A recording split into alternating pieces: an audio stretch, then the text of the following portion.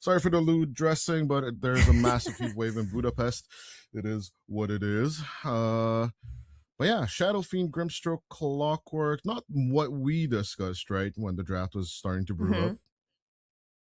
Yeah, I mean, it's usually one of those three is always pushing through. Like, you either take out the Lone Druid, you either take out DSF, you either take out the Drow, or you take out all three of them. But usually during the first big phase, one of them goes through.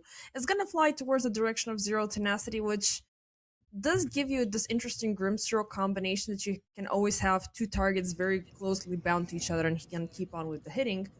And PugChamp, they gotta bring out their maximum. So far from these picks, they're looking really interesting, but I'm feeling a little bit judgmental about the Tiny being placed into a core position. There's been this general under-delivery of not only him as a hero, but also Yuragi onto this hero. And PugChamp, this is their last series, so they gotta give themselves... This is gonna have to be an all-in match for them. Well, not match, also serious. Yeah, one way or the other. So far, 3 losses and 1 win overall, but against an org that was eliminated, or how should we say, Disqualified. banned out, disqualified from the tournament in and of itself. So with Zero Tenacity on the other side, being on a roll, having played their yesterday's series against RABOTYAGI, and this time around against the Tiny, they're not going to answer with the Necrophos. They bring out the Pick 18 Earth Spirit and then cover it with the Huskar. More than likely, the Necro will be addressed one way or the other. I do believe it's still... Oh, no, they go for the Viper instead. I think XNE can just go for the Necro, can't he? I mean, unless they're anticipating for Zero Tenacity to, you know, either pick him up as an offlaner or they can ban it out or something. Because Zero Tenacity, they generally have these ultra jumpy strats, and having the SF and the Ember Spirit side by side, that will be 2 lanes proactively pushed out. And if you're bringing in yet one more hero to that same level into the offlane, it could be over before it begins for PugChamp. Now, I do like this Enigma. That feels like a very core play here to enable PugChamp to have these big team fights, because they generally move in as a gang. So that could sometimes be very beneficial for the entire team. Sometimes that could force out either your carry to lose time for farming, which he does like to have, or you're being completely pushed out on the other down the lane. So I don't know. Good combinations here from Mixa. Maybe the Tide, but then, you know, it's kind of a BKB forcer if nothing else. But at the same time, the lane isn't really that great in it. But yeah, Tide has been on the Tide has been on the downwards trajectory. The Underlord gives them the more global movement, especially with the Ember Spirit jumping deeper and deeper. Absolutely a correct read as well. Since there's no Centaur, I mean the good old reliable here, right? To break the Enigma, to help out the Clockwork with the black holes, would be the Primal Roar, so it would be the Beastmaster. But I don't know if Mixa wants to play it. It is a fun hero that we really haven't seen a lot. You know, I do appreciate that hero being popped up because it does give you another layer of either single target focused lockdown, but maintaining the channel feels a little bit problematic, and you have a Hoodwink on the other end that does thrive to be ultra aggressive. Techies as well is going to be jumpy out of nowhere. There's going to be the disarm, and that could further exploit the position of the SF during the team fight. So last pick, it is going to be Doom. Yeah, I don't mind this. You know, it does give this general counter strategy that other teams have used against PugChamp, and that is always, what do? You focus Yuragi. We were watching the same scenario we've played a couple of days ago. It's like, we're having the Doom, it's instantly Yuragi or Krollgash or whichever, and Krollgash also has been having a tough time maintaining his offlane, and that's your main role here. You gotta punish the SF, and if you're failing to do that, he's gonna convert everything he finds into farm into a very early tower push. Yeah, gone sadly are the days when Yuragi was still the main carry of OG and the young talent. But even though with 4 years past, it looks like the PugChamp lineup made a little bit of adjustments, right? This was the former, I mean, the remnants of it are still the former Navi Junior lineup, which was sadly disbanded by Navi Junior itself. Now we just get back the original Navi Junior squad, but here in EPL Masters on the playoff side of things. Yuragi, it's been a long journey since OG, but I think besides him and Taiga, they are the only two people that have not found profound success, right? After leaving Yeah. the organization. I mean, we know what happened to Taiga, and I don't think that there's gonna be ever a redemption arc for him. I really do hope so because he was indeed a very talented player, but Doesn't you doesn't know, doesn't look like he's searching for it, honestly. yeah, I I don't mean, looking at I his don't know if feeds, you looking at what he's writing across the internet, like he's still, every focused on the big gamba. everything I get from Vietnamese Dota fans every time they're like, "Oh, do you see this? Do you see this?" It's like dear family members, no, I don't follow Taiga all the time, but every time, like, it comes around the bend from the other side of my heritage, it's like, yeah, no, it's a thing. It's a thing in Dota. And of course the chat lovingly points it out all the time. But of course, every time you look at four red Ferraris on the street, all you will find on the street are going to be red Ferraris. But one thing's for certain, PuckChamp versus Zero Tenacity is going to start off with a nice little EPL pause. So while we get the messages of Vladimir and 322s and everything else, what are the timings we're looking for here, Anna?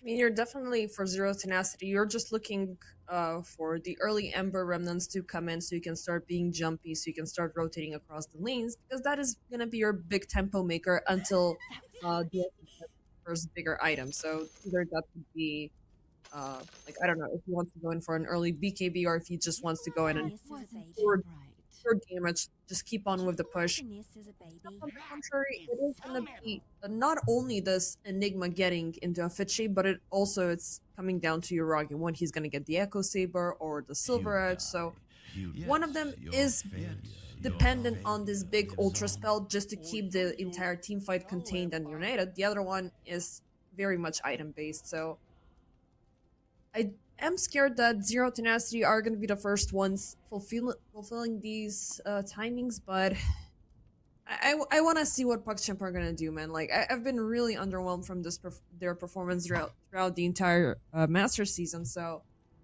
I want to see, because ultimately this combo could be good. You have short-term rotations, you have big commitments, you can fill in the gaps, but are you going to be fast enough versus Zero Tenacity?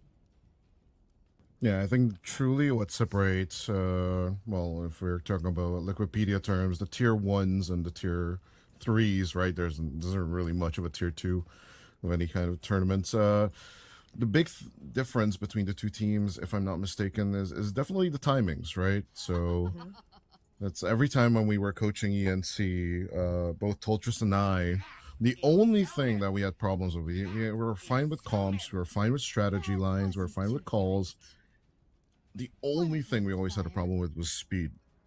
Like, when you compare tier 1 players, the amount of farm they pull off the map with such efficiency and speed is something that is the big separator. And one of the reasons why most of the EPL attendees that actually made it to EWC this year, most of them bombed out on the bottom, because I think it wasn't outskilling or one thing or the other, it's just speed. Yeah. And you always want to have these, like, very ultra fast heroes during their waiting stage. Like, looking at the SF, looking at the Ember, looking at the Doom, all of them have built-in AoE spells, that help them push in waves, go into neutrals, and rotate very fast. Transcends expectation. A little banter between the players as they finally get into this game. A little bit of a setup for smokes on both sides around the -40 mark, as is the usual. I'm still just a little bit scared. Obviously, Nesphere is familiar with the matchup. He just played it against RABOTYAGI yesterday. So overall, they can capitalize on this, but, well, the Necrophos did have the Endless Scaling, the Ember Spirit that they faced off against. There's the lane beater of the Lina on XNE, so... Well, it's almost a guarantee that PuckChamp are going to be taking the mid. The other two side lanes, as you mentioned, post-draft, are going to be what we're going to be looking for as well with production. More than likely as Nesphere gets approached. Golgash went for Eidolon, so not much of first blood secure one way or the other. The battle begins. Let's see. 2 on the banner runes each. As I always tell you, peace is always an option. It doesn't always have to be first blood. But But they right did out of the show a gate. little bit of teeth onto DSF, you know, during that It's matchup. a But the one tickle. He's fine. It's not even called bullying at this point. Yeah, but I want to see what's going to happen as this lane keeps on going, because what is a little bit of a problem right now is Krolgash is not, of course, with Enigma nowadays, you are kicking off with the Eidolons.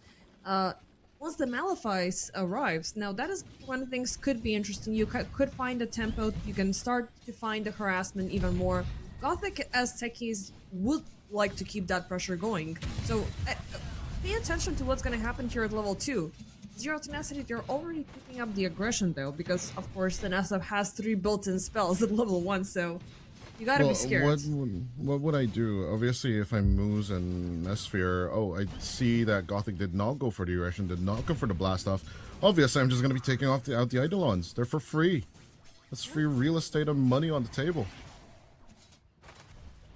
That is the double benefit for DSF. Like he's not only that he's of course getting the farm out of it, he's also getting the Necromastery stacks, which is even more so gonna make him hurtful and painful to deal with. Now for top side, Hyuga and Yuragi, it can be a very, you know, it's a classic toxic combo of this meta. But again, the success rate of Tiny falling off, it's, I don't know, like 741 around the B and C patch, it was looking really strong, and when taken by players like Rubicon, it was looking absolutely amazing, but everybody else in between seems to under-deliver, you know, it's not getting as impactful as, per se, a Tiny support. Yeah, the early timings of the Tiny safe lane are pretty well known. At the very same time, the execution here at EPL hasn't been that super convincing. I'm not sure what the win rate of the hero is, but overall, it's gank ability, especially against the Clockwork. I'm gonna be very surprised if Yuragi gets that ever so seeked double kill that you kind of want to get at 10 minutes in or so. Also, like another caveat, personally, I hate Hoodwink on position 5. Every time I see this, I'm just a little bit triggered. In what sense? Like, this could be bad, or this could be very No, like, annoying? the Hoodwink should be on the bottom lane, right? Techies is the one with the aggression that can jump Emerallis and Mixa. At the very end of the day, it's not going to be working out, in my opinion, for PuckChamp. But, you know, I did call both games yesterday at the very same time. I don't think it's going to be... I don't know if PuckChamp still holds any kind of surprise. I think their current result on the table speaks for itself, and they could sadly be the first team to say goodbye, especially if Alina gets harassed this brutally on that mid lane work, almost getting the first blood. Not just yet. Down bottom, Nesphere gonna get a little bit of a tickle, but once again, you know, it's just love bites coming out from the Eidolons and Krolgash's Maledict. It's fine, you know, this but a scratch. But going back to the decision making that you said between, you know, Hoodwink 4 or 5, in this scenario, also given the fact that Tiny does not want to go in for that Avalanche Toss combination, you are getting a layer of safety, because the Bushwhack, Acorn Shot, the fact that she can always have 2 heroes locked down, it could be a very good benefit to you and Doom jumping in. There you go, work. We'll finally find that first blood with a little bit of a dive. But down bottom, Nesphere kill for the counter is not going to happen. Meanwhile, top, there's a bit of a dive from Mixa, but I don't think the Doom's going to get caught out. All 3 lanes with a bit of action for us. Great job from the observers for actually catching most of the action. Still looking Same at the time, HP MOUZ. bars. Might just get caught here, but the blast off will be knocked over. A little bit of a mistake from Gothic. You know, this was a classic math equation. You know, when you have a circle and you want to might jump over the tangent, but you're going to get pushed out. Vectors math. Something was happening here. Cartesian mathematics, my friends. You need to learn them. Euclid is rolling in his grave as we speak. Do you think that Dota players are good at math? Like, it's a completely random question. Geometry in general or algebra? I think they're really good in general simple math and algebra. Percentage-wise, diminishing returns, damage numbers, right? Yeah. At the very same time, Yuragi, gotta calculate that he's gotta back off just a bit. And then we'll immediately pop his salve. Yeah, it's generally, yeah. I would say they're pretty okay with math in terms of algebra. Sure, geometry is a different ordeal, especially the high ground, low ground thing. And even high tier 10k MMR people, you know, sometimes approach us casters as to how am I supposed to see this angle, or what the hell is that? You know, ward positioning. So like a month after a meta is released, we usually just have like this massive discussion nationally about what are the good ward positions one way or the other. You know, like which tier 1 team has the best warding technique, if they do. Interesting rotations coming in from both sides. PugChamp are trying to push Nesphere, but mid lane is a lane that they're already suffering. Xeni, he has fallen once already, and that is a bad thing, like, for you to do, like, aside from you being a mid laner dying, but you are ultimately feeding into the Ember Spirit. Now, that was one of the timers that I was anticipating. Once you get the Remnant, you are able to rotate a lot faster, and also they're pushing in mid. So even with PugChamp being present around the bottom, Zero Tenacity can utilize this in their favor. There's still no Black Hole to punish, there's still no Yoragi willing to intervene, and Lina, she just got her Laguna Blade, but let's see if she has a chance to use it. The tower loss generally on the mid lane as Mixa gets caught up top. No supports rotated into that mid lane, but they're not getting anything out of this. Plus, they might just lose their Shrine of Wisdom at 7 minutes. Solid 1k net worth lead, but Nesphere will just turn this into an offlane tower. 2 can fall in a matter of a minute or here for PugChamp and Krogash. No Black Hole available, and even the Laguna Bladed Lina is not looking for any kind of a catch. Double supports on the top side with MOUZ and Amorales. They're just gonna sit on top of the Hoodwink. The Phantom's Embrace could be detrimental for Hyuga. 2-on-1 as Yoragi comes in with the play. Warwick is joining in. Sleight of Fist is available. And even with the Avalanche, it's not going to be enough to secure the Shrine of Wisdom. Double up at the end of the day as Warwick will even get Yoragi on top of everything. We did say that speed is everything, and Zero Tenacity are not failing to deliver. Like, just within the 2 minutes, they pushed in 2 towers, they got a carry kill, they secured both Wisdom Shrines, so definitely there's that little big difference already between them and PugChamp, which, you know, proves to show why Zero Tenacity were instantly divided here, and PugChamp were still struggling through the trenches. I don't know, like, things might scale out of control now. It's all coming down to when PugChamp are able to activate the Tiny from this point on. Lina, not sure what she can do at the same time. Like, she still likes to farm around the lanes. It's feeling still more of a comfort zone, but the lanes are being pushed out. There's nowhere for you to go. Doom caught straight on top of Yoragi. Mixa is just following around with the Scorched Earth. Good Phantom's Embrace, so there's no Avalanche turnaround available. While Gothic is trying to help out, the Ink Swell will catch. And Mixa with an Infernal Blade will finish the job on top of the Tiny. As the Lina's space in and of itself is shrinking. Work from one side, MOUZ from the other. And even though there's no hook shot, there's a nice rocket flare to just slow it down. Battery Assault along with the cogs. Gothic will not make a good blast off. And while Boric is just backing off casually, MOUZ might get caught as collateral damage, but the chain's not hitting Xeni. Does know better than to follow through. MOUZ got really lucky there because he was ultimately getting hit by last hits by those, you know, past couple of seconds. The slow burn would have actually killed him, but thankfully no spell landed on him. Zero Tenacity are pulling off these active aggressions onto an Ember that just has the Urn of Shadows. Now that is always your big turning point because it converts Ember's ongoing aggression into extra points just to keep the ball rolling. But compare that to Lina currently, who's only having the power threads and is still in a dire need for Force Staff.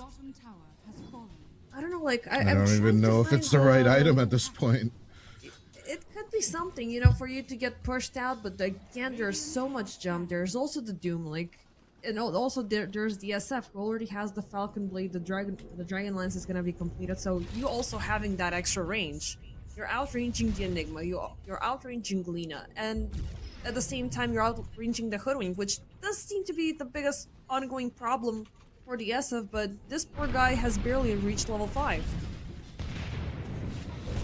Let's see, there's the blast off. Good counter kill onto Mixa, who was just trying to pressure this tower. At the end of the day, he does have that speed aura from the Cobalt. Radiant's courier has been Shout out to all the Birmingham fans out there, right? All that Yeah, drinking makes you give you a speed boost. Yeah, it does have a Doom turnaround. We gotta be careful with that. There's a smoke Rota coming out from Warwick and Emerald. They are eyeing up Uragi. Rockflare doesn't reveal, but Warwick does. The smokes break.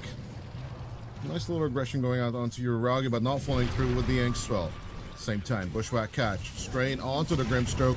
No Soulbind before death. But Mixa could still just drop that Doom straight onto the Tiny once again. The MAD does not blow up Lucifer itself, and they will let Uragi to his own vices. The Laguna Blade, not even dodged. Warwick is just walking it off like it's a casual Thursday. Another Searing Chains with a Slide of Fist. XNE and Hyuga could be in trouble, but with a little bit of remnant play here. There's a little bit of threatening coming through from the Ember Spirit, but MOUZ, good catch. Straight onto the Lina. Doesn't get the cock hit on the spawn, but does get it with the punt. Morales at the same time, still keeping up contact. Krolgash does commit the black hole down bottom to get the SF, but let's see the run of the red-headed, fire-headed lady as Warwick will manage to burn down XNE and secure another on the top lane. Dire's top tower is under attack. Again, a bunch of W's for Zero Tenacity after this skirmish as well, even at the loss of the SF, but it was the entirety of team trying to address the question of whether or not we're gonna take down Warwick, whether or not we're gonna kill the Ember. I mean, this is a Grandmaster Ember that we're talking about, so he knows when to jump, he knows when to reset. That very timely reset, right in the middle of the team fight, even though he did have the Fury Fire, was, you know, the respectful Hold move on. to do. Hold on, Nesphere might just get caught once again. Gothic joining in. The Idons are doing the work, but Gothic, where's the jump? Oh, he has it on cooldown. Oh, no. Meanwhile, back on mid lane.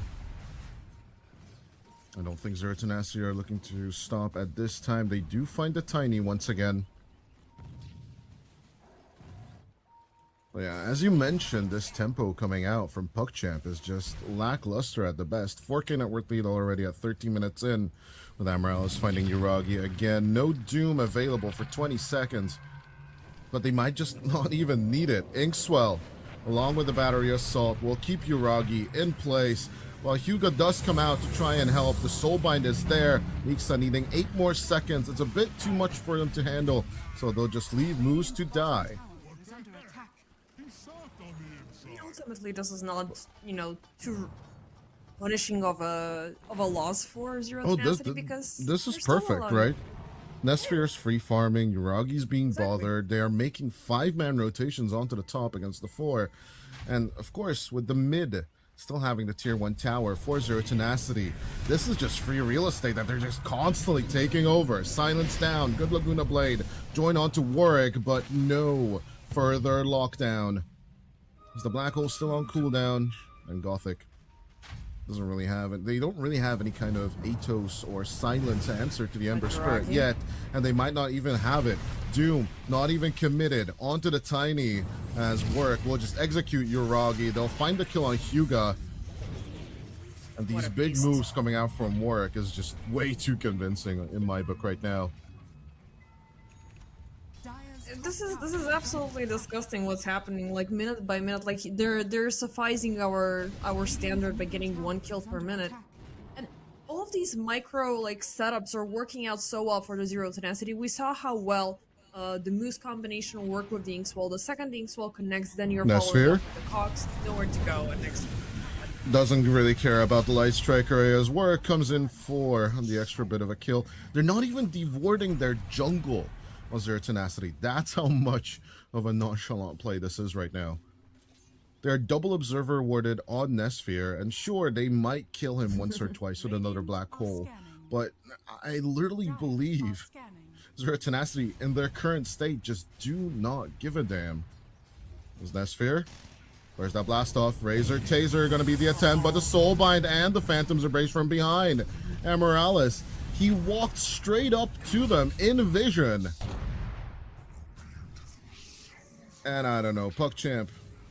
We gotta move back to our side of the river and start thinking of counterplays, because right now what you're doing, you're just giving souls to the SF. And while Miksa is broken, he is not undeterred. Goes in forward with the phase boots. Another doom once again on Uragi. And as the Tiny just basically gets purged, XNE tries to make something happen with the Laguna Blade. The blast off actually clipping the Ember Spirit. Works in trouble. And the disarmed Ember might just die, but he's still looking to survive a little bit with the wand. Eventually does fall, but Gothic is next. Triple kill going in the way of Zero Tenacity. With the Doom just being absolutely happy with these series of events.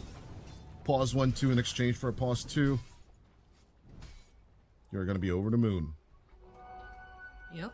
I mean, to begin with, the team fight was, you know, a very awkward. It was starting off in a very awkward manner because PugChamp, they knew what happened down bottom. Gothic got taken down, and they took a fight next to a gate. So Zero Tenacity were instant to move over. They don't have the damage to take down Miksa as easily, and you know, there's a Doom. You're definitely having a timer on the side to know when he's gonna be able to strike down next. So he prolonged the team fight for long enough. Obviously, he's already got the drums that are definitely helping him out with durability. The bracer is still doing its heavy lifting. And I don't know, like... Once again, another chase work. Keeping contact with XNE. This Lina. Maybe just after fight, I'll elaborate a bit more. With Amaralis lost work, he does look overextend a bit and will die. But I'm going to be honest here. This Lina right now... Oh, the Rocket Flare almost making a catch from MOUZ. It does truly remind me of CCC's performance at TI7, right? This Lina, it had its items, you know, it had its hit, had even its power spike, but it literally did nothing game one. Like, right? Like, the stats weren't that convincing. He did find his farm, he did find, you know, his time to shine and join KP in fights, etc., etc. But eventually the game hit 20 minutes in. True, it's a different meta with different timings, yada, yada, yada. SEC did nothing that game, and then I'm nothing against XNE, but right now in this game, it currently feels like he is literally doing nothing alongside with Uragi, who was shut down way harder than he was. Yep. I mean, not only way harder, way too many times for a carry. I beg the question then, like, if you're a 1-4-1 Lina, how are you not getting the kills? This is what I'm still asking. 8. An easy catch onto Hyuga, but XNE will still make it out of there in time. And Amaralis having to pick up the amplified damage rune because they're spread way too thin on the Z10 side. One part of your answer is gonna be Warwick, and this guy is an absolute, like, aside from him having the actual badge on his profile, like, he knows how to play this hero. We've seen him on the stage, and he's insanely jumpy. Lina is insanely squishy. If she misses out on the light strike array, he's just gonna jump out, reset, and, like, he got a solo kill. We saw that between level 5 and level 6, so that's part number 1. And part number 2, you already gave yourself the answer to when you were talking about CC. He got the farm. In this scenario, there's no way you can get farm because you still gotta share it with Tiny. You already lost all tier 1 towers. Like, I am, you know, feeling a little bit bitter in this delivery. It makes me sound like Avery just because it's that of a abysmal situation. Like, they're cut out on all sides. There's no way for them to redeem themselves, and I don't know. SF is getting out of control. They did punish him for a couple of times, but this is an SF that we're talking about. He's got the redemption arc of a god, and look at this. Once again, the catch onto the Tiny. With the avalanche follow-up, goes the toss back onto Warwick, but it's kind of hard to shake off an Ember Spirit that is already level 12. And just constant wants to come at you. Looking to finish off the Mage Slayer, but obviously having to farm heroes all the time. The Ember Spirit didn't have its chill time to farm one way or the other, as well as the fact that it's not really a chill farming hero. But yeah, XNE, in my opinion, shouldn't be farming camps. He should be farming people, right? That's why I'm a little bit baffled as to what this current reasoning is. Gothic, not even a shakedown. The Tiny and the Clockwork do meet behind the secret shop for a lovely little kiss, but even though there's no hook shot for 9 seconds, they can still set themselves up for success. Proximity mines being denied. Warwick moves on forward with the Yank Swell. Does not make the catch onto the Tiny, but that's not the true target. XNE getting out of dodge. Hyuga will be grabbed by the hook shot. As XNE just flies and flies away. They at least get the mid-tier 1 tower, but what did it cost them? 2 supports. I don't know the best way that PogChamp can go on bond. They can keep on with this game. It's like they could bait out Zero Tenacity and throw them into a black hole, Dash. but there he is. Hold up. As he just gets the easy grab. The Maledict does slow down Nesphere, and you can still get away with a blink. But I mean, even forcing Zero Tenacity into these rotations will cause you to have casualties at the end of the day. I don't agree with the approach PogChamp are trying to make happen in this game. I mean, but you know what? Well, let's not be negative Nancy's, right? I mean, let's get back into this.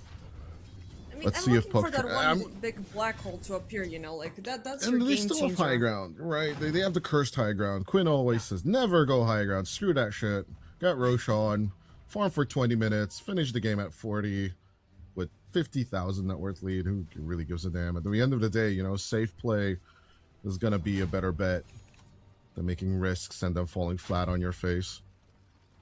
GG twice. Oh, sorry, allergies. I think I heard something from what. It's fine. Regardless it's of the fine. allergies. I don't know, like because I've had the chance to watch. This is I think the 4th time I'm watching PogChamp in the past couple of days. Like both aggressive strikes are backfiring, and also the passive approach is also backfiring because they're not ever able to get their carry online. Like Krolcash has more farm than Yuragi, and he's gonna get that BKB sooner, but you also need the BKB on Tiny. You need the items on Tiny. You want to get to that right-click tower destructive hero, which... well, the Tiny recovery is just not gonna happen. The Razor Chaser does deny them a little bit of fun, chasing off supports, but this is just the cherry on top for them at this point. Sure, Gothic burns slowly.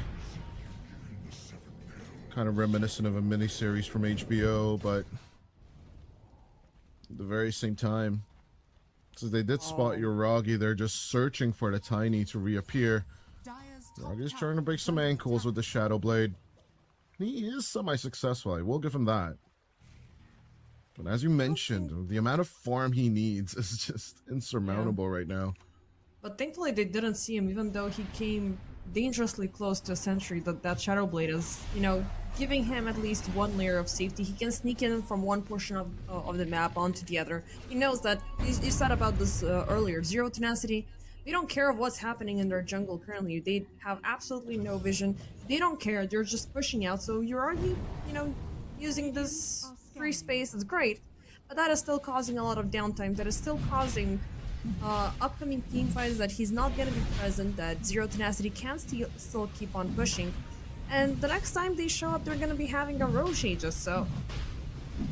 I don't know how you can do anything about this game anymore. Yeah, with Nestor picking it up and him not having the BKB either, since you do have the advantage, right? All you need is just more damage, more right click.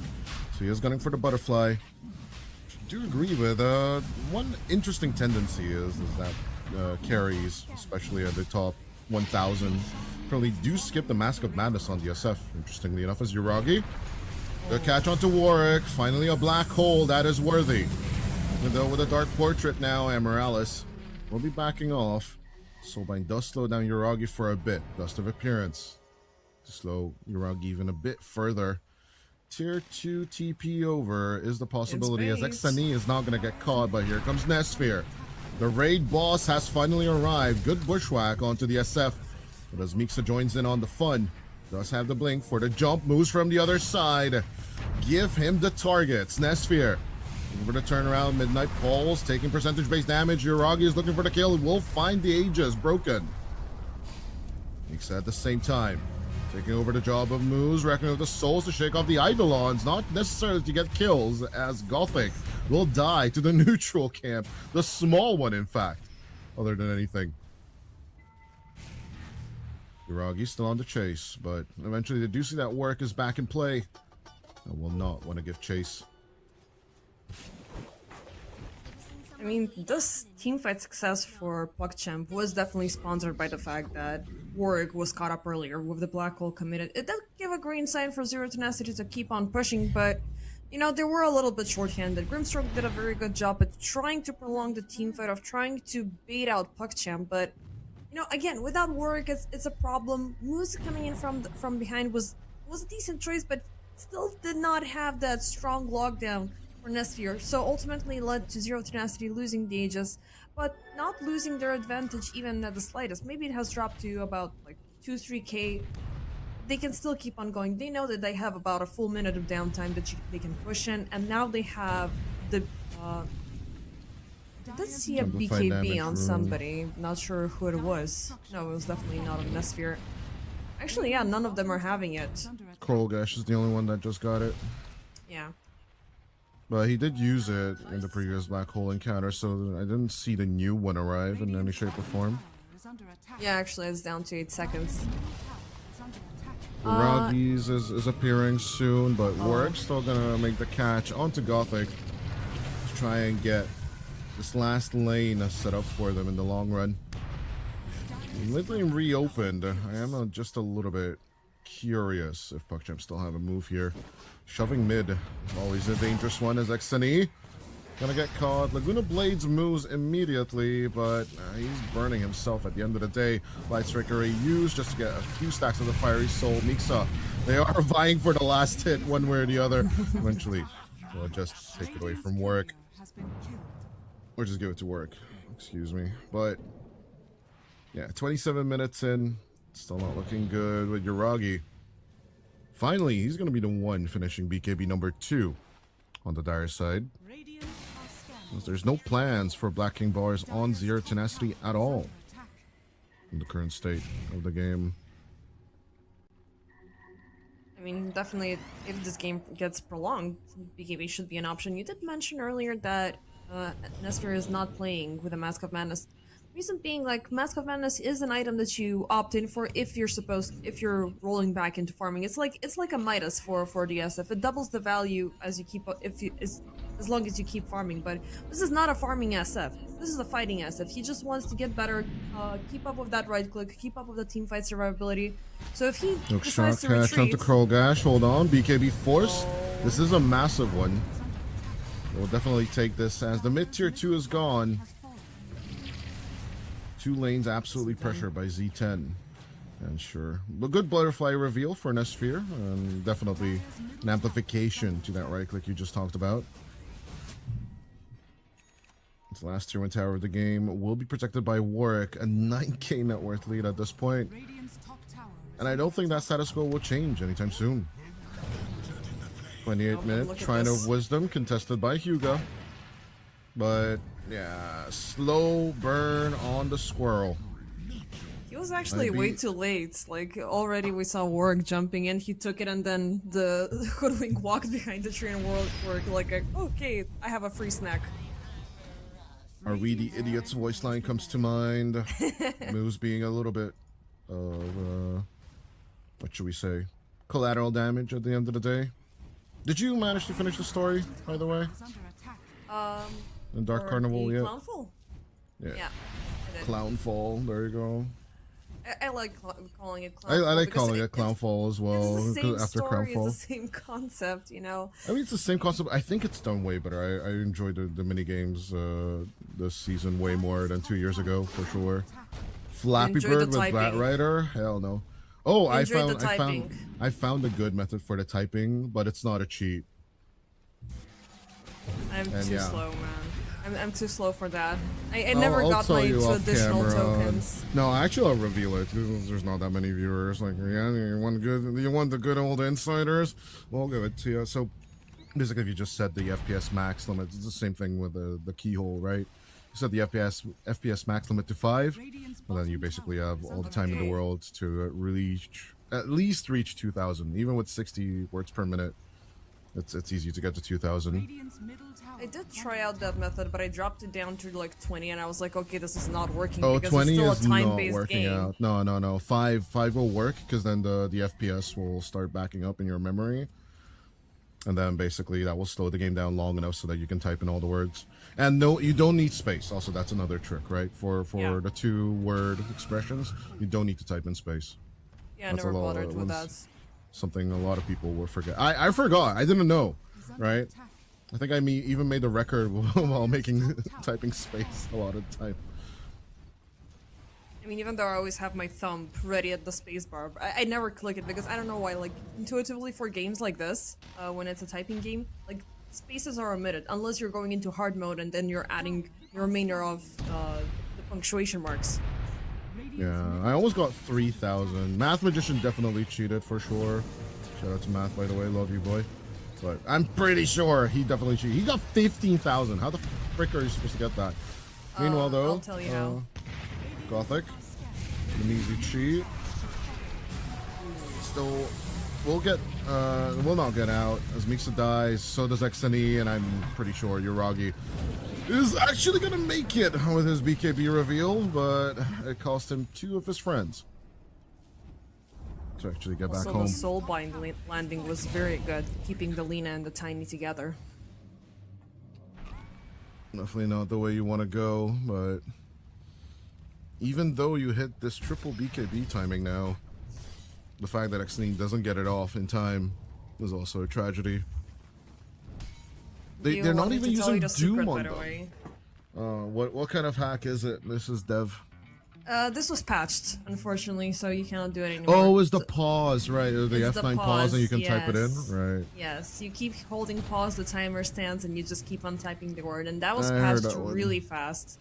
Like, Well- Valve noticed that we're dirty, stinking cheaters, and they just decided to fight back. Well, But we we are still dirty, found stinking other methods, cheaters. you know, like cheating also with the bots and whatnot. Bots I don't think is a cheat. I'm finding no. bots more and more fun the more I play. Or what do you mean, bots? The specific mechanic, so I do believe it was Shiver that discovered this, and I Oh, think and you yeah, can get a the full TP scroll overview. block. Yeah, Yes. at the very same time, I think the TP scroll block is just stupid. Just kill all the bots. Farm the bots instead of farming the creeps, and you'll have a great time. I think our mutual friend Unicorn Wizard got that one, right? You just farm the enemy, you farm the enemy bots, get enough gold so that you get your meme hammers and whatever's in time. But I you're think my also record. limited on your heroes because you're always forced to choose which hero has the 3 tokens, right? And you end up playing heroes that you don't like or they're incredibly passive early on, like Nah, an I Abaddon. just play Undying all the time, throw down Tombstone, get a Rampage, and then just move on from there. Okay, not a Rampage, you trade. but yeah, and then I just trade. I mean, it's just 10 minutes. I get to watch my Gilmore Girls and all my TV shows and Grey's Anatomy and Bistro Hubby. I watch all my memes while I play my Undying. I just don't care. People are pinging me. Why are you buying Guardian Grease on this stupid hero? You're supposed to buy meme hammers. Like, you don't tell me what to do. By the time they finish their meme hammers, right? I have my Guardian Grease and my meme hammer. And they just don't get it. How is this guy 16-0-5? It's impossible. Power of the Tombstone. They just don't hit it. Like, literally, the bots are stupid. They don't hit the Tombstone. As Uragi, there it is, the black hole we've been waiting for, but at the same time, leashed, cursed, and tied together. Uragi, force-staffed into safety, but it isn't safe either. Nesphere and MOUZ, no, just hold their ground. All the explosions in the world are not going to deter this SF. As XNE tried to hold out for as long as possible, but Team whiffed this puck champ at 35 minutes into the game. And this might just be the end that will force Zero Tenacity to go high ground. Very big Dumio we revealed during that team fight. It was, you know, the black hole that Krolgash was looking for during the entire game, catching on to 3, but he was instantly doomed out. Before that, I don't think that something landed. No, actually, no, the battery Hookshot assault does not was put things to a used, stop, but the technically. Doom helped out. Hookshot was technically used, but I don't think it was used on the Enigma. I think you No. are right. It was the Doom AoE that put things to a halt immediately. Hyuga Dire's middle tower will not stop the first tier 3 from falling as Warwick on the massive hunt. We don't really talk about the Ember Spirit's Aghanim Scepter, but you know, you're just basically getting these beautiful, juicy items at the end of the day. And with a full mid lane exposed, it might just be time to visit good old Roshan. He's on It's the a bottom pit. given. Like the scepter being picked up, it's a given. Like Ember, if he's moving fast, he just wants to move faster, and it's been a beautiful game from Warwick from start to finish, getting everything on time and even sooner than that. So, you know, while they're keeping the pain train, they're just doubling down on items. They are not showing any sign of retreat. They're not showing any sign of getting any defensive items. Like the closest thing they have to a defensive item is the BKB for both Nesfer and Mixa. And Mixa needs to just jump in, as we saw earlier, for one more team fight. This could be very much GG. Let's see if the contest is gonna favor PugChamp this time. Roshan at 30% HP. MOUZ immediately goes in for the grab. Keeps them at bay with the cog block. As Warwick, Amaras, and Mixa immediately go for the chase. Yuragi wanting to go for the long route, but out comes the Reckoning of the Souls and deters them from even attempting to jump into the pit. Yuragi and Gothic trying to elongate the game for as long as possible. Yule Scepter onto the Doom, and Gothic's on the run. Upriver, he will go for the blast off and keep a distance, but the teleportation will be stopped as soon as the Proximine is spotted. Yuragi still outside, but the rest of the team on Z10 is pushing on forward. Nesri just doesn't give a damn. I love this approach from DSF. Zexani gonna be revealed. Out comes the chains. Good with the play. Black hole once again, but Mixa is far and wide away. The Aegis will be broken as Warwick with a sleight of fist and a curved remnant will try and get away. At the same time, the Spirit Vesseled and Butthurt Enigma will go down for this. Hyuga goes in for the jump and tries to get the kill, but Mixa will block it off. No sharpshooter for you. Nesphere will even tip Lucifer for his grand gameplay. The Doom will land on the Lina. The next knee is just gone. Very well High played out ground. from Zero Tenacity, time after time again. High ground siege number 2 this time from Nesphere. No Aegis, but no fear at all. He does have the Satanic and the Manta and all the dodges in the world as Yuragi gets chased away. MOUZ with a Gem of True Sight. Not even scared of the tiniest. Out comes the blast off. Mixa jumps in immediately in between them. Gets the budget ravage off as Yuragi is forced to use his BKB once more. But as the tiny dies, the GG will be called. And 38 kills in 38 minutes. Zero Tenacity will take game number 1 away from PugChamp. radiant Great draft, great play, very much on focus. PugChamp, they're again suffering from the same things that they've been suffering during the previous series, and I don't know, it just spikes my inner Avery time after time again. Like you're doing the same thing in the hopes of a different result, and that's basically the definition of being crazy. Now, a lot of well plays, like these micro plays from Zero Tenacity, lined up very well throughout the entire game.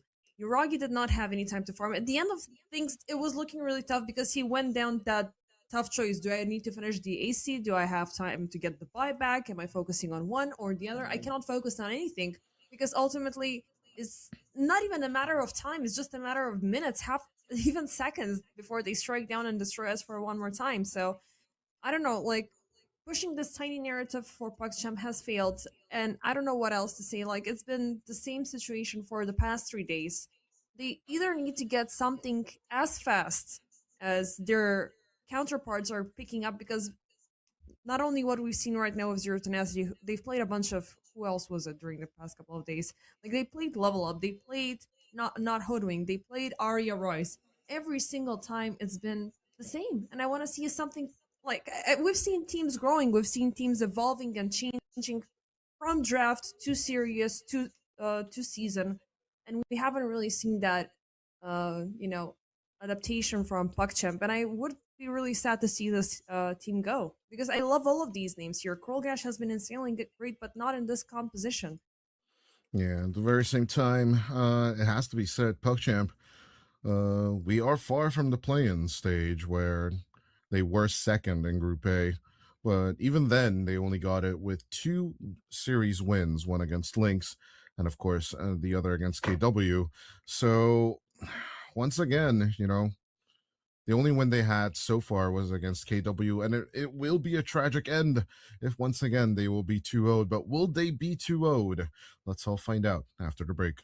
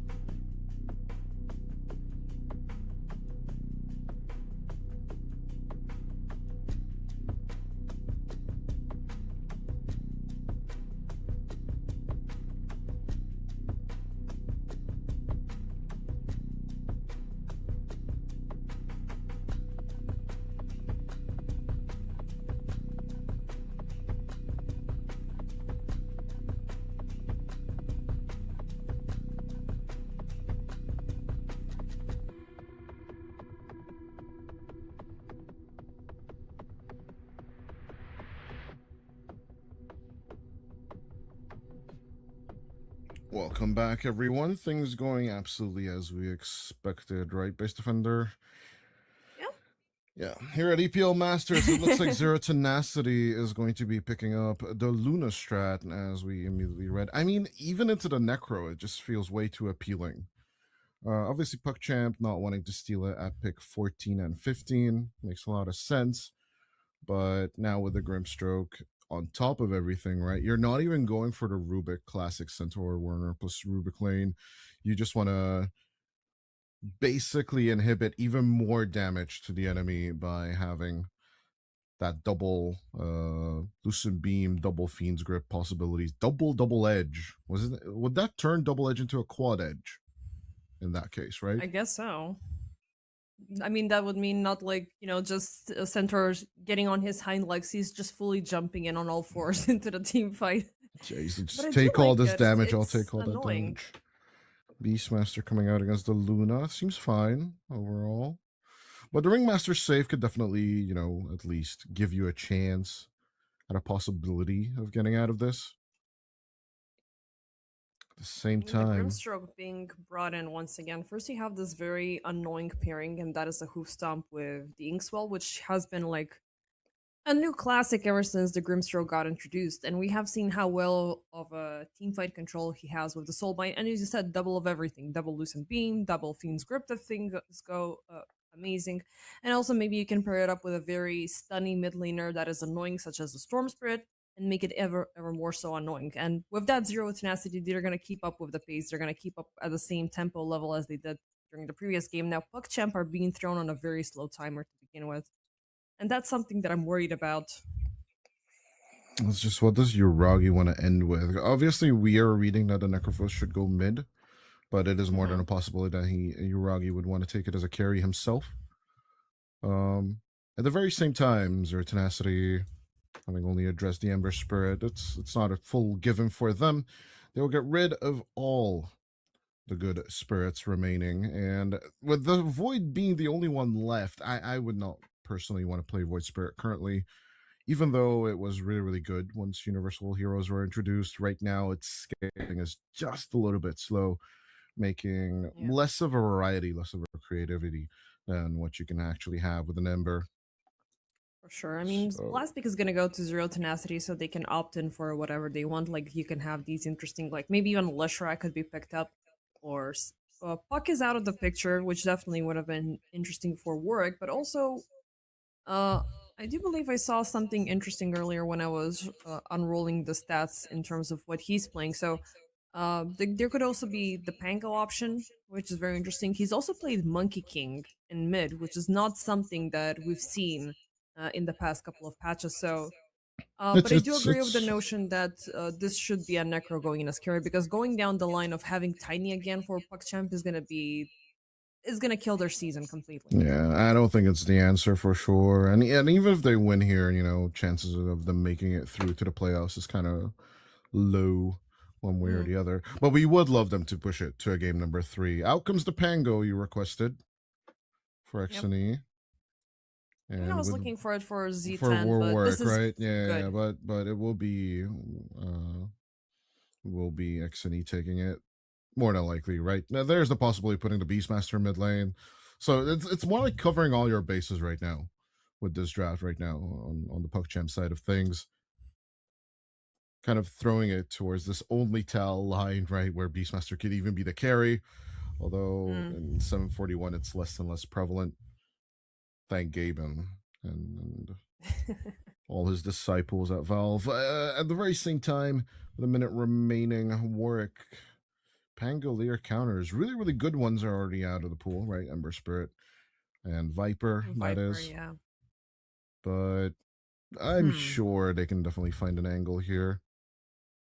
I mean, definitely this could be a first hero reveal for Warwick, because most of the heroes that he's playing are either banned out or being picked up by PuckChamp already. I like your Monkey King, though. It's not a bad idea at the end of the day. Boundless Strike is massive in this stage. You can even stop the Escape Act from moving. I mean, you said you wanted to have like this global hero every now and then, like even Nature's Prophet could be interesting here. We did speak about it as a potential carry, but also I do like MK because it has that short term, and who would have forgot? Grandma is still in the pool, and why not pick her up? Grandma into Pango doesn't sound that convincing in my eyes. I would have rather seen the Monkey King, or there was another one I was brewing in my head. But yeah, Grandma does make an appearance. And speaking of the global hero, I think to an extent the Centaur is it, right? With the Stampede. Yeah. So there is that kind of sense of global approach one way or the other. Both teams opting in for more burst than Brawn.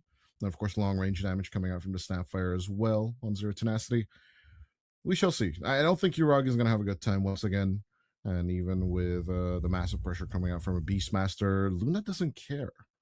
You have all your glaives, you have all them bounces. And at the end of the day, of course, Brain Sap will always tear off any kind of adversary that would try and harm the sphere. You can very easily remove the creeps from Coral Gash, which is always the main play for Beastmaster. Great control in the early game, then later on with the dominated creeps. But I don't know, like PuckChamp, even though later in the later stages of the game they have a lot of aspects covered, but the early problem that they're facing is the lack of good damage. So yes, Xeni can deliver with the Swashbuckle. Uragi might be able to, keep up and withstand himself with the Shroud, with the Pulse and stuff like that, but he needs that real actual damage, and also he needs to close the gap to the Luna actively, because Luna, she's got a very strong frontliner. She's got the Centaur that can easily carry the team fight for her, stay, retaliate, maybe like. And this is a Centaur that is gonna go directly towards the big item, the Heart of Tras Prepare for prioritization, battle. and that will further exploit what PuckChamp are lacking early on. So it's either going to come down to Xeni and his breaking out of mid lane that is going to start defining the course towards aggression for PuckChamp, or it's going to be Uragi. Now, for Uragi, he can make the Radiance. Like, Necrophos is the fastest Radiance maker out of all heroes that require that farming item. But his involvement in teamfight is only going to be limited as long as he has. Okay, interesting question though here, Miss Analyst. How many Blink Daggers do you think we're going to have in this game? For Zero Tenacity, I'm looking at 4 already. Like, I'm looking at Centaur, I'm looking at the supports, because Bane and Grimstroke definitely want to be jumpy Snapfire as well. PuckChamp, Ringmaster definitely. Techies is a little bit far-fetched. Beastmaster definitely will be needing one. Pango, it's an either-or, depending on how much more do you need to close the range. And given the fact that there's already 4 potential on Zero Tenacity, you might be forced to it. So all in all total, I'm seeing 8. Yeah, I will agree with that assessment. I'm very much curious to see in what order they're going to be arriving in, especially since you said Mixa will go for the heart build, which I expect as well. He's already got that Helm of the Dawn queued up for himself. Will try and contest unsuccessfully the rune, but will they take the first blood in exchange of that? The answer is yes. As Hugo will fall. MOUZ could be next, although he is trying to get the deny onto Roshan himself. Gets the right clicks. Roshan will go mad, but Uragi is just a little bit faster on the trigger. We'll get lucky. Roshan's first hit was not going to be that strong, as Mixa will die as well for kill number 2. Emeralds, though, will still take his pound of flesh, evening up the scoreboard. But with first blood being on the Z10 side, they do have a tiny bit of an advantage. Just about 150 gold to start off things here. Now, you did say earlier that the Snapfire matchup is not something that you like against the Pango. It's something that I like a little bit more, in contrast to the other lanes. For offlane Snapfire, it's feeling a little bit too passive. For mid lane, she's getting all of that attention. She can even start focusing on the little shredder, which is usually the skill that is, set up very late into the game. But you do want that early harassment onto the Pango. You are packing plenty of damage. You have the cookie to jump away if the Swashbuckle is coming in, so it's going to be a race until level 6, but there's also the small potential that Snapfire can punish Pango if he overextends. Yeah, I'm waiting for more on the aggressive side, as actually the aggression comes out on the side lanes instead, both top and bottom, where things are going awry really, really quickly. Emeralds has a lot of work here on bottom with the Grimstroke. We were expecting the opposite, right? MOUZ coming into the bottom lane with the Bane and just brain sapping the brains out of the techies and everything else. But I think Emeralds is doing a lot of work with just the Sing Swell and the Stroke of Fate. And basically it's just more damage against the boars, just stacking it up over and over and over again. It's kind of brutal so far. Let's see. Mixa, on the other hand, is suffering for this, as all the blades and daggers are coming out. You think we're gonna get the skin of Ringmaster's brother one way or the other? Ooh, Oliachi? I think so. Cogliacci? Are we going into semantics again? I'm down. I think so because for me it's like the sad I clown. don't say the G, yeah. Oliachi, Yeah. I which, don't say the G you know, either. and I think that's, you know, it could be Italiano. Cogliacci as well, you know, just to But put does emphasis that on mean- the cogs. Does that mean that Ringmaster's canon name in one of the universes is Pinocchio? Ooh. Or it is, That's well, a his good one. father's name is Lorenzo, not Giuseppe. Yeah, right? yeah, Or yeah, I do agree. Geppetto, right? It was Geppetto. Right? It was Geppetto, yeah. Oh god. But hold Disney up, I'm and looking their at top movies. though. It's Top is looking fine. scary. It's fine. Somebody's Someone's dying. gonna die. It's gonna be Hello? okay. Who's gonna die the though? death balls, it's reaching Meeksa. Oh, he should be fine because the tower region helped him, didn't it? Right, exactly. Math, see, they're good at math. These guys are awesome at math. So 2 + 2 is 4 - 1, that's 3, right? That's sort of So that's going 3, on. 2, 2, yes. 3 minutes, 2 kills. Yeah, Conspiracy and something, Illuminati the numbers are saying confirmed. it. Vladimir calling and ringing as once again the daggers are going through. Good nightmare set up onto Uragi, but Uragi is fine. Somebody He's like do Elton something. John. He's Elton John right now. He's still standing, you know, no problem. Radiant's middle tower Was is that an under Elton attack. John song? Yeah, I'm still standing. I'm still standing. Yeah. I had another take to throw at you. Because What's up? we're talking about automatons and cogs and wheels and whatnot. And Oh, we are have you gonna bring up Clockwork. Helldivers? No. I wanted to say about Clockwork, like, what if he's your first automaton after Koliachi and we might get a human form No, from the he's a hero? keen. He's keen. We already have I a human form know. skin on him, by the way. It's basically Sniper set on top of Clockwork. It looks super awkward, but it's really funny. I don't know if you saw Here. that skin. I think But I've seen he's it. keen. He is keen under all that robotic But- shenanigans. Scrollgash will get bursted Oh, down for kill nice. number 3 down bottom. Hugo moving in for the fun. At the same time, though, Uragi gets the counter kill onto Miksa. Miksa did need that massive reset up on that top lane. He doesn't buy out the Helm of the Iron one in time. Pretty sure he had the gold for it, but that loss. Or maybe it was just Gothak like, almost dying as well by 19 HP. yeah, walk of shame back home, but we will have the TP out.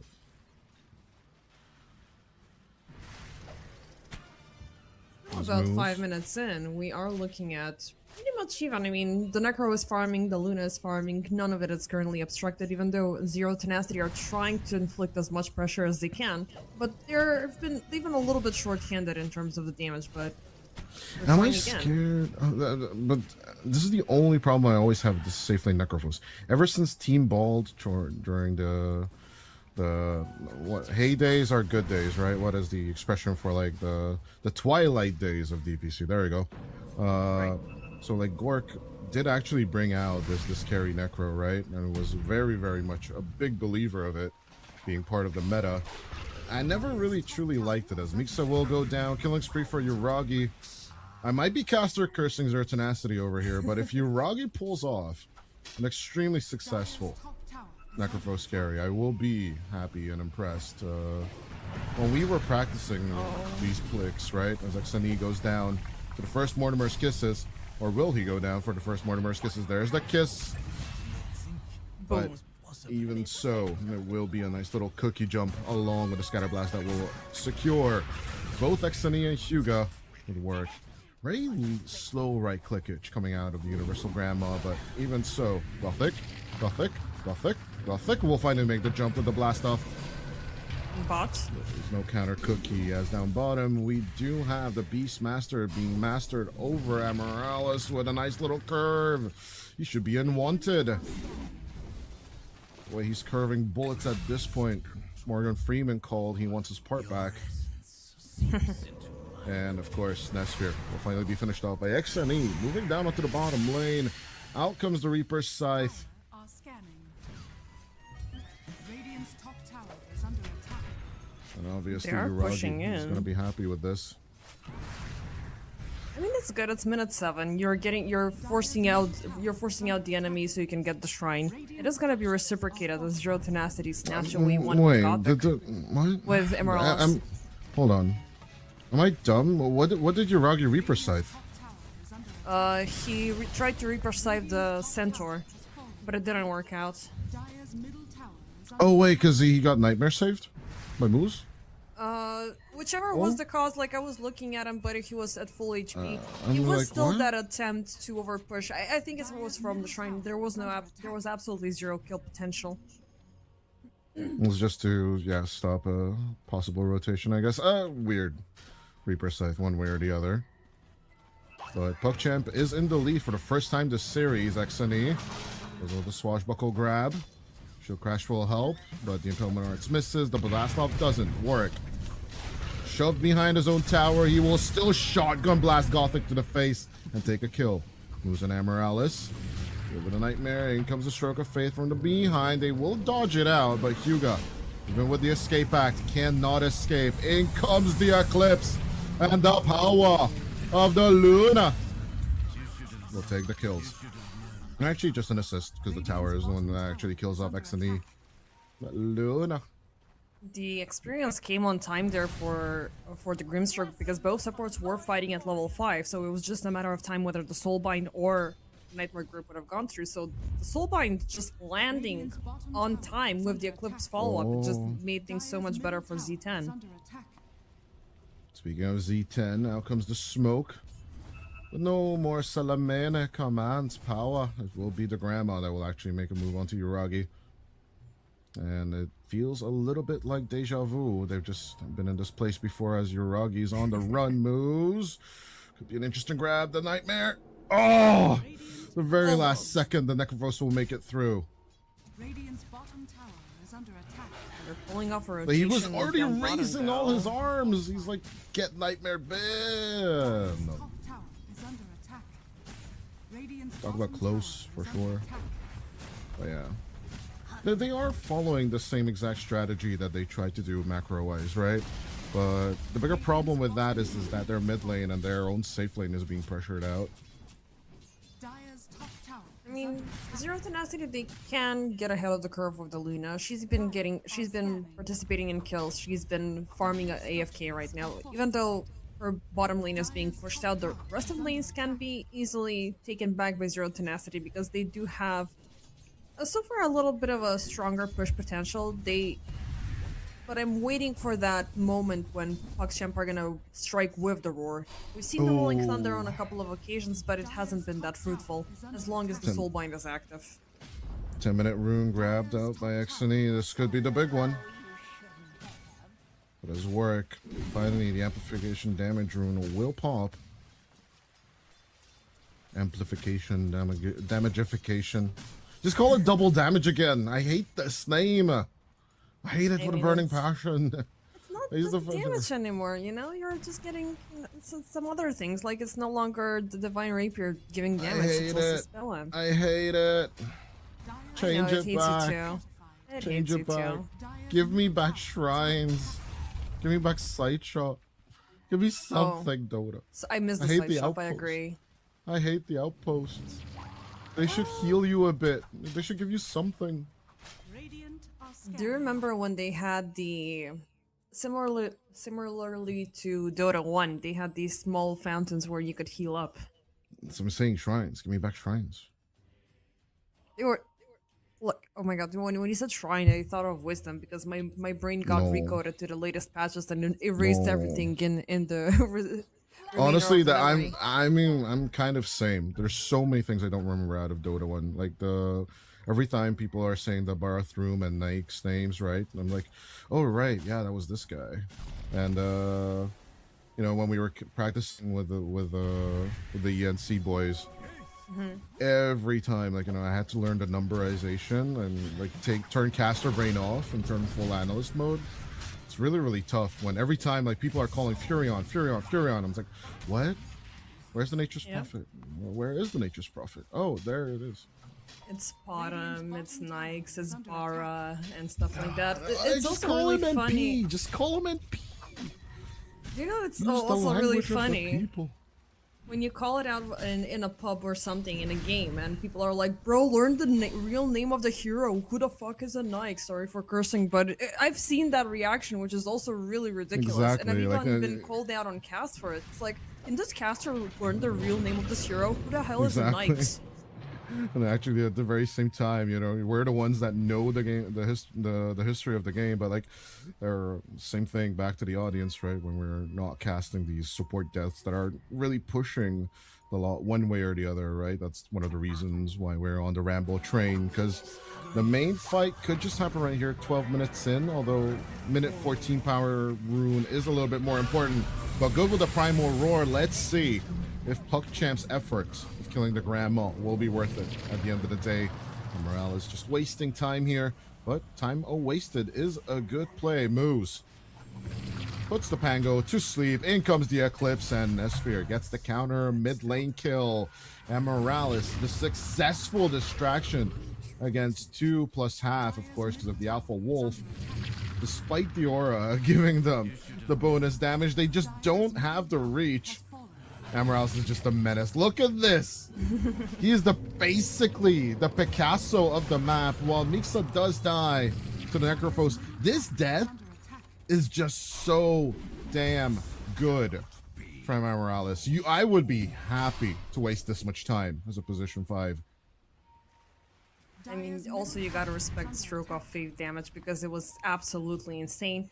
There were so many mistakes on both sides during that entire skirmish. First off, it was Warwick jumping out of position. Second off, the Wheel of Wonder did not land. The Rolling Thunder was the saving grace for the push out, but also there was that very lucky jump from XNE because the Soulbite did not connect to him and the Beastmaster. Instead, it connected to the Beastmaster and the Creep. Also, and then the Fiend's Grip, he overextends a bit after that dodge a few times. And at the very same time, PuckChamp that does get a little bit of compensation. Yuragi is on top of the net worth chart. That is something to rejoice for if you're a PuckChamp fan. But that Boots of Travel will take some time to get. And while Warwick is going for the standard build of the Blink plus the Boots of Travel, right? A lot of people do consider this one the slow method of the build. With 14-minute rune, kind of ignore Triner Wisdom's uncontested. Both teams would just rather take the next 5 or so minutes to just get a stable farm and keep it that way. Speaking of farm, we already have one Blink Dagger complete, and then that's on work.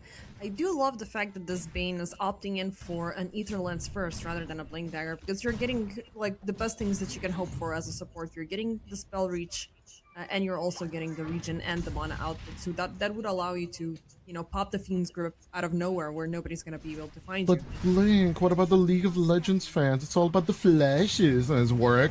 Oh, there you God. go. Defensives. Easy Stampede. We'll be protecting Warwick. MOUZ will die, but, you know, collateral damage. The tax you have to pay to keep your mid laner safe. Double ultimate for a support. Definitely worth it. Every time I have to explain to people that Blink is not a mandatory item is just insane, right? Like, there are games where you need the stats, you need that reach, you need that regen, as you just mentioned, way more of a higher priority than Blink Dagger itself. I am one of the worst laners and positioners in the game, and I'll say Blink Dagger is like my 6th item all the time as Gothic. We'll get Eclipse. XNE joins in to share the love and the damage as Krolgash will look for the Primal Roar straight onto the Luna. A little bit overzealous coming out from Nesphere, but at the same time, the Grandma will overextend as well. The Wolves are on the hunt, but in the form of a Beastmaster and Pangolier. They're absolutely happy with this exchange. Pause 1-2 for free? I'll take that any day. There was this little tango exchange between the Snapfire and the Pango. The second the Snapfire jumped in with the Flaming Cookie, there was that instant swashbuckle rotation from XNE. So he ultimately avoided the fire damage, which could have been his death given how low he was. But it was a good counter response by PuckChamp because they managed to punish the Luna. They got Warwick as well, but ultimately this game, it feels like a little bit of a standstill regardless of the 4K difference. It's mainly this this Necro being completely inflated, which is finally a good sign. Yuragi, for the first time in the majority of the series that I'm watching, is at top of net worth and is having an actual effect in the game. Could boil down to space in the long run right now. PuckChamp are trying to use their lead for something. Ooh, the pause. Ooh, the pause. Oh no. Oh no. Who's calling? MOUZ doesn't have a camera. Production. Seize that man's internet connection. Find out why he doesn't have a camera. Somebody else, somebody did already. Play a bit harder next time. Damn. It's so funny, like, first time in so many years of EPL, we are seeing the majority of the players for the first time. Like, aside, we've seen some of them at EWC qualies, TI qualies, and somewhat, but this is, you know, somewhat filling the gaps. And we're seeing some aura farmers, some chat sitting poses, like, you know, Rubicon is sitting in the same manner as 33, and I find that ridiculous. And he always has this like ultra serious face. He's winning, he's getting a rampage, but he's still like freaking chill, really humble about what he's done. No, at the very same time, you have to remember like how many rampages it takes to get to this top 500 position, right? As most of the players are there. Yeah, there are some outliers in terms of ranking, but generally to keep up the 500 grind, like I've always had respect for players that make it to this level, even generally just making the top 500 list. But keeping yourself there and the amount of Dota you need to play to even make it here, rampages are not going to be something you cheer and celebrate anymore, right? Like, while we are screaming for every kill in the TI stage, which I will still never understand, right? With millions, even billions of hours of Dota in the stadium like that, at the very same time, like, one thing I'll always suggest IRL audiences to try is to just find pro players in the audience, right? They're going to be the most quiet, most chill, most humble people. There will be some fanboys, you know, and fangirls just around, auring around them and then trying to get their autograph, yada, yada, yada. But they will be the most quiet and attentive watching players. I think one interview was made by Liquid last year, or a pre-game, post-game summary between Zaya and Koikwa. As they're watching the game, they're not cheering or screaming or anything like we are, because we're crazy. They're just sitting there and like, they're counting in their heads, right? It's just about the math. What's next? What did I achieve? What can I do next? And that is why, like, you know, like rampages are not the be all end all moments. It's the awful thief in the night. It's the massive big jumps of the $6 million echo, and obviously Miracle still finding his presence of mind to start spinning because he sees that the Centaur is right there on their division that GH just laid out seconds before that. So yeah, it's generally those moments we need to capture as much as possible. And yeah, Rubicon is a cold-hearted killer. Let's just be honest here. Like, my boy's a psychopath. One He's of the the reasons last why. person who managed to pull off a successful tiny carry, and you know, ever since then, people have been struggling.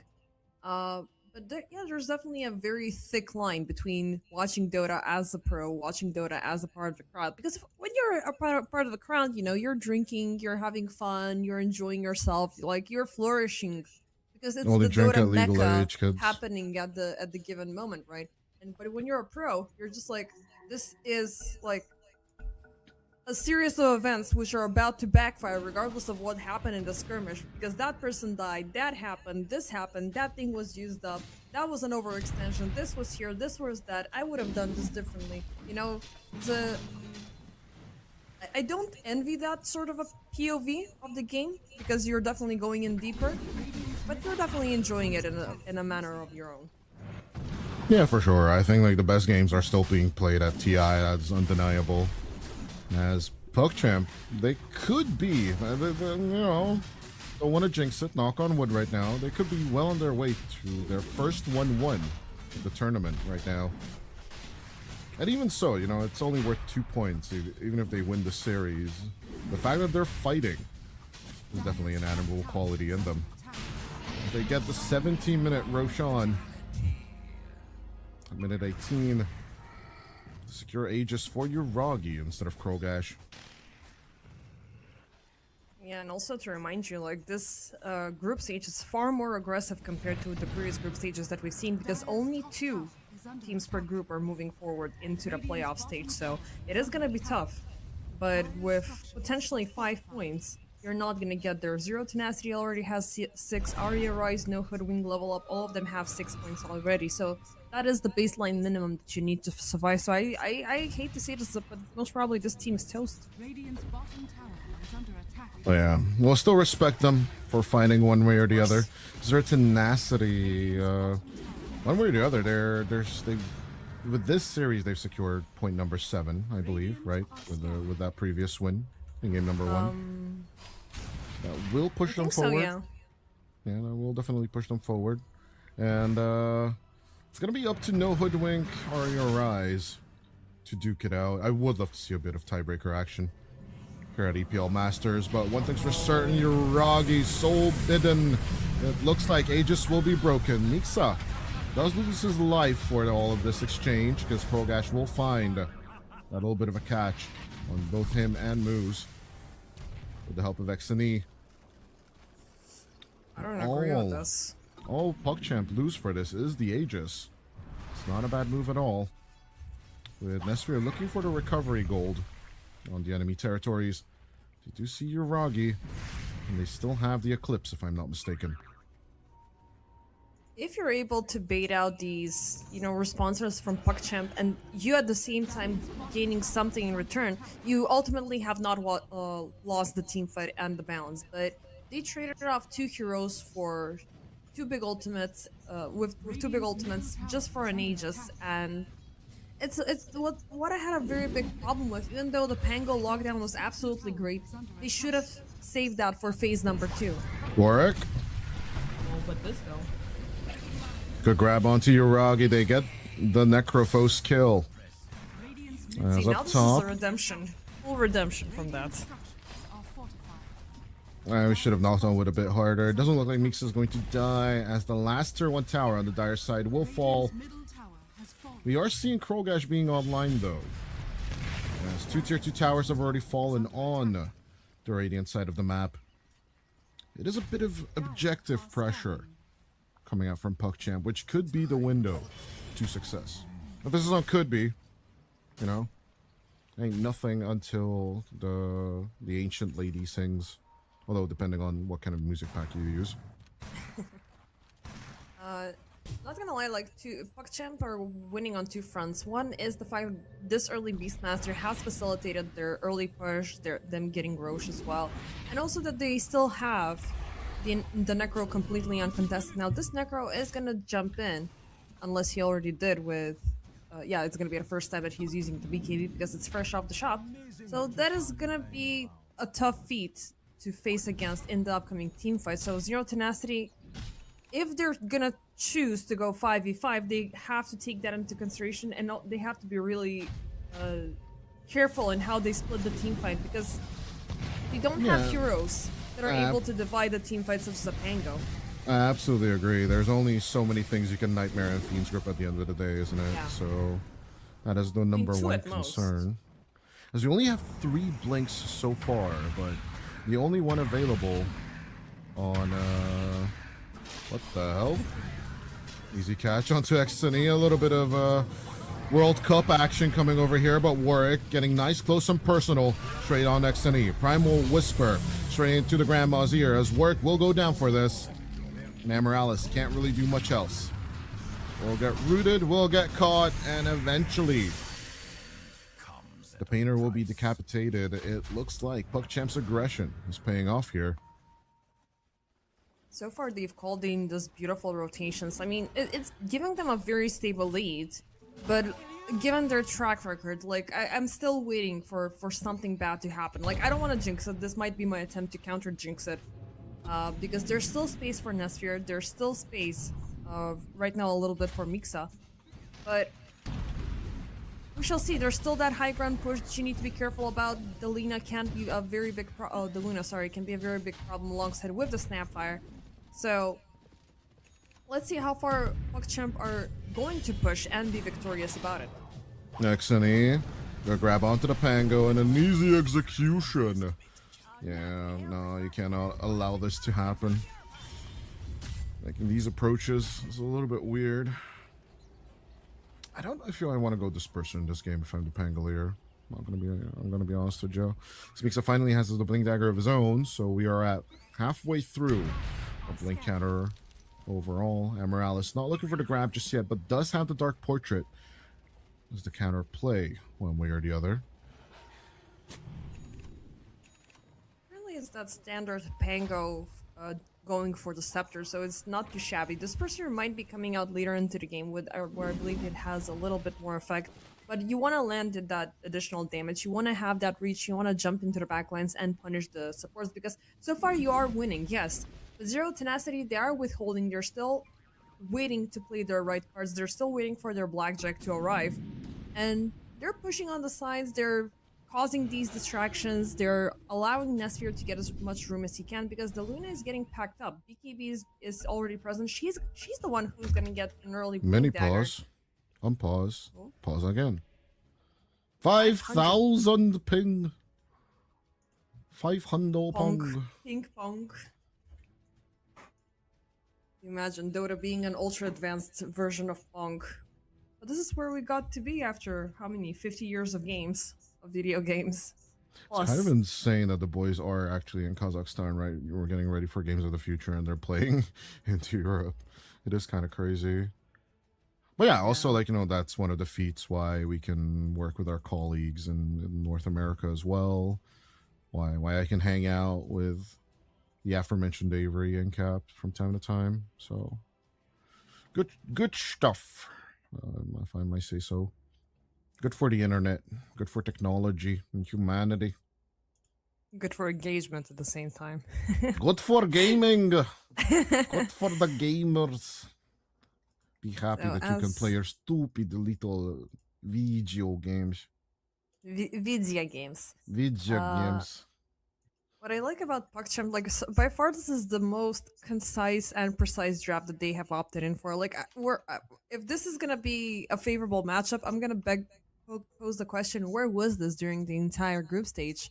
Because they have effect, they have a team fight. Because ultimately, then they never had a decent team fight with the heroes that they brought in. It was either that full focus on Uragi, like in the same way that Paravision are trying to do with Satanic, but we know where Paravision are and we see where PogChamp are. 19-14 with a 7K lead, 24 minutes in. We get an insta smoke immediately from Zero Tenacity. They have everything for a good team fight. They want to throw everything at the enemy as well. Precious bunk. Are scanning. Black Dragon from Kolgash will be denying the regen rune.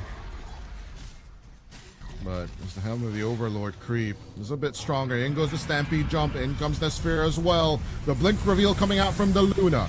As the Escape Act will help the Beastmaster a little bit. XNE, even though he was Fiend's gripped, the Pangolier will not be bashed that easily. Uragi moving on through the crowd. They will find the Bane kill first, but that one support ain't gonna be enough. Nesphere will get Reaper Scythe down. As XNE will be the exchange kill for all of this. Hyuga keeping contact. Tame the Beast will work, as with the Inkswell, Amorales looking to disengage from all of this, but with the Razor Taser and of course the Death Pulse, Uragi will get his double kill and a pound of flesh. 3 for the price of 1. A bit overzealous coming out from Zero Tenacity. One of the big contentions, right? Just walking down this mid lane, one way or the other. It was one of the jumped biggest. in pretty blind. Was one of the biggest question marks against playtime as well during EWC. But this move in and of itself, you know, if you have everything, in this case it was the Blink, the Eclipse, the Fiend's Grip, the Stampede, everything was literally used on the side of Zero Tenacity. They still fall short 1,300 damage compared to their adversaries. Since they do have the blast off, they do have all those bombs, Yule Scepter juggle into the air. And don't even get me started on the Rolling Thunder. Yeah, I mean, it felt pretty right for PogChamp in the terms of how they responded because they ultimately were fighting under a tier 2 tower. Zero Tenacity jumped in completely blind, maybe in the hopes of just the Beastmaster being there and they can commit 2 ultimates and get the hell out of there. Now, when they realized that the entirety of PogChamp was there, they were not able to keep things in control because as long as PugChamp are alive, they always have that additional unit during the team fight. They have the Ringmaster, and the Ringmaster was a very big problem. The second the Soulbind went off, it was again the Beastmaster and the Creep. The Beastmaster got secured with the Escape Act, and it was just that near-death scenario completely being shut down from his presence. Now, XNE pushing things out, ultimately dividing the team fight for PugChamp to control it a lot easier, because with that also you're causing another problem for Zero Tenacity. The more kisses will need to be split up as well. So, Yeah, it's a good place. Not gonna lie, but still, I was hoping for a little bit of an extra advantage gain from this. We're still dancing around this 8-9k. I did definitely believe that Z10 we're looking for a more grouped up PugChamp, and as word gets executed, they are slowly but surely realizing their approaches into the enemy territory is just not looking like a right way of survival or elongating the game. Surely this place is not warded, right? Says Nesphere. He is walking under a Dire Observer ward. I might just be screwed from the behind. Yeah, You are literally ward. farming under an enemy watcher. Goes for the BKB TP. Will be successful on that, but talk about it being close. That Nightfall move might not have been better if he would have not had only the the Watcher, second there's that BKB. Observer as well, like close to the Croakers, which also had detected the entire Luna movement across the river. Nice drawing by the defender, but sadly production doesn't see our little squiggles. But I get to see the squiggles. But yeah, Roche number 2 just 10 minutes after the previous one. With an increased advantage. Even so, if you look at the graph, Gaben is still a Radiant believer, and I'm kind of with him. The 10k net worth lead, it's just numbers and figures. At the very end of the day, the Luna's power spike is arriving. Despite him not going for the double shrine. Satanic, which is weird. Double Shrine will help, but with the Stampede escapely used, Mixa in trouble. Centaur Conqueror will be war run to death. Tries to go for the TP, but will be cut down to size by the Reaper Scythe. Oh, Hero Harvest season is in as Amoralis with the Haste Rune tries to go for the escape. Phantom's Embrace, straight onto the Necro. And the Dark Portrait Necro Illusion is dishing out the damage against Yuragi. Look at that right click going through. It's still going to be extra 44 gold for the Necrophist at the end of the day.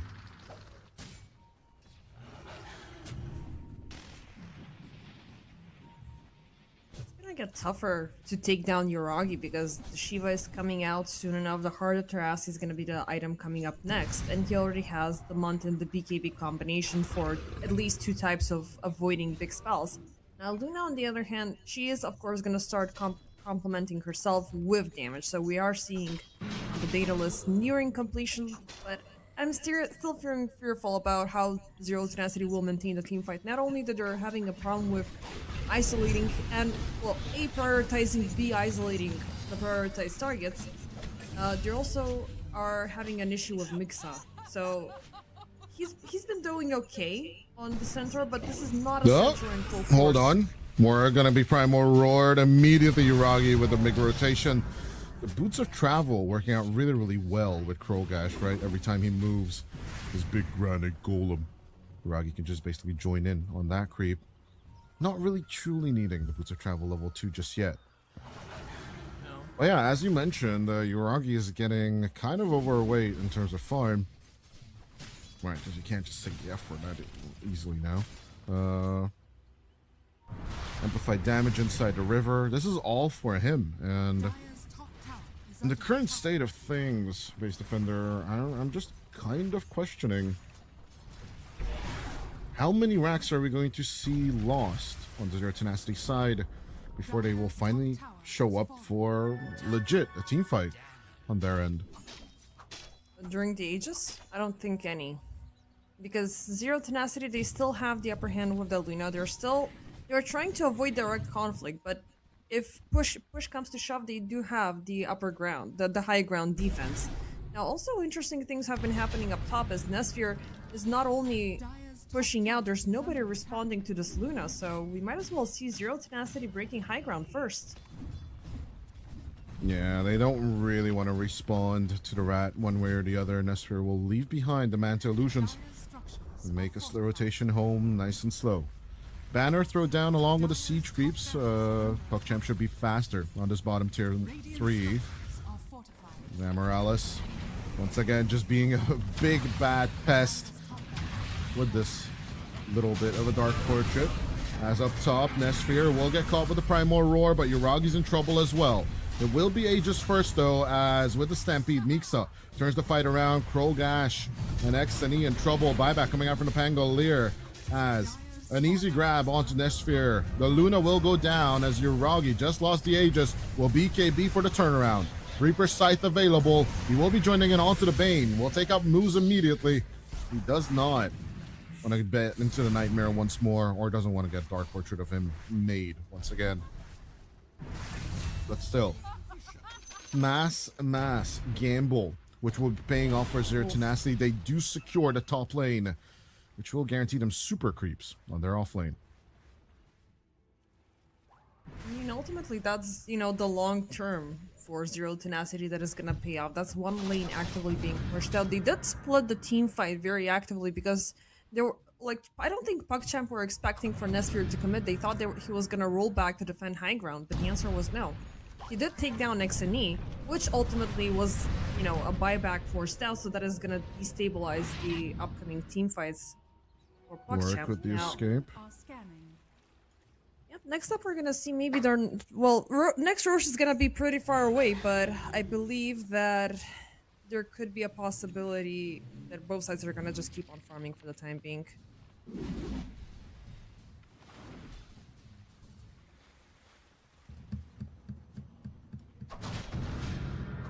Yeah, I'm wondering if we're going towards a more stale play now that, you know, one lane is being constant pressured by Zero Tenacity. But the Radiant jungle is still a threat, which Krogash will more than likely just happily farm away in Bob Ross style for as much as possible. Happy little accidents, getting all them shards for the team if needed. Next tier of neutrals are going to be available in a minute and a half. So, more than likely, these Cloak of Flames will be swapped off. As we already have, by the way, 7 of the 8 predicted Blink Daggers. I mean, that's +1 hero that I didn't expect to go for a Blink Dagger so early, and that is the Luna, so ultimately that could add up to 9 Blink Daggers by the end of the game. And then, you know, the 10th hero is gonna fall for peer pressure. Oh, yeah. Yuragi is not aiming for one for now, and I don't think his inventory will allow it, so he might just be correct on the 8 prediction. With Gothic, it is a good question. Do you go for the Blink first or the Wind Waker? Wind Waker gives you a little bit more safety. I personally would say the Blink Dagger, personally. Really? You always have that, you know, counter control of the enemy units. You can bait them off into, you know, a follow-up. So I do prefer that just a little bit more. Blink Dagger is a very selfish item, especially for a support, unless you are proactively using that item to keep up with the jump, to keep up with the aggression. But if you're forced to, you know, but basically you need the flash. You need the flash so bad for positioning. Like, MOBAs are all about positioning. Like, why is this game is not different than League of Legends. Why does this game have more money on EWC than League of Legends? Oh my god, I heard so many people complain in my ear. Yeah, my ears are bleeding right now, man. Well, like, literally, imagine as a caster, this is all you get as DMs. Like, why? What kind of people do you hang out with? What the hell? I don't hang out with these people. They just keep DMing me. Why do you even read that? Live in a country where one MOBA is more popular than the other, and you'll find out. So, I mean, I'm in the same situation, but we're water and oil. We don't mix. Cast a League of Legends. I don't know. I don't want to live a life where I need to puke like 20 hours a day. I'd rather watch Dota 20 hours a day and make no money. Thank you. Comes the double smoke straight on the middle of the river between the two teams. This is a tight one. 36 minutes in the power room will be XNEs. It will be an amplification. But he is not willing to gamble. PuckChamp wanting to keep it safe. And they will elongate the game. They want to outlast this power spike of the Luna, which I do respect. But at the same time, Rad Dota is Rad Dota for a reason. Rad Dota is best Dota, my buddy. Rad Dota is best Dota for life, but at the very same time, they can't let this tier. They can't let this mid tier 2 fall. No, it doesn't seem significant. I do understand, dear audience, but at the same time, if this mid tier 2 is done for, PuckChamp, you're just so vulnerable to just getting high grounded. And Nesfer, all he needs is to reach, right? Those glaives, as soon as they start doing the work, things are just going to fall apart. Fiend's Grip straight onto the Necrophos as Warwick is going to do the jump back and forth. The hopscotch of the Grandma will eventually expire as even with the refresher orb, they do not manage to kill off Uragi. The distraction wasn't enough for the tier 2 tower on the mid lane. Apparently so. As the tier 2, it's 100 HP. It will fall eventually to Nesphere. Oh, this map, it doesn't seem important. I understand there are not that many flashy kills and Grandma still died. But this mid tier 2 tower is going to be the be-all end-all moment of this game. There was that moment earlier where XNE, he popped the Rolling Thunder way too early, maybe in the belief that he can counteract the pressure, but he was not sure how much Zero Z10 were willing to commit. Again, it's been these shimmies across the entire team, across the entire map. You think we're here? No, we're not. Do you think this is our objective? No, it isn't. Respond here, hello, hello, hello. They've been doing that all game long, at least for the past couple of minutes. So you're keeping the advantage at a standstill, but the Luna is climbing closer and closer in terms of net worth to the Necronaut. That is, your natural process, but they saw the bomb explosions in the Radiant jungle. We did talk about this being a dangerous area. It's a given. Techies always gives you that danger zone moment. Danger zone? For all of the Archer lovers there. What a great show. Lana! Still haven't watched it. They're like, I've only watched 2 seasons. Lana! My brother loves it though. Like, he's convinced that he's watched it 6 times. I love your brother. I know, you play chess with him. Actually, no, we haven't played in like ages. We've been rotating over to IRL chess as well. We're rambling over these little pick of great portrait plays, but Amorales not going for the jump just yet. Will find the perfect soulbind. At the same time, escape back will buy a little bit of time. XNE will just get bursted. The eclipse of the moon, the power of Salamene will start killing them one by one. Uragi, the raid boss of PuckChamp, though. Is he going to be easily as grabbed as Krogash goes in for the escape, but we are focused straight on the Necro. Nothing else matters than this Necrophos as MOUZ with the Bane will go for the pause. Once again, the losses are just massive for the Kazakhstani internet. You're just adding plus 50 ping every time. Krogash did make it out with the BKB TP, by the way. Did resort for the Nightfall move as Uragi's BKB is about 1 more second out. The Phantom's Embrace should last for a bit longer than that. It just latched on, if I'm not mistaken. Last duration is 5 seconds. So there's going to be a 3-second window where he's not going to have his abilities. And with no Death Seeker target to jump away with, he is going to be in trouble. I mean, he might get another Death Pulse off, sure. He could Death Seeker to... He could Death Seeker to the Dark Portrait, by the way. But yeah, he's still going to be exposed for about 10 seconds or so. With Krogash just being a little bit too far away for my liking. I think he can, TP to the Bull if it gets a little bit closer, because it's currently at the Ancient. Maybe they can work something out. It's not enough time, Base Defender. I mean, you're lucky because there's 9 seconds left on the Blink Dagger for Nesphere, so he cannot really close the gap unless a Force Staff gets off cooldown sooner, but there's no Force Staffs. True. But there are Blinks. A lot of blinks. Holy shit, there's like 3 blinks almost available.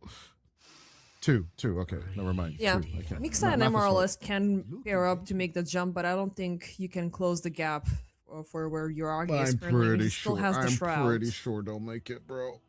I think Uragi's dead. Stop. He's already dead. Okay, we're getting them back. Get ready. Oh no, he's so gone. Not like this. Not like this. No, Uragi. Gone is the 8-time monster streak. And that one stupid mid tier 2 tower has caused all of this. Out comes the fortification, a latch-dish effort. They do buy back on the Necrophos, but they just jump him once again. No BKB on the Necro. He's just gone as XNE tries to disrupt the back line, does everything in his power to make it so. Amorales will go down along with MOUZ Bane, but buybacks once again are available on the counter side. Where the TP2, they will go for the Radiant Outpost, but the Glaives are already doing the damage. It's just like in bot matches. Nesphere is just cooking with the Luna. All you need is that Glaive bounce. All you need are them buildings. And as PugChamp gets team wiped for the very last time, they'll say goodbye to EPL with their 4th 0-2 against Zero Tenacity. It was just waiting for that right moment for Zero Tenacity to strike. They were waiting for the Necrophos to get, overly confident, to get overly farmed up, and then they went in for that one final lockdown of a team fight. And during that team fight, like, they had these one very big advantage and one very big reveal. First off is the fact that it was the first time that PugChamp were not fighting with the additional unit. So whichever got hit by the Soulbind, they would have been dead. Now the combo that ended up being caught was XNE and Gothic. So with that, you're losing the disarm, you're losing the mobility, and PugChamp, they're forced to fight right there and there, and at that given moment. Second off, we had the Bane Aghanim Scepter reveal, which was ultimately very tough for you to lock him down, to destroy him, to disrupt the channel, because only XNE can do that successfully. Now, Krolgash had a tough time prioritizing who is he gonna go for, because already there were so many things happening, you didn't know who to turn around. I do believe the Escape Act was also a little bit of a problem, because Krolgash was the one caught up into the Escape Act, maybe in the hopes of PugChamp defending him, but he was not a target to begin with.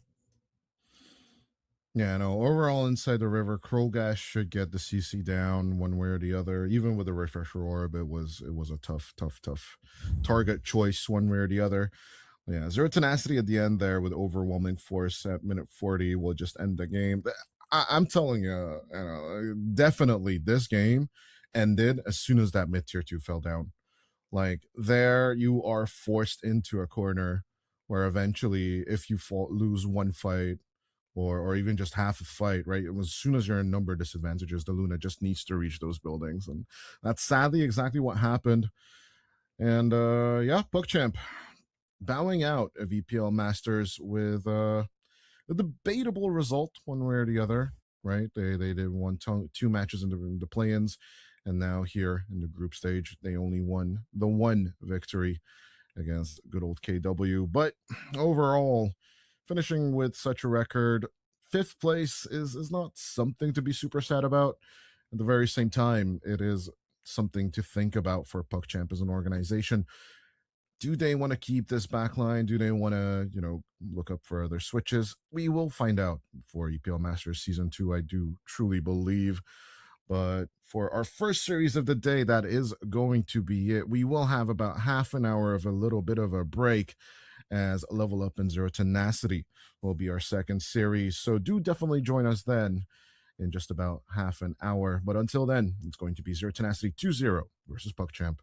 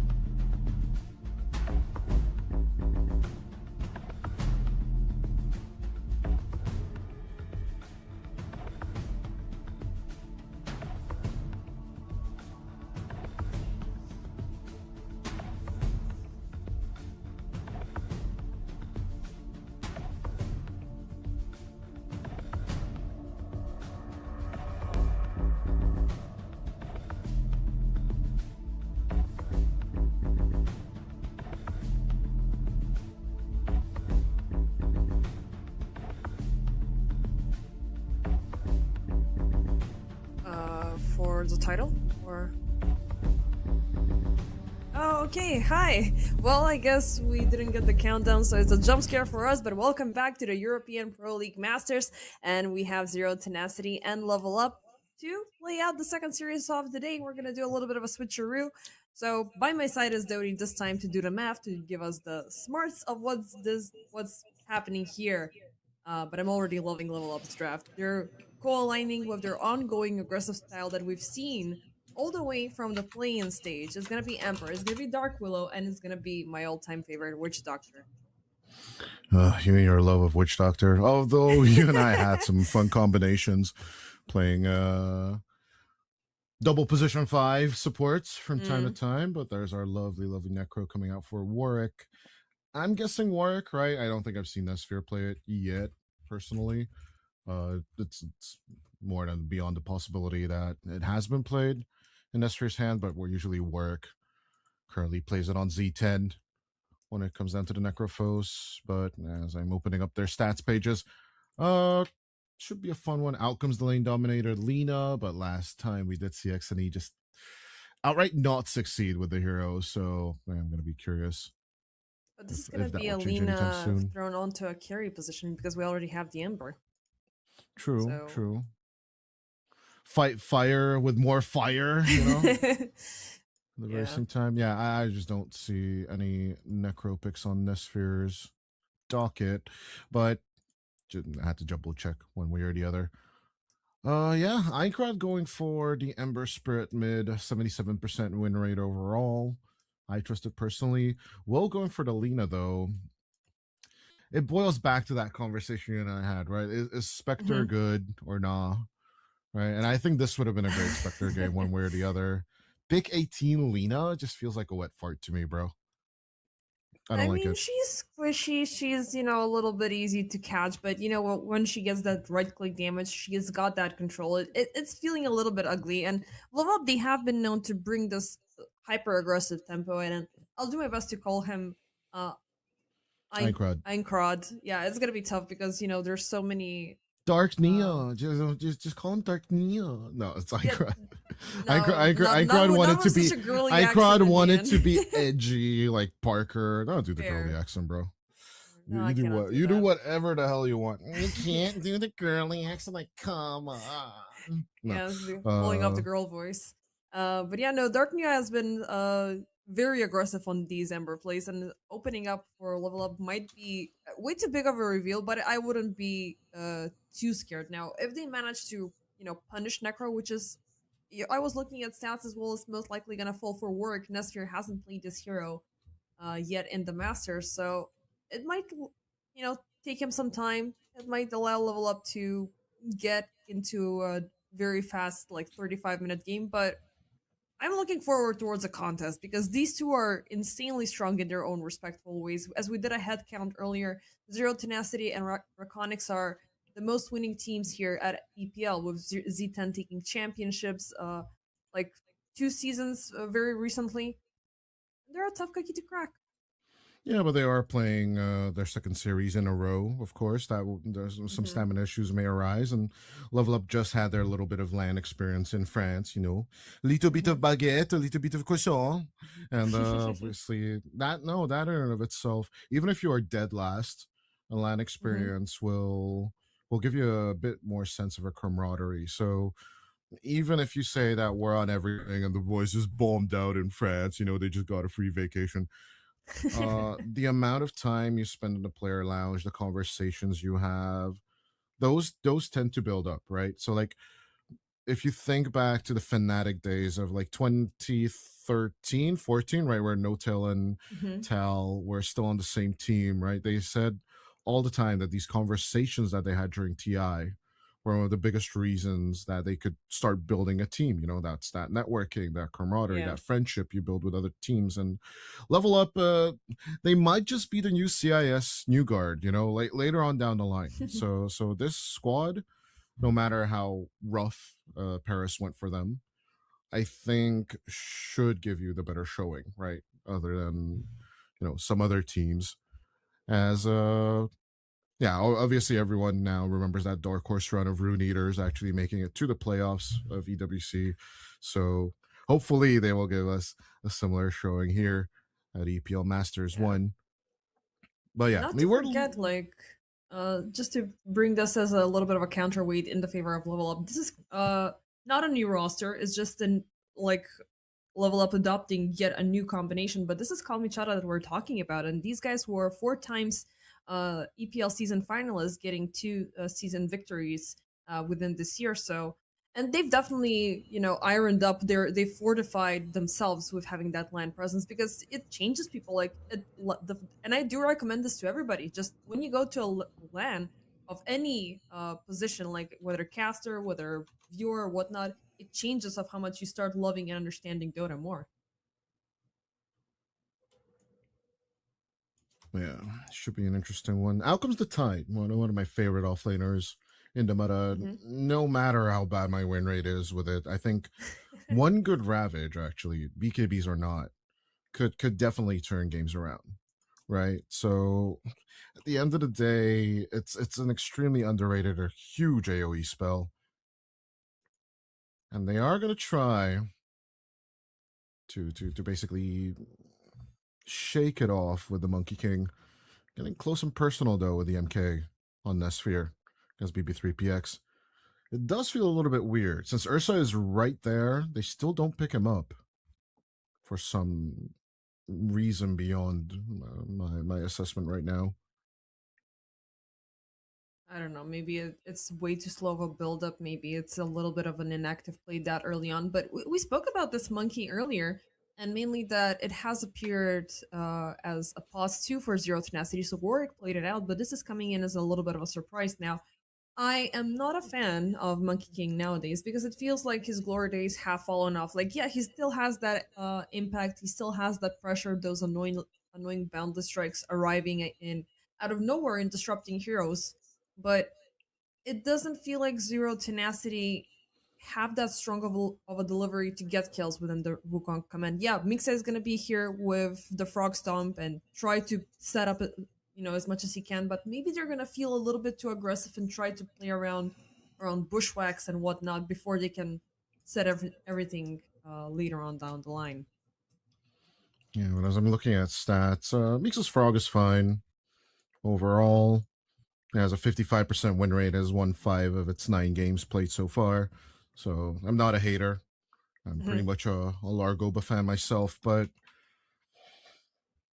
I'd rather see if the region coming out from Jingu Mastery plus Island is going to be enough against Maledict, Gush, more than likely Aghanim Scepter Gush, right? Because all that negative armor is something you're extremely afraid of. So that's where the carry Lina and the sleight of fisting Aincrad Ember Spirit will be coming through. And yeah, that previous LAN, that is the edge that LAN level up need to choose. But currently I am favoring the Zero Tenacity draft. I have to emphasize that. Yep. I mean, I cannot double down with you, I'm sorry, because there's Witch Doctor in the draft, and Level Up, they have played this hero before. Biased caster. Of course I'm biased. I mean, you can call me out all the way, as much as you want. It's my brother from a level 30 Grandmaster of Witch Doctor, a hero that I like. I can play Witch Doctor like I can play Tetris with my eyes closed.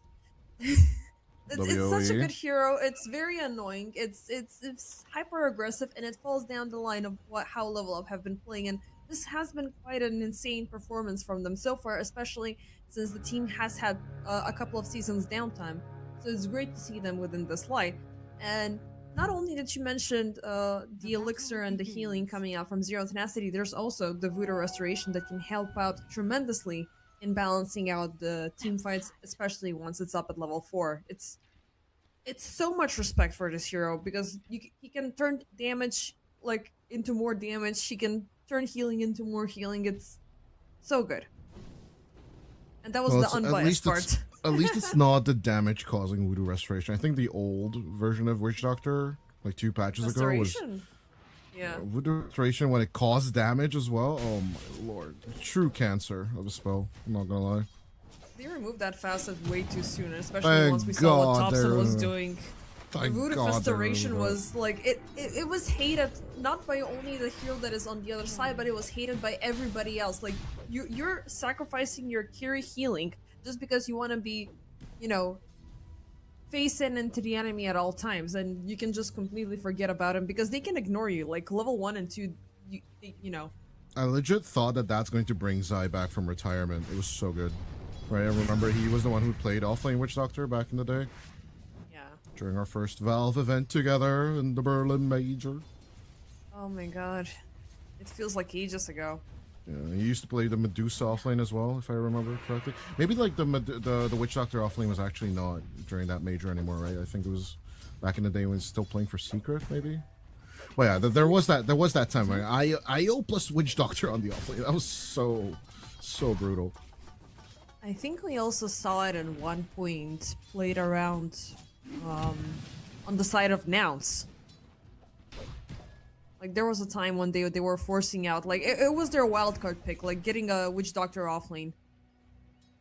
But this was like 3 TIs ago, I want to say, the last one that was not in Europe.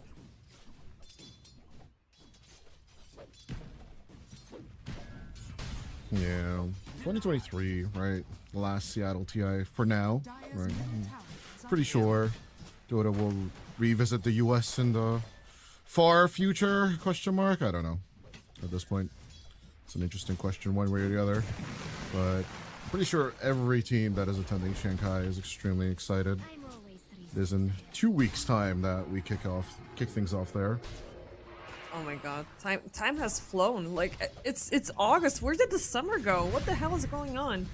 I mean, August is still a long ass month. Like a lot of people are like, "Oh no, it's August. Summer's ending." Like, bro, August is still 30 days. It's like a second January. Top side though, HYDRA will land the Maledict onto MLS, and we could be looking at the tick for first blood, as the Widow Restoration will help out to keep him out. As Mixa was looking for a return kill, but he ain't getting one.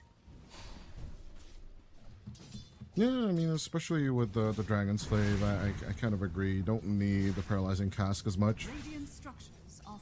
You would think that the Coconut would be the more useful spell here, but I do agree. Voodoo Restoration plus Maledict is pretty good with Dragon Slave, even in the short term. I mean, I can keep talking to Oblivion back about this hero, but yeah, the Cask is not really worthwhile. If you have another one, you can just jump over it. It's becoming a little bit more effective at level 3. Now, top side, Woe again endangered. The Egg Swell is gonna connect. Nicely saved out with the one. HYDRA jumps in with the Maledict to connect, and MRLS is not gonna get in contact. They lose the Lina, but the Catchy Lake will push HYDRA back, and it's gonna be a kill. First one for Zero Tenacity. Woe pops the South, and it's a-okay for the time being for the Lina, but Emeralds is looking for a little bit more, and this could bite him back in the bud. But thankfully he's gonna be out of reach, but the reveal, oh, it's gonna bring Woe just a little bit closer, and his life is there, but the one more hit, he's still burning. He's still taking, but survives, but by 12 HP. Swell, not in Roche bid. This is wasting a lot of time for Woe. This is a little bit of a problem. This is awesome. Remember, kids, eat your vegetables. That's why tangos are awesome. Yeah, it lasted the burn thanks to the fact that he did his last tango after he broke the salve. And as on the mid lane, though. Oh, we have a little bit of a rotation coming in as Warwick. Darknia, he is gonna run off though, so it's gonna be safe and sound now, returning a lot of that damage along with the tower back to Warwick. Thankfully, Warwick does not have a bottle to just double down onto that water room. And it's fine. It's fine. Nothing to see here. Having known Einkrot for years as the player, I refuse to call him Darknia. That, ladies and gentlemen, is a promise. I can't. The fact that it's in my face, being spelled up as Darknia, now we need to pause and see what's happening up top as well. Oh, beautiful Maledict connecting onto two, but they're still pressuring. Nesphere is being called in for this rotation. Now Queasy jumps in. Can he land the Bramble? Maybe they can get a return kill as the Wars are still taken by Maledict, but they don't have them within reach. Nice rotation for Z10. Delina has been punished yet again, but around the gate, they still see Nesphere. They're gonna get the Maledict off of cooldown. Well, they already do, so second connection and it could be the Monkey dead. So he respectfully just backs off. Radiant are scanning. But I can't. For Darknia, I can't because, like, I need to stop and reread the entire name. And I can't. Like, if I knew how to read, for example, Arabic or some sort of a, you know, a different direction, sort of a language, maybe. It's you and me with Cyrillic, right? It's the other way around. Yeah, Nestor and dies meanwhile, bottom. Darknia gets the scythe. Ooh, they're trying to take him down, but nope, he's a little bit too tanky. And Z10 do not have enough damage. Yeah, you and Cyrillic, I get it. Yeah. Radiant's bottom tower It's the same is thing under with me attack. and Mandarin. I mean, I used to read a little bit of Mandarin. Our My scanning. sister and I challenged each other to learn Chinese back in the day, but it didn't stick. I can't. I literally can't anymore. I deleted that knowledge from my brain. Radiant's bottom tower is Yeah, under there's just some stuff I just get rid of, you know? You need Yeah. the space for Dota. You need more knowledge. You need to know a little bit more in your life about Dota because you know, and then you also need to do like these clean memory swipes every now and then to refresh the memory, and then you just, you know, remember, oh, that mechanic was a thing. Oh my god, when was it a thing last time? 10 years ago. Oh, I completely forgot about that. Meanwhile, topside, we are seeing some rotation. Actually, no, it's not a rotation. Mixa was moving a little bit too deep behind the tower. Meeks was fine. It's fine. But all in all, is the Tidehunter leading by last hits, well, and by net worth predominantly. BB3PX is going in even for dives behind the creep wave to punish Nesphere. And this monkey is, I mean, his rotation was really fruitful up top, but he's got to be careful because he already got taken down by Hatred as he popped with the Maledict. And it's a tough game for a monkey until the healing gets online.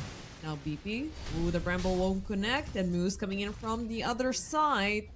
Now Z10 are looking to turn this into a punishment onto the Tide, who does not have enough mana to pop a Ravage. That's gonna be it.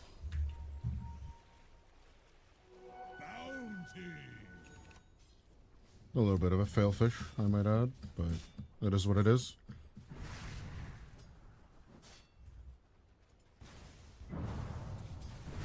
Production's Eye still on the mid lane though. Crowd still trying to make that pressure happen for the tier 1, but I think Warwick, as soon as he has that Boots of Travel, is just going to be a menace all over the map. No, Radiance or not. This Necro is going to be a problem later on down the line. We did see Warwick during the previous series playing the Ember Spirit, which was absolutely amazing. So he definitely knows this hero and how it would react. But first off, not a free kill on the Witch Doctor. But yeah, having that knowledge, you know how to maneuver around him, you know how to avoid him. So that is definitely good for you, but until you get that Radiance, it's gonna be worth. Now, what do you think of the prioritization? Boots first, Radiance later? I'm a fan. I personally prefer a more mobile carry than anything else, and especially against the Ember Spirit, right? That's very important. BB3PX gets caught. But not enough mana for the Ravage. He does have the Soul Ring pop if he really wants to go for it. But yeah, no, they don't want to over-threaten the Tide at the end of the day. I personally am a fan of the Boots of Travel layover on the other side. Mixa gets taken down. Yeah, fate of the offlaners one way or the other. Getting aggroed on. And level 3 of Maledict, sorry. But Boots, yes. Radiance later. Radiant's top tower is under attack. Boots now, Radiance Meanwhile, later, Ravage now! Ravage. Oh, nicely done. They pressured VP way too much, and Hatred arrives from across the gate now. Wukong's will be popped. The Maledict already connected. As far as this monkey's trying to go, he's not going to be able to take somebody else with the Grave along with him. Turns around, Boundless Strike. Okay, the Maledict will expire. Queasy still dancing around the Wukongs, but as I said, only Nesphere dies. The Jingo Mastery just expired as he was going for the Boundless Strike, and unluckily, he didn't heal back up at all from it, so...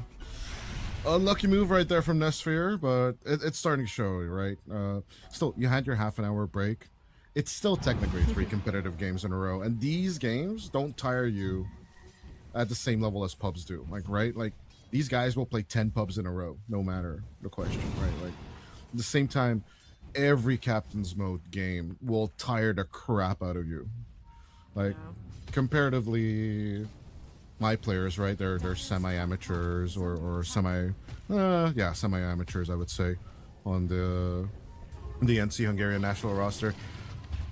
They will play about 12 pubs a day on average, but when we had scrim days, right, that went down to 6 around for most of them. Because, except for low skill, because he's a maniac. But genuinely, the scrim games will tire you out as well, and then you turn on competitive games, which will tire you even more as MOUZ. Oh, Darknia, beautiful jump with the amplified damage rune. He's still trying to melt the poor old squirrel, but he's gonna be caught up as a beautiful save from MRLS will put things to a halt. So now he's gotta be careful, as he knows that there's the soul bind available, and we saw what MRLS did in the previous game.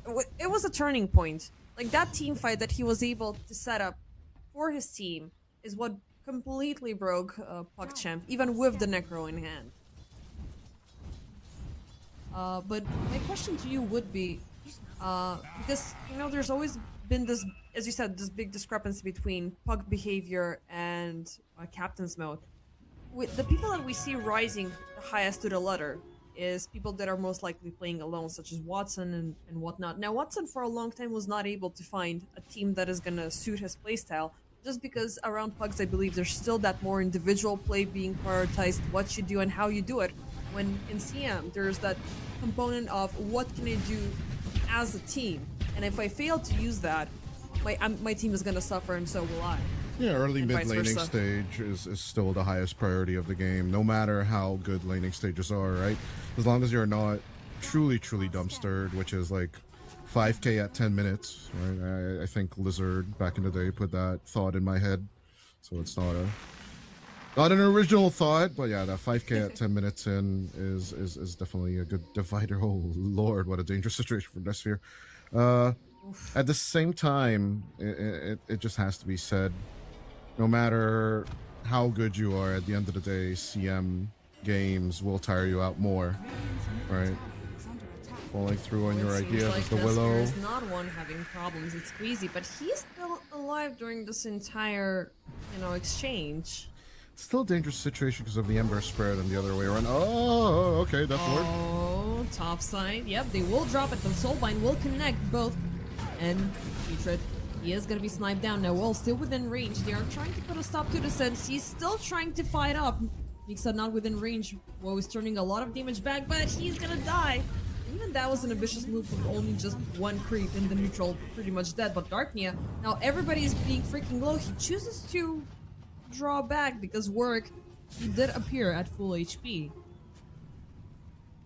Yeah, Work is just dangerous. I'm telling you, his presence in general will scare most of the level up members away, because generally no one wants to be bursted the way you can achieve it on a They Necrophos already itself. lost the doctor, so they don't want to go for more.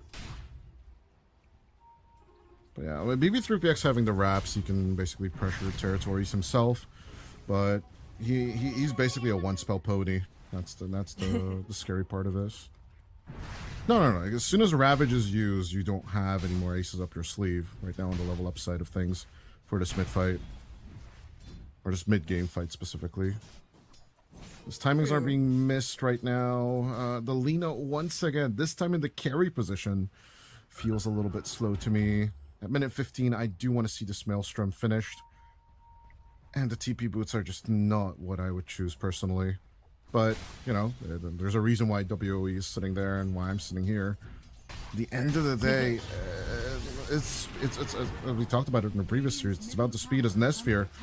He is being caused to harassed, to be fair. Look at the net worths of the two carries in this game.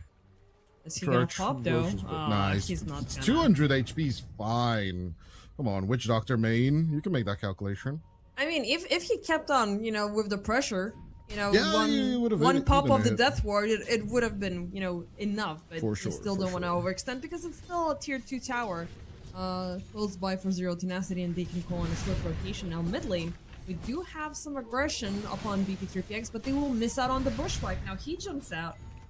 and Z10, they are on the run. So far it's 5-4, which is making this so far the most exciting game that we've watched together. But I'm still looking forward to level up, pulling off an insane team fight because they have so many things working in their favor. The biggest problem is Warwick on the other side. Yeah, at the same time, Nesphere is extending for late game. Hold on, maybe Hold after that the fight. thought, beautiful soulbind, but the follow-up is not present from Zero Tenacity because they don't have a good lockdown. VP3PX is still moving forward. He is pressuring the tower. Catchlick is gonna force him back. He's tanking all of that incoming damage from both the tower and the heroes, and they will bait them for the setup. Now Mixa is gonna get caught up first. Darknia with the chase. He finds him more or less. He is gonna pop the Grimstroke, and here comes the Ravage as Nixa is dead. Warwick trying to defend them out, trying to divide this team fight, but it's not happening as December is a menace to freaking society, taking down 3. Radiant's middle tower. We talked about that ace up the sleeve, and they will pop them through pretty hard. As Nesphere opting in for the late game itemization, this could just be a salvation as well. Picking up the Midas here, but this is desperation mode. Dire's bottom tower. And comparatively, right, like an Ursa would have just dumpstered the Tidehunter lane. I don't know what this monkey is doing right now. He's basically the Lena cosplay of the previous series. I don't know, man. Like, Monkey, I don't know what he can do in this current patch. Like, what is your strength here? When do you pop? On mid lane, at least you have the Mate Slayer build option. I don't think you can do it from the safe lane position as BB3PX is getting harassed. Will actually die to the scythe, but Own damn fault. it is his Down own damn bottom, fault, but though, down we bottom though. have Nesphere being initiated upon, so that's a big and favorable trade, just adding more pressure to the monkey. What a easy Yeah. kill for them. I feel yeah, and Hatred topside, they get them more or less. Are scanning. And guess what Zero Tenacity get? They get a courier. No, constellation prizes at the end of the day. They're nice. Sure. 65 gold. That's all you're getting. Although that's 65 gold each, by the way, so it's not that bad. Radiant's top tower. Everybody's gonna buy a ward. Or clarity, sorry. They no longer cost 50. Around the gate, though, Darknia, they're gonna find Mixa and MOUZ getting out from the gate. Now Wheezy is gonna fall off first because Darknia was a little bit too busy trying to take down Mixa, but he's becoming a very tanky target. Kaya present, Sanj is gonna be around the corner as well. Nope, they're gonna reset. Going for more, they find MOUZ, turning this into an equal support trade-off. Radiant are scanning. He's nice and slowly. Has the Kaya Sanj now. Could be a bit more of a front line for the team, but until the Aghanim Scepter, I don't know if the Largo does anything. Even no matter the position, like this hero for me just feels lackluster until Ags.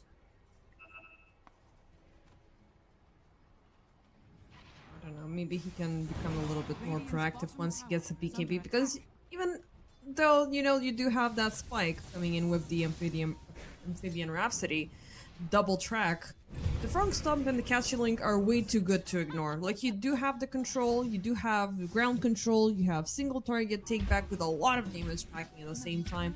And I would utilize it because Level Up are slowly doing what they've been doing, and they're getting out of control. Woe is getting time. Yeah, Farm. you're still not you're still not a true initiator. You're more of a damage sponge than anything else. And as you can see, the supports are paying the price for this. Both MOUZ and Emeralds are just consta. But basically, at this point, they've been dying for the past 5 minutes non-stop. That's free food for the Emperor and for his Spirit Vessel. Now, Ravage, yet again, this time it's gonna be on to work, the Terrorize. They're trying to keep him out, but Soulbind is gonna connect, silencing 2 heroes, 2 cores down. They used up already everything, and they're looking for the further push, but Warwick is gonna get healed up. Now Nesphere jumps in, nice boundless strike. They have a lock onto Darknia, and the side will take him down. Warwick gets assigned the kill. he will get the first Reaper Scythe charge. Oh, and they're still chasing Sharpshooter. Oh, they want Hatred. They will connect to the Witch Doctor, who still does not have the shard, so he is going to be left vulnerable and surrounded by 5. Nixa gets the kill, and tower push for 0 Tenacity. Not 100% certain that was the first Reaper Scythe charge, but semantics at the side, where it will still move up to the top lane and just basically get smacked in the face by Queasy and Woe. So like, oh god. Still good moves, and yeah, I think Zero Tenacity were listening to the stream, or they were thinking the exact same thoughts as I was, that sure, without the Ravage, we can finally make moves on the map, but there's a nuance to this at the end of the day, right? There's still a Lina on this map with Queasy. Speaking of the Lina, she's in a little bit of danger as the Bushwhack is gonna connect. And How is both teams throwing this hard? Holy crap. but they will turn it around though. Hatred jumping in, they will land in yet another Maledict kill. Yeah, well, once again, Mixa is just basically sacrificing the supports on the altar of Gaben, honestly. It's a rough play, but okay, at the end of the day, true, Warwick did get to the top of the network chart, so he's gonna be happy about this. Consecrated Wraps are definitely the item I would have chosen in this game. Oh, this is a little bit scary right now around the Tormentor. It's taking a lot of time for a level up to take it down, and Zero Tenacity, they are on the double to move in. But first off, it's gonna be Smoke, BB3PX, nice blink away as the Z10 heroes are gonna be revealed. Sphere, he's jumping in, he wants to find something more, but he's not gonna see anybody. As also, we do have a Glimmer reveal onto Hatred. Return Smoke. They are gonna try to move back in, as they do have the Ravage online. But I don't think you want to jump in as 2. Just, you know, I'm gonna go into a fight. Send dudes. Okay, Miss Semantics, is it Gris or Gree? As we see nice little death on MOUZ again. So which one is it? I call it Gris. Gris. Yes. Yeah, I Slacks don't know calls why. it Gris I don't as know. well, so I don't know I call it what language you. I don't know in which language you're cutting off the S. French, maybe? I wouldn't know. I don't speak. Gris. It is the Gris. Shout out to Manon, by the way. It sounds like a specialty. Oh, would you like to try the gris? The Gris. It is like the foie gras. And whatever is happening and whatever we're talking about, Warwick is gonna be a little bit under pressure here, but ooh, the frog stomp. They're gonna catch Hatred right at the edge of it. Easy gets caught up by the bubble strike, and both supports are gonna be completely cornered at the exact corner of the map, and it's gonna take some time. Space created. Yeah, Mixa does find the frog stomp and then just basically gets the read off in time. Knowing full well that Miss Voodoo Switcheroo is still there. Oh, he just got it. He didn't have it like during Yeah, he got it from I Tormentor, think so Tormy, yeah. Tormy likes him. Minecraft the run. Z10 have actually turned the last 5 minutes around into farming of their own, or basically chasing of their own. Having lost way less targets, but Yeah. he's fine. He should be fine. Is he fine? He's dancing around the Wukong's command. Nesfir, he is ticking. He's Ow. looking pretty low, but Oh, is he gonna Mischief. keep on going for this? You don't Mischief, have any help more me. remnants, sir. He's Mischief, fine. help me. Gunning for a fine. BKB. Desolator BKB build. Like, at this point, why not just play Kez? You know what I'm saying? Like, if this is the style of play you want to do with Desolator, Agnum Scepter, like, Kez is just a more suitable hero. Well, let me actually check if Nesfir has it in his repertoire. I mean, he's definitely the it carry within this patch because, I don't know, Monkey is... It's feeling like he's easy to catch. He's very easy to read. He's not insanely fast in terms of farming. Fighting is, yeah, a great aspect for his, but every single time they catch him, you know, as many of you would like to call it, his pants around his knees, he's just dead. And Yeah, but, that's like... plus 10 minutes added to every kill that he needs to downtime farm. I don't know. Nesphere has 3 wins and 3 losses on the Monkey King in the past year. Meanwhile, with the Kez, he's only lost 1 game. But the last time he did play it was in March, so maybe he's just not feeling it in the patch, possibly. Racing time. Jungle invasion. Yeah, a full-blown invasion on its way, but fortunately for Zero Tenacity, it's gonna be MOUZ that they find first instead of Nesphere, but eventually they will expose the monkey. They do have the Ravage instantly pop before the Wukongs will land, and both heroes are completely obliterated.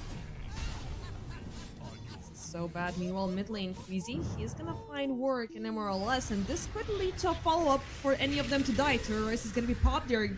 Keep him having perma lockdown. He doesn't have a BKB or anything. The Ghost Shroud will go off. He's trying to outfield this conundrum, but it's not happening. He's not even gonna get the scythe. 3 across the map for level up. He needed that scythe kill so bad to activate the Sadist, but it's not gonna happen this time. Still has to be said about works. We've seen now his 2nd death against the Lina, just bursting him down from time to time.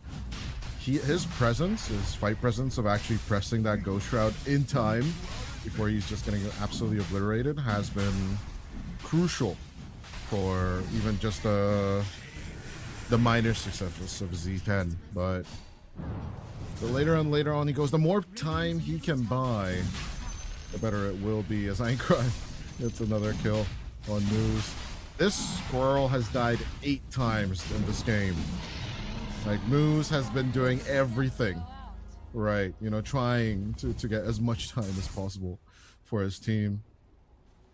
He tried so hard and got so far, but in the end, as long He's as still just a December is hoodwink. running loose, and he's just a hoodwink, yep.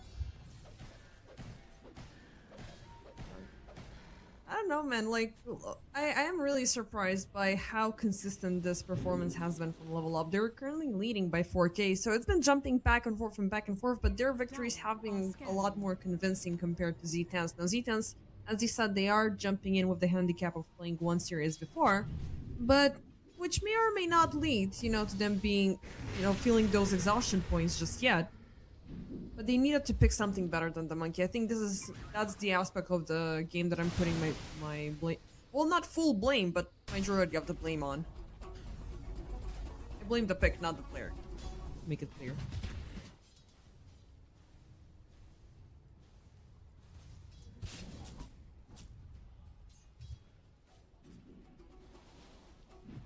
Mid. Oh, speaking of the devil, Dark Nia, he's gonna find him. They pop the Wukong's command, but Dark Nia has the BKB surprise. He is gonna bait out the ultimate as well as the sharpshooter. This could be a bait, because BB3PX is lurking in the trees, but Zero Tenacity, they know that they have fallen for this way too many times. It doesn't look like they've learned their lesson. BB3PX can find the ideal position for a 5-man Ravage, getting a lockdown onto the supports instantly. Mixa is gonna die 3rd. No healing, no nothing. Warwick now on the run with the BKB. That BKB is not gonna last him for long. That healing is not enough, buddy, and you're completely surrounded. If they manage to find Nesphere here, who did show down the lane, this is gonna be a full team wipe. Wheezy gonna make the connection. Crown popped up. Yules, hey guys, hey everybody, he's here. They don't have the crown, but they do have the control, and look at this harassment, just your support doing this, and they're not even calling for backup. They're fine if she even dies, I guess, because they're pushing mid. We'll finally decide to go. Buddha switcheroo with the Maledict. He's still ticking. HYDRA is still chasing, and up goes the monkey. Yes, sir. No matter how much of a Hazel he's trying to be, no matter if he has BKB, the Maledict damages is going to still tick through. Radiant's top tower is under attack. Surely he could have mitigated some of it, but, at the end of the day, they tried to buy as much time as possible with all their circles. That one ace up their sleeves on the side and level up is just working out well for them. I didn't even see when a level up took Roche. When did that happen? I mean, yeah, it obviously happened 3 minutes ago, but I completely didn't register it. Really? Good old production did show it though, so... I'm watching the game and the production at the same time, just, you know, to... You get cross-eyed. Get on their come level. on, don't... I can't do that, my eyes are gonna hurt. Of course you Mid can. lane, level up, are trying to push in a little bit more, but Queasy gets caught up by the Boundless Strike. And next up, they're looking for HYDRA. This Witch Doctor has been making their life a full-blown misery. He will pop the Voodoo Switcheroo, but right in the middle of the Wukong's command, the Soulbind is gonna wrap them up, throw them back into the arena as Head will die, but Darknia, he's still reigning loose. B3PX jumping in behind. He's got 5 more seconds of Ram Ravage, but he doesn't care as he's there with that underwater, pushing in. And now, Woki, as he loses life number 1, here comes the Ravage to follow up with her damage. Lisa's gonna die down. Darknia will fall. Nesphere jumps in, Woe turns around, BKB enabled. He is forced to man fight against Work, who still has a chance to pop the BKB, and he won't even do so as he's dead. Oh, Work not pressing BKB here hurts so much. This was the fight for a turn, for a possible return team wipe, but nope. Plan goes up in smokes as Work just cannot press that single button. Yeah, I'm definitely, remember the satanic reaction at EWC in game number 2? That is literally what I would be doing if I'm WE. If I'm Work, that is. Yeah, I don't think I've seen Work on camera yet. Just what the doctor ordered. Dire are scanning. Yeah, I'd be mad as hell if I were him. Like, wouldn't you be? Like, you're smashing that BKB button, but before your Death Seeker ends, you got Light Striker raid immediately. I mean, you know, one part of me says, like, I should have tried to bash harder, but at the same time, I would have accepted that it's a hopeless situation. I just break the keyboard. Blame it on that. Blame the keyboard. Blame, blame the equipment. Blame the peripheral tech, not the skill, not your brain, not, you know, not the fact that we're getting old and playing Dota at the same time. We're losing our edge, man. Some people are, Maybe some people I, aren't. or maybe just I am. Who knows? Double edge. I don't know. It's gonna be tough to take down this Lina. She's been dealing immense amounts of damage. She's been allowed to walk away with murder every single time. I mean, 5-2-11. Darknia has only paid the cost for his aggressions twice, but as Dandy would say, every single time I die, I'm hoping that my team is gonna get something, and I'm setting up for my team to get something better in return. So during his downtime, Zero Tenacity are feeling a little bit more confident, but Level Up are not only getting farm, but they're also getting some residual kills after what Darknia picked up initially. I just need to see Meek some more active in fights now. Now that he's gotten that Aghanim Scepter, we definitely need to see him just, you know, pop off, get into the fights, get back into that perfect position, and then just, you know, start licking people. I can't spell it out for him anymore. He needs to become Catchy Lick. What was the name of that Pokemon? Or Lickitung or something. Yeah. Lickitung was the Pokemon, I believe. Shout out to Permasneeze. He and Radiant are scanning. I'm actually wondering if it was Josh. Dire are scanning. But yeah, so like, there's the trio of them. You will always find them at most of the live events. Shout out to Mike, by the way. But they'll just be watching the game. The draft is done, and they actually started up after the laning stage, right? Right when I'm actually trying to attend, they start playing Pokemon Go or Yes, you need to hold that thought because we have an initiation in our midst with BPTRBX will be caught up. They do try to connect with the Soulbind, but there's nobody in the vicinity. They will eventually take him down with the Scythe. That's a big takedown. No Ravage, no team fight, no problem. Level Up, they just move out. Exactly they what I just wanted to see from switch to Zero Go. Tenacity. Yeah, they'll play like Pokemon or some shit, and I'm like, I'm immediately out of the conversation. Try to pull it back to the Dota. Nope. Pokemon. And honestly, like, yeah, that Blastoise catch on the Tidehunter was kind of good. But this is exactly what I wanted from Z10 to actually do here towards the end of the mid-game. As we're entering late game status now, I still will say that Nesphere and Mixa are not convincing me with their performance, but If the Scotty comes online from Nesphere, things are gonna start looking really, really good for them. But Nesphere does need that extra ultimate orb as soon as possible. I would not even be saving for buyback because your farm speed and everything else on top of that will be sped up immensely. This was a good catch and a good organization coming in from Zero Tenacity, but I think they are going to be needing a little bit more items because the next big commitment is going to be in a minute and a half for the next Roche, during which they will need the Largo BKB to maintain that front line. Nesphere. Oh, yeah, meanwhile that happens. Yeah, I Unlucky. was gonna say to maintain a front line so the Wukong's command is gonna go through. I mean, now it's gonna call line Zero Tenacity with the respawn from both the Roche and the Monkey, so... But I don't know. Radiant's bottom tower. Okay, he did get Can the do so first much damage in ulti. between. Radiant's bottom They got the first ultimate orb, at least. So there's that. The Misa picking up the BKB finally, as we talked about it. I'll take that. My build order was right, but at the same time, it doesn't really matter. As long as they can engage on Z10, Radiant's bottom tower. things should be okay. But with level up pressuring high ground, they could accelerate their ending plan.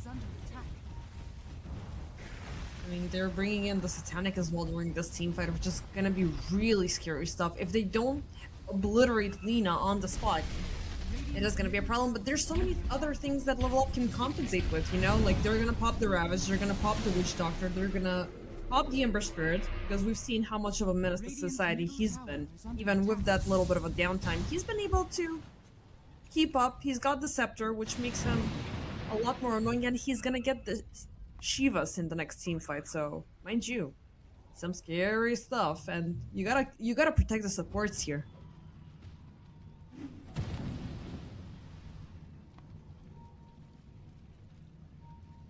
Oh, there's the roar.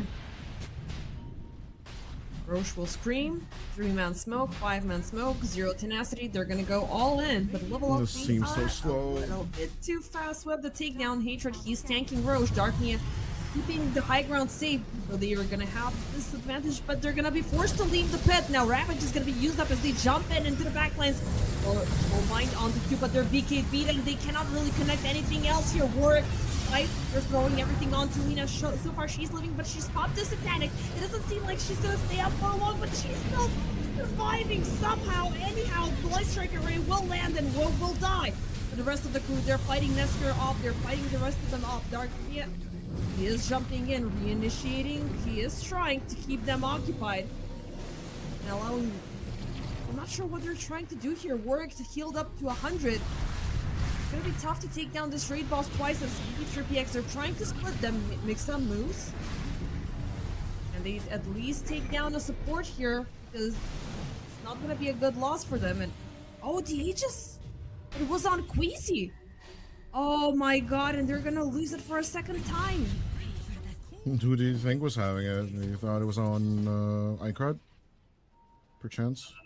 Because yeah, I do believe it was a Jingu Mastery Boundless Strike that took down Roshan, and then Queasy just had to think on his feet and just pick it up immediately. Roche was killed by Dire. Yeah, at the end, but like, you know, Yeah. it took him down to like almost 0 HP, and there were no cores inside the pit, I believe. And that's why Queasy had to pick it up. Yeah, Roche doesn't have a death summary. No, wish that he would had. be awesome. That would be really cool. Yeah. That's definitely a metric, like awesome players like Knoxville and some other analysts could pull up for us, but sadly that ain't that production. I mean, We're I would not like to there see yet. Valve put it into the game itself, you know? Like, also, I want Valve to put us a healing exchange during the team fights in the recap, you know? I need that. For sure. Healing is And important. damage should be more broken down, not just in Dota Plus, but it is what it is. We need to accept it. We might get nice things, well, once Valve develops Source 3 for Dota 3. Oh sure, like I would love to have that option of like last death button in spectator mode. You could just open up that last death, have like a little bit like what you have for like Dota tooltips, you know, the little video. you would have that little video of the last death on the map. I know, it's a lot of programming and a lot of clip and RAM usage on your computers, but you know, we want features. This game can't run on a toaster, I understand, but still make it run on a toaster, please. My computer's not going to be good for long. Imagine Dota running on the same specs for the old school Doom. Like, I can play Dota on a calculator. I want to play Doom on my Samsung fridge. Imagine. I think you can. I think you can. I don't think Samsung fridge would be able to run the game. It's not enough RAM. Trust me, try it. But first off, VV3PX with a Ravage jump. This time it's gonna be a refresher reveal as Mixa gets completely obliterated. No healing, 90 seconds without a Nesphere. Pops the Wukong's commander, chasing Woe out of the ring, but they still have Hatred within reach. Who is gonna die? Now Warwick jumping in, Darknia, they pop the Terrorize, but there's the BKB. He's gonna turn around to keep up the harassment onto him, more or less his Woe. Eventually, Woe's BKB is gonna expire, and he's gonna die.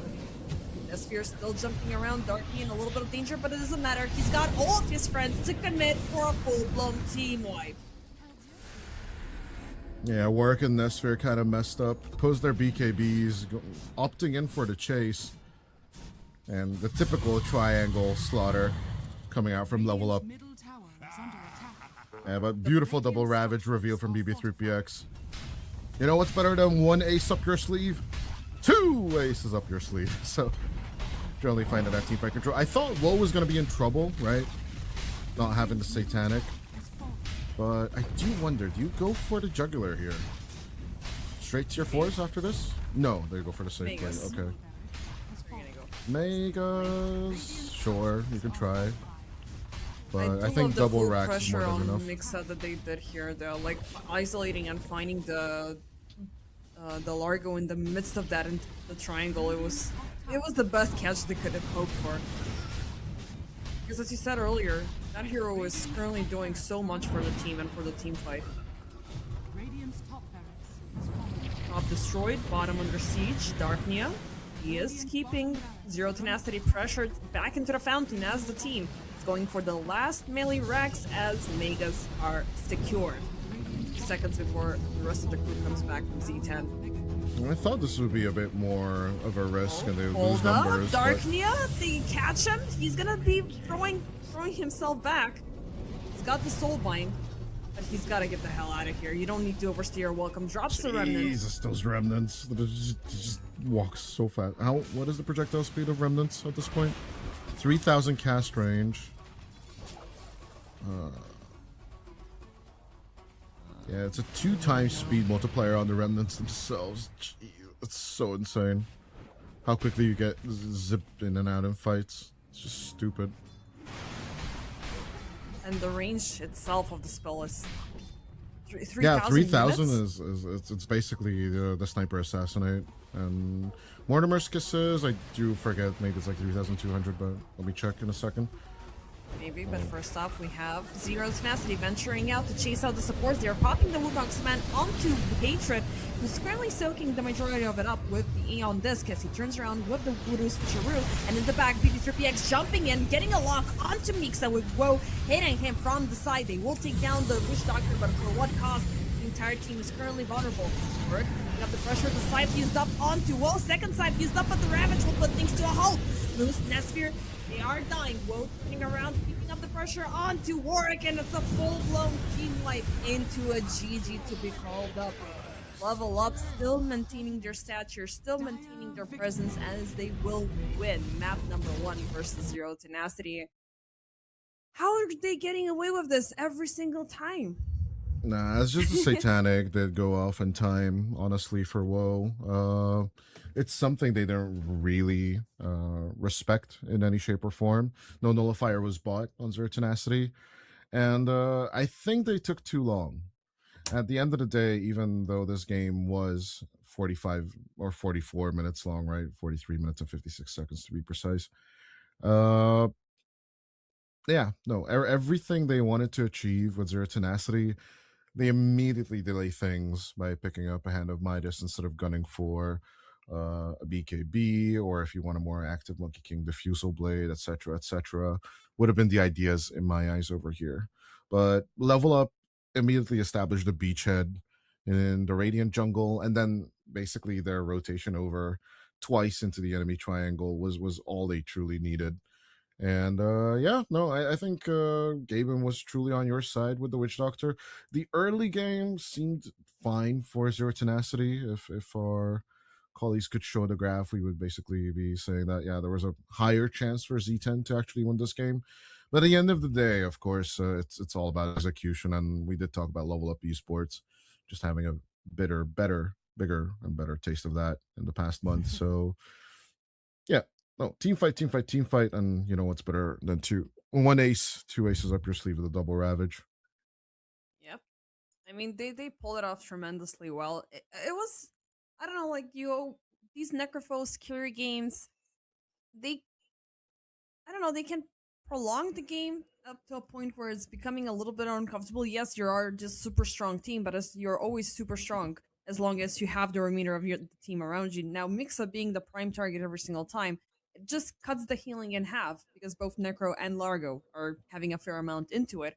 Without him, you instantly got to the supports. You instantly found Nesfir. He was running on fumes by the end of those team fights, like Wukong's command, jump out here, boundless strike here, reset, jump into the trees, boundless strike again. And there was way too many things that he was supposed to do and keep level up distracted during the team fight. But, you know, he had nobody else to participate with the team fights. So yeah. I guess we're going to be heading off into a pause, the first pause of the series.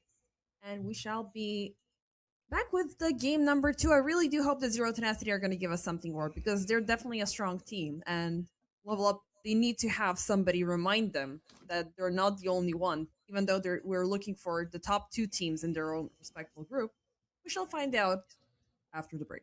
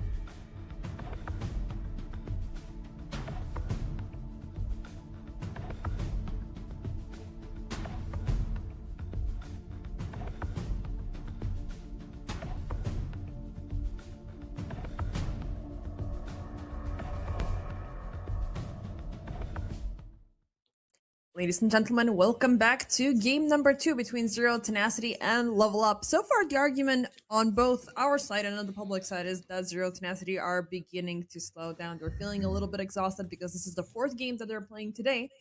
But I don't believe that, to be honest. I do believe they still have some more gas in the tank. They're feeling a lot more aggressive with this Ember Spirit opener, which we did see on not Faceless Void. We saw it on Zero Tenacity in the previous series. But yeah, will it match up against the Void? Now, Dori, give me the smarts. I mean, okay, the math says that Aincrad has a better stats on the Void Spirit, but like, you have Coddle. Like, on the other hand, every argument I can make is that in this Spirit matchup, you pick up the Storm. Like, it doesn't seem like a good Vessel game so far. And basically, this is just projecting that, you know what we're going to be doing with the Void Spirit? We're going to build a Vessel on it and try running at you until you get Aghanim Scepter. Ooh. It's like, I don't know. It's way too much of a giveaway of your strategy, right? So, putting it into terms, it's a very, very good opportunity for Zero Tenacity to just counter this whole thing. Now, on the other hand, it is going to be rough to pick a good 18th pick here. Underlord comes to mind immediately to me, personally, but it is personal preference. What you want to go for. I don't think Lena is such a commodity as the top 500s think it is, but, you know, once again, there's a reason why they're sitting there and I'm sitting here. But yeah, even though the Underlord is still available, I'm thinking it will be banned immediately, joining in with the Tide. Probably. Maybe even the Dawnbreaker can make it Yeah, into I know those the ranks. Dawn does sound interesting with the Grim, doesn't it? It's just fighting into Witch Doctor with Dawn. It's the same issue as you used to have with Dawnbreaker on the offlane when Undying and the ranged carries were still meta, right? So you are literally fighting into losing, you have to expect to lose half your HP for every fight you take on the laning stage, and that in and of itself does not make Dawnbreaker as useful of an offlaner as she used to be. Luminosity is definitely nerfed. It was even bugged for the longest time, right? So True. Overall, the hero, it feels like Dawn and Mars are still in this weird purgatory where in pubs, right, the lower level pubs, we see them shine, we see them have a little bit of fun. If you play enough of them, the domains are still having, like, these level 30 Mars players and Dawnbreaker players are not gonna give up, and then Dawn players will be maxing out the Ags. Mars players, I still believe it's the Yule Scepter build with the blink you go for. So, you know, to each their own. At the end of the day, it's going to boil down to what kind of team fight you can muster. They go for the Enigma and Doom bans. So either of us could be right here. When it comes to Mixa, though, I do believe it should be the Underlord, right? I do believe the double global strat, which Ember is just a half a global hero. Not happening, I guess. BKB piercing stuns is important, though, but I thought that, you know, with the Bane, it's kind of covered, especially with the Soulbind, but now you have 2 opportunities for it, so they're doubling down on this crowd control aspect of the fight, but no natural routes beyond the silence of the Phantom's Embrace. I'm just a little bit scared. So, like Zero Tenacity, it seems good on paper, but execution-wise, if they execute the same way they did in the last game, I don't see them getting out of this right now. Yeah, I do love the combination that they're bringing in with these strong single target ultimates, because Grimstroke of the Soulbind, you can either set it up for the Laguna or for the Grip. But the Beastmaster, it's feeling like an odd one out, because at one point we are going to be seeing the Void Spirit jumping around across the team fight. He can easily evade the roar. Second time Witch Doctor, though, he's going to have a target on his back, and we've seen what he can do with the Voodoo Switcheroo now. Lycan Carry? Is this a bad Lycan Carry game? The other option, of course, is Tiny. Other options, of course. I know, but not a fan. Never a fan. It just works way too well, you know, especially with Coddle, the low cooldowns. You get the Chakra Magic. You just keep tossing. You keep juggling heroes, you know. Yeah. But they And go it's for the gonna be Drow Ranger. instead. Who would have forgotten her?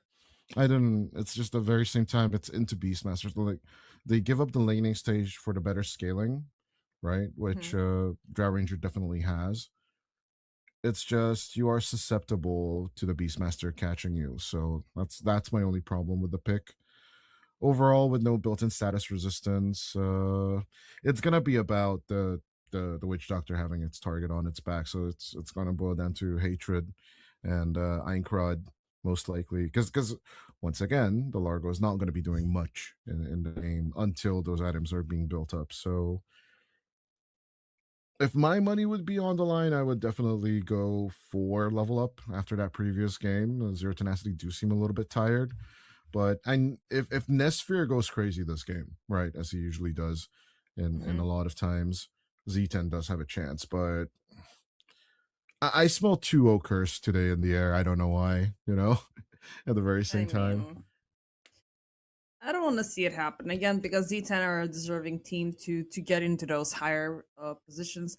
But I'm not a believer at the same time of a Lina carry. Between a Lina carry and a Lina mid laner, I would opt her for the mid lane rather. But we already have that position filled in with Warwick, and we have seen how aggressive Warwick can be in the mid lane. They usually paired it up with the SF so they can have this double aggressive lane. I don't think Lina can be that short-handed, especially if she gets the Laguna Blade, but we didn't really put an emphasis on this. Level Up have an insane amount of healing as the game will keep on progressing, and I don't think you'll be able to withstand it. You have the Illuminate from the you have Coddle, Gandalf, you have Voodoo Restoration from the Witch Doctor, and you have an Elixir from the Largo specifically. So yeah, all three of the spells are going to be healing a crap ton at least, and then of course you'll get your Satanic once again. So whoa, it's basically 4 protect 1 kind of ordeal, but at the very same time it will be Einkrod coming to the initiation itself. So if the counter comes from Warwick, I can still see fights happening in favor of Z10. It's just after that last execution in 2 fights where they just couldn't catch Woe in the previous game, I'm a turncoat. I'm gonna double down on level up as well with you. We shall see if this is gonna be the actual result or if it's gonna be a caster's curse, which it can happen. 50-50. Wait, It's a 50-50. how strong is our caster curse, by the way? It's a good question. No, it's not as strong as me and Joe. Me and Joe caster cursing. That's it is instant caster curse, or it's like a long run caster's curse, and I don't think it get any worse than that. And also, because it comes down to how hungry Joe's cat is. Mine and Toltris is so freaking weak. Basically, Toltris and I just read the game, but I think that comes from the fact that both of us coached DNC last month, so that little bit of high tier taste of Dota is helping us out a lot. But at the very same time, at the end of the day, at least we're not Kyle level. That has to be said here at EPL. Fair. Most of us are all above 50% prediction rate. I'm pretty sure. Bunch of smiles and bunch of jokes coming in during this pause. I mean, look at this. Look at Darknia. I mean, I can't.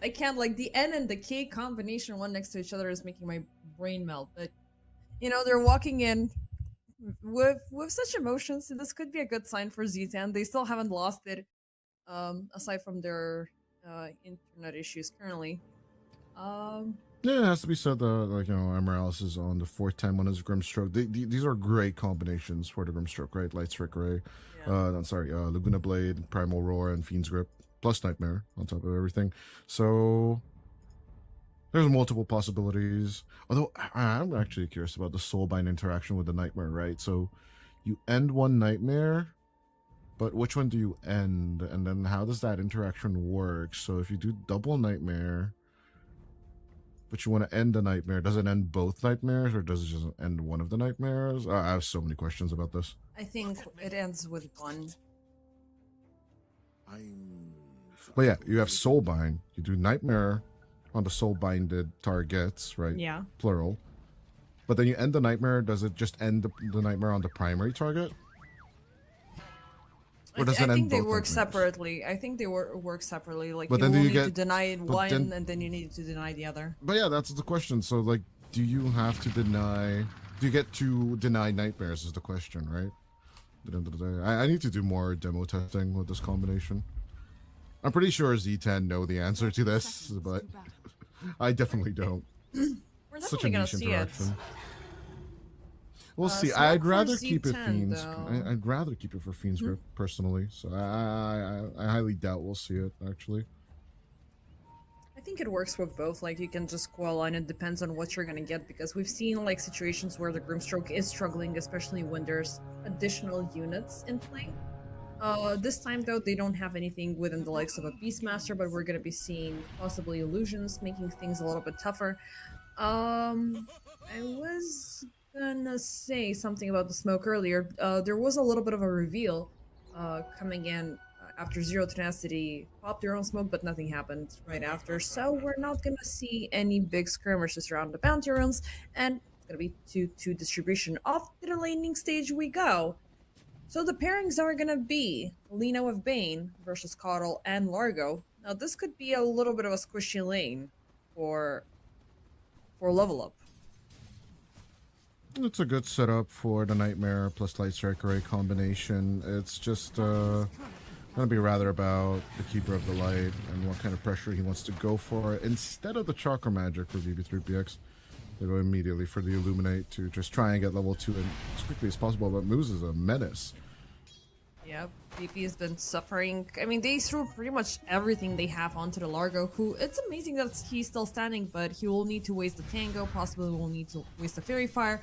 MOUZ and Queasy now, a little bit of a projectile exchange, but Nesphere is participating within the siege. He will find BB3PX, who is, well, trying to run up with below 100 HP. MOUZ is gonna get the Brain Staff off of cooldown in a second.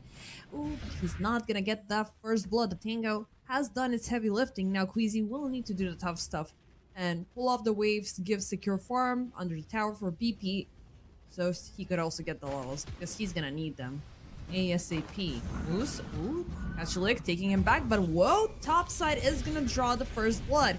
This will be the follow-up right after. So far so good for the level up prediction, but yeah. Bo actually getting the first blood with a multi-shot.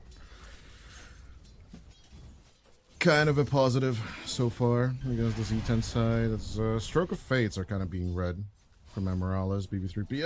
Oh, what the bird! Oh, so close. He's fine.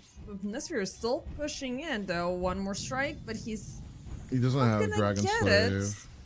Queasy charging up. Thankfully, Nesphere is going to go into the other direction. The Catchlick will be used up for the creep, but now MOUZ coming in from the other side. He could get this Brain Step onto Queasy, as this Coddle is an easy target, but you gotta commit for a tower dive if you want to go for a Queasy. Queasy, you don't want to stay there. Just back off. Take some time, Of course you reset, wanna freshen stay up, there. and try again. No. You get the Tango, you have your double Illuminate, you want to get to touch the wave a bit. But you're gonna be nightmared and brought back, and the Light Strike Bye-bye. Array is gonna connect, and We talked you about only this got combo. one shot. You You only only got got one shot on the courier. Queasy can still get it though. Or sorry, BB3PX can get it though. Nah, he's gonna miss it. Dodge. He needs to farm, man. You know, Get you need loses? to get those levels. You need to get the Frog Stomp. You need to get that Catchlick, because with that, it's gonna be a lot more. It's gonna be possible for you to set up the Illuminate right after, and potentially get a kill. Yeah, casual creep skip against Alina though. Should work overall. Can't argue if they get results with it. But yeah, BB3PX definitely needs to farm. He's at 5 last hits in 3.5 minutes. Tragic. Mid lane, we haven't spoken about the Spirit Brothers so far. Darknia having, well, as long as he's alive, it's good against the Ember Spirit, because Ember does tend to be the stronger laner compared to his brother. True. Although it has to be said, the Spirit matchup is by far more balanced than it used to be back in the day. It's just the mandatory vessel buy that is a little bit of a nerf to the Void Spirit, which is, okay, it's not mandatory, it's not written in stone, it's just every time I see Void Spirits without the Vestal, they look like trash. Every time I see Embers without the Urn of Shadows plus the Vessel, it doesn't seem that bad. You know what I'm saying? Yeah.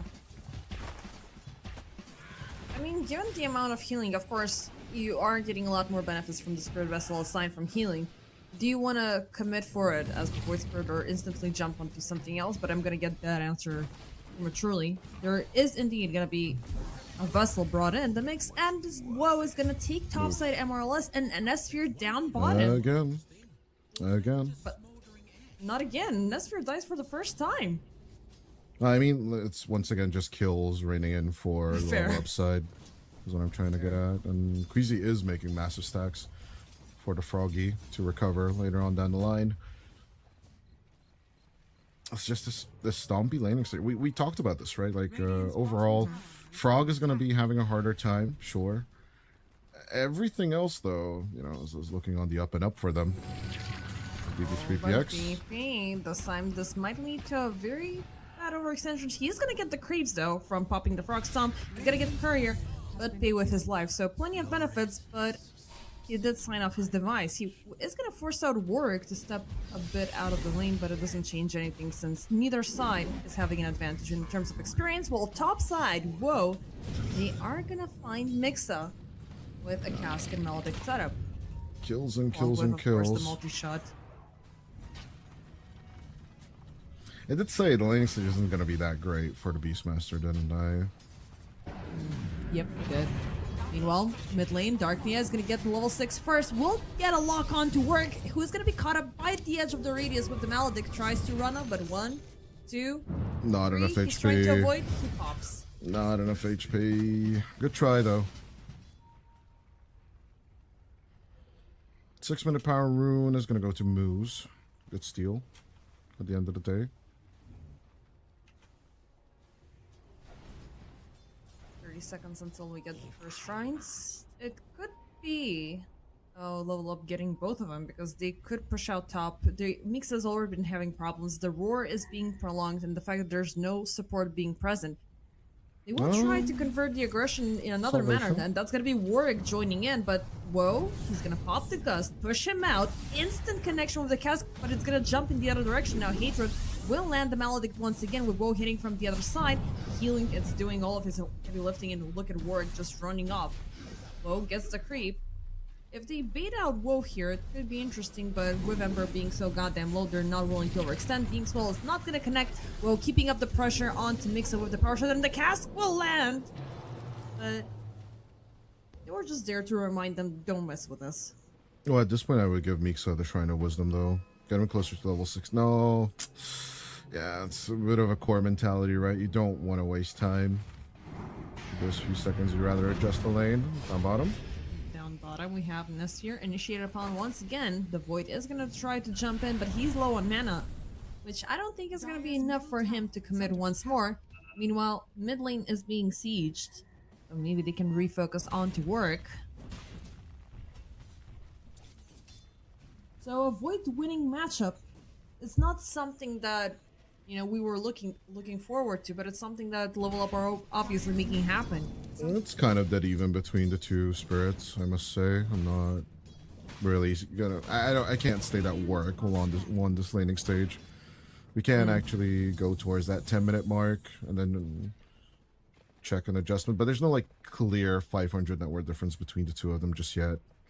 This work just picks up a few lane creeps, but Nightcrawler is just gonna do the same in just a second here. He also has a haste rune, so that is gonna be very spicy, you know.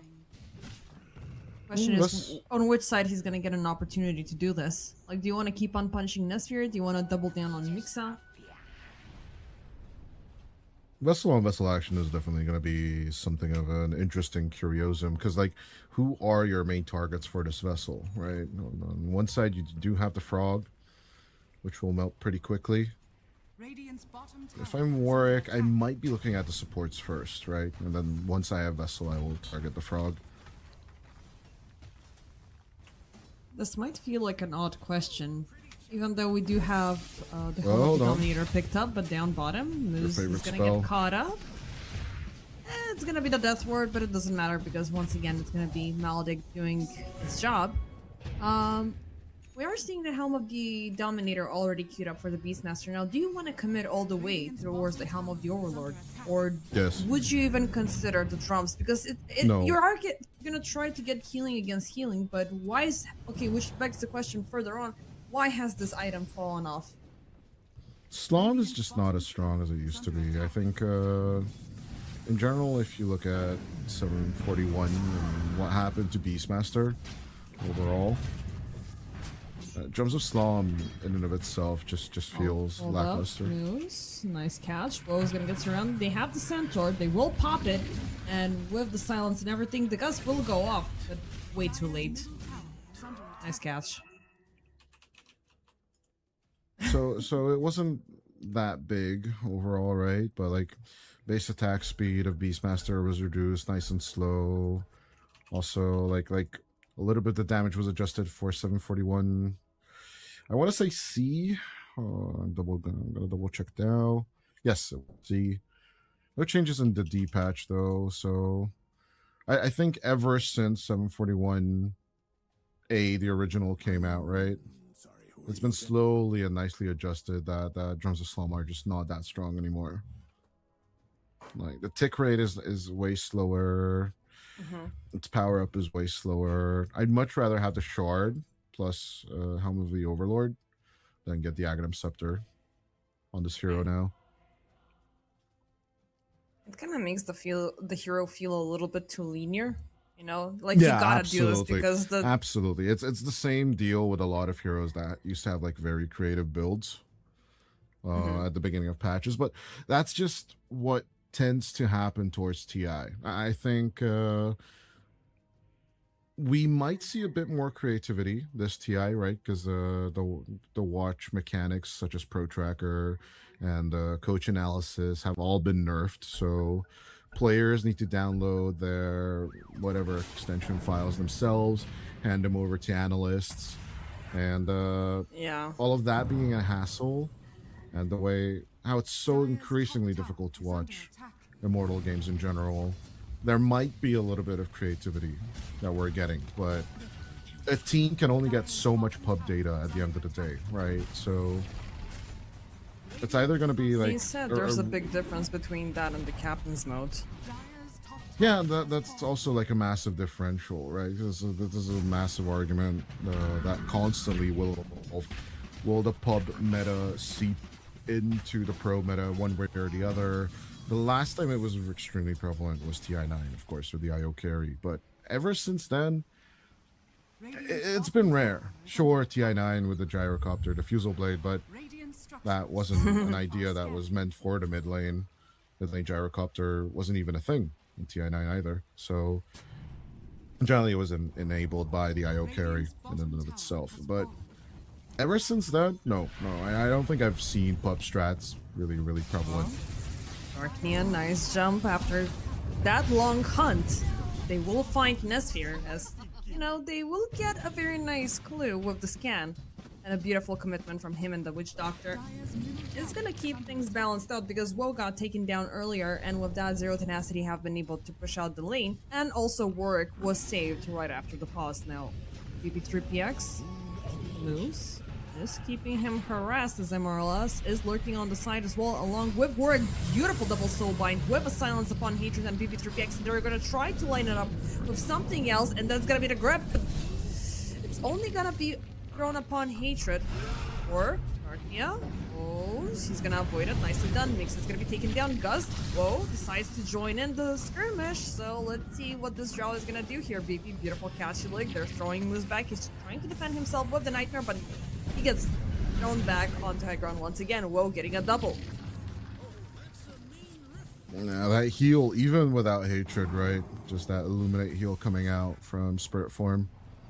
It's just working overtime right now for the boys. Nicely done for a level update. Aren't gonna lose the Witch Doctor in the process, but the initiation was there now. I guess a part of your question from earlier, like we did see the grip of the double soulbind, right? The second the Witch Doctor died, we knew that he was the initial target because the one on Largo got cancelled right after. So there is definitely not like some codependence between the spell, but when it comes down to the Nightmare, I think it works as if you have Nightmare 2 targets separately. Yeah, there's just when you cancel Nightmare, which one does it target disable first is the question still. Is under attack. I think it might function independently, but we have yet to see. I mean, would you really want to prioritize that when you have 2 more other spells that are 10 times more powerful? Fiend's Grip and Primal Roar are definitely more important here, along with Laguna Blade, of course. Yeah, someone who's won a tournament with Soulbind, Laguna Blade. Yeah, I'd highly prioritize that spell over anything else. Especially when you have a team with damage issues, which currently Zero Tenacity are facing.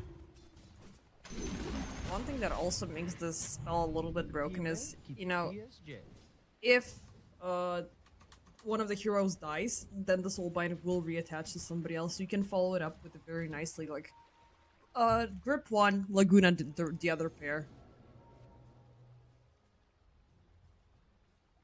I don't know. Nesphere, by the way, is definitely going for the right build. I like the Maelstrom approach going in, as on the other side, of course, we just saw WoW about to finish off the Manta style, and then gunning for that Dragon Lance later on down the line.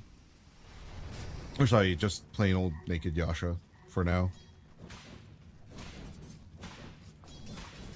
There's still small additions to give you that, you know, ongoing impact.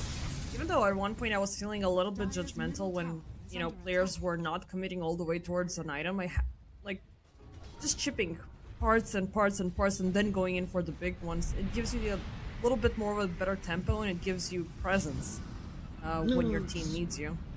It's all about that speed, you know, and then the quicker you can make it. I always go back to the Ferrari practice run, right? So just playing empty map with creeps, and then just trying to find that pattern that works best for you. And that's what it's all about. That's what put Hector on the map back in the day. He was just faster than any tier 1 carry. Even though he did. Did you know? Hey, you got yeah, the 13-minute Gleipnir back in the day. I know. Exactly. Shout I out to still have Paige. the sticker. I would have sticker sticker. too. No. I'm thinking of getting like a 13-minute sticker Gleipnir. album because my nephew is starting to get into that age where he's gonna go to kindergarten and go into like sticker booklets, right? Radiant's middle tower. It's just my is sister's under always having a attack. hard time finding the kids versions of it. Dire are Yeah, because Just we used to have them get a- with like little fishes on the cover and Donald Duck on the cover.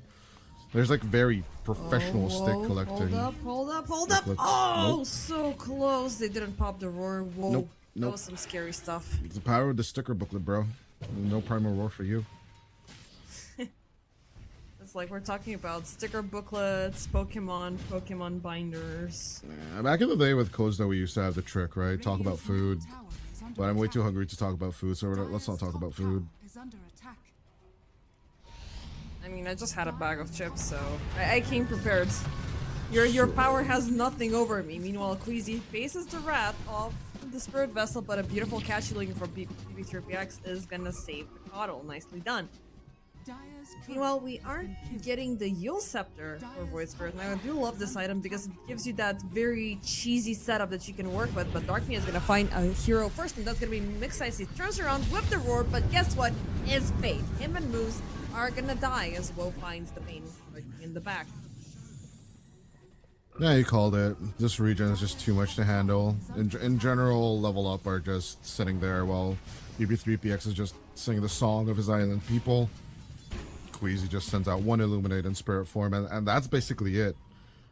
Solar bind one single target, and things are just, you know, straight downhill. So far, looking at the score, it reminded me of a statistic I found out just today about Level Up throughout the entire Masters. They're the team that has had least deaths in the match, and that was 4. They end the Nemiga series with only 4 deaths. In Meanwhile, total, top well, side, Warwick, nice find. He's gonna kill Woe and make sure Level Up do not replicate the same thing one more time. He's still dancing. That's a deep dive there. Okay, he's gonna find Woe. But Warwick, do you want to stay here? The big question is, you're instantly gonna get punished. There's the TP out. Yep, successful. Thankfully, Void does not have anything else to take you down. Meanwhile, down the mid lane, they're pushing out. They're gonna find Mixa, who's gonna pop the dust, keep up the chase onto Queasy.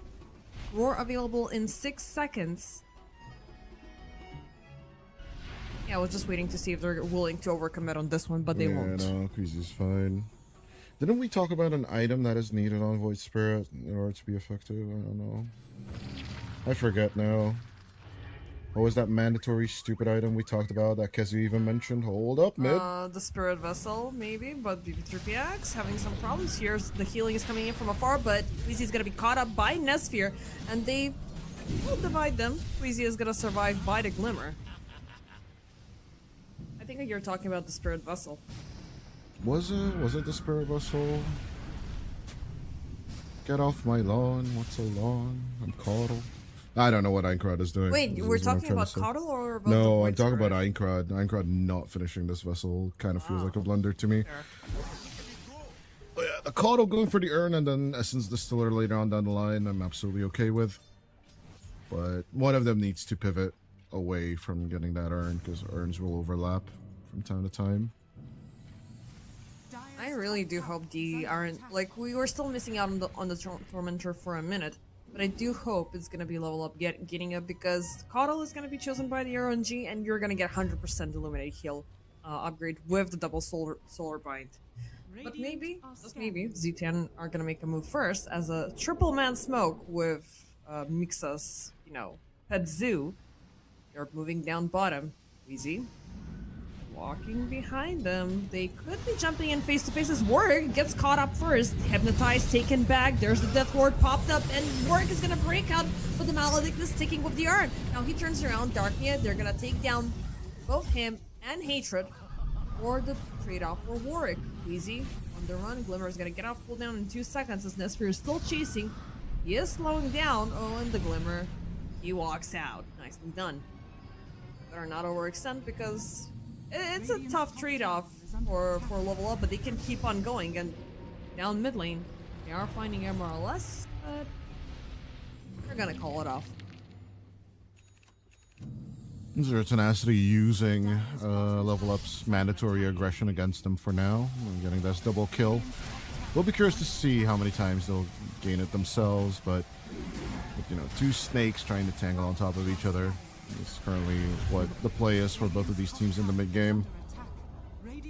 Army Oh, yeah. taken, MOUZ gets the shard. Maybe the first of many fights with a good soulbind. We shall see down the line. I was anticipating a level up to make a move right after the Stormy because they did pop a scan. They do realize that, you know, something already happened. And will they get lucky with the lucky catch? And now it's gonna be MOUZ, even though Nesphere was very close by and with even less health.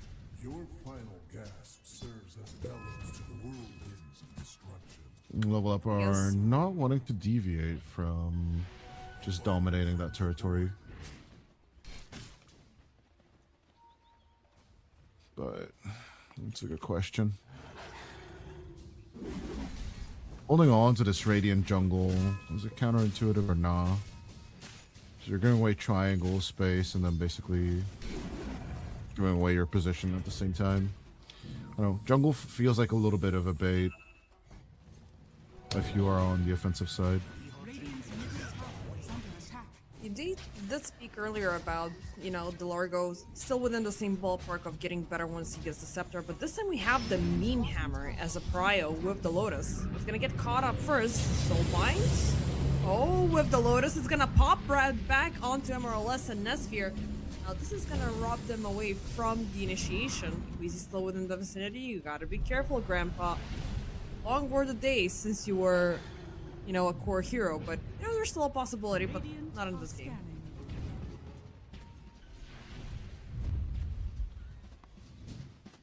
Smoke? Does Z10 want to continue here? I mean, they're feeling strong, aren't they? For sure, but they did pop the Soulbind, so that's gonna be a little bit of a problem. Still, they have the Roar. Let's see if they'll make the catch now. Darknia, they see him, MOUZ. There's the Nightmare, they bring him in. They are calling in everybody. Well, charging up, nope. The fact that this guy has the freaking Dissimulate is just so annoying. and it jumps I love it. over the roar timer. You know, I love that it. split second before it goes off. It's so funny. Void Spirit is a really fun hero. It's just his current scaling is just not appealing to me. He is still 6th on the network chart, and neither Void or neither Spirit actually finishing he's out gonna jump into the vessel climb a little is- bit is higher, just- but misses. Yeah, it's fine. Yeah, that is why you buy Blink against him, so you can keep your fair distance. Or go for the aggressive if you want to go yourself, but until MOUZ doesn't get his Blink Dagger, engagements are still going to be a little bit awkward for Z10. That's why I was even more confused as to why they went for that smoke approach. But yeah. Maybe to get lucky. I don't know, because we could be nearing on a Roche contest. It's been 23 minutes. Beastmaster does love to fight. He's got the dragon handpicked for him. But what does he focus on right now? Because top side has been cleared up from towers. Bottom and mid, they're losing 1. So if you want to commit for more, you're putting Mixa out there. And you don't want him to be the first one stricken down for 0 tenacity. Because ultimately, like, aside from the Ember, who does love to frontline, everybody else is in range. And they can be easily handpicked and bullied. Now, speaking of Warwick, down bottom. Ooh, nice miss. Away No way. from He dodged the it out dust. twice from the dust. But, oh, good catch. Brilliant, but Darknia catches him in the back. Now Warwick tries to get out. TP out. Do we have anything to stop him with? Answer would be no. Yeah, the Chakra magic does come a second too late to actually make the kill on the Ember. I mean, definitely, focus on Gleipnir, knowing that this has happened way too many times. You don't have any Abyssal Bash wielders. Eventually, Einkrot can get it, but yeah, I do agree. Hold. Oh, Lotus switcheroo, but they still have BP3PX lockdown. He is trying to survive this, eventually breaks out, but as he's completely surrounded. It's gonna be a good effort from 0 Tenacity, paving the way further into the Roche pit. Now, level up. They don't know anything about... Actually, they do know everything about this because there is an Observer Ward dropped by Hatred, but they're choosing not to respond. Radiant's middle tower Roshan with a get out my swamp move. It doesn't really matter.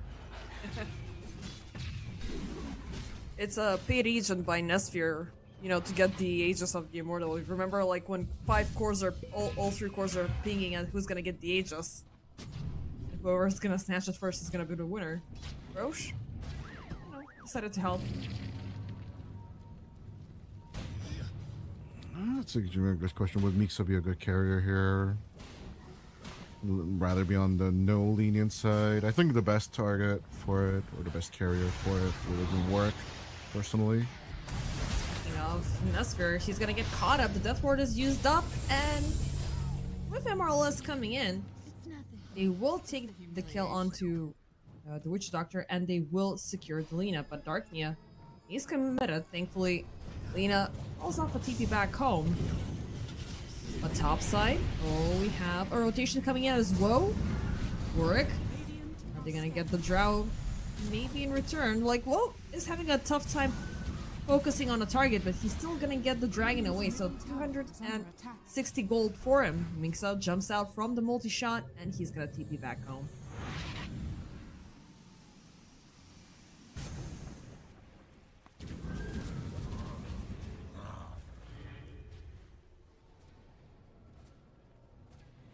We are waiting for the 3rd BKB to arrive for 0 Tenacity, which is gonna be for Nesphere.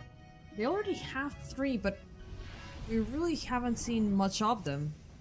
Mainly because they haven't been used. I thought they had them for quite a bit now.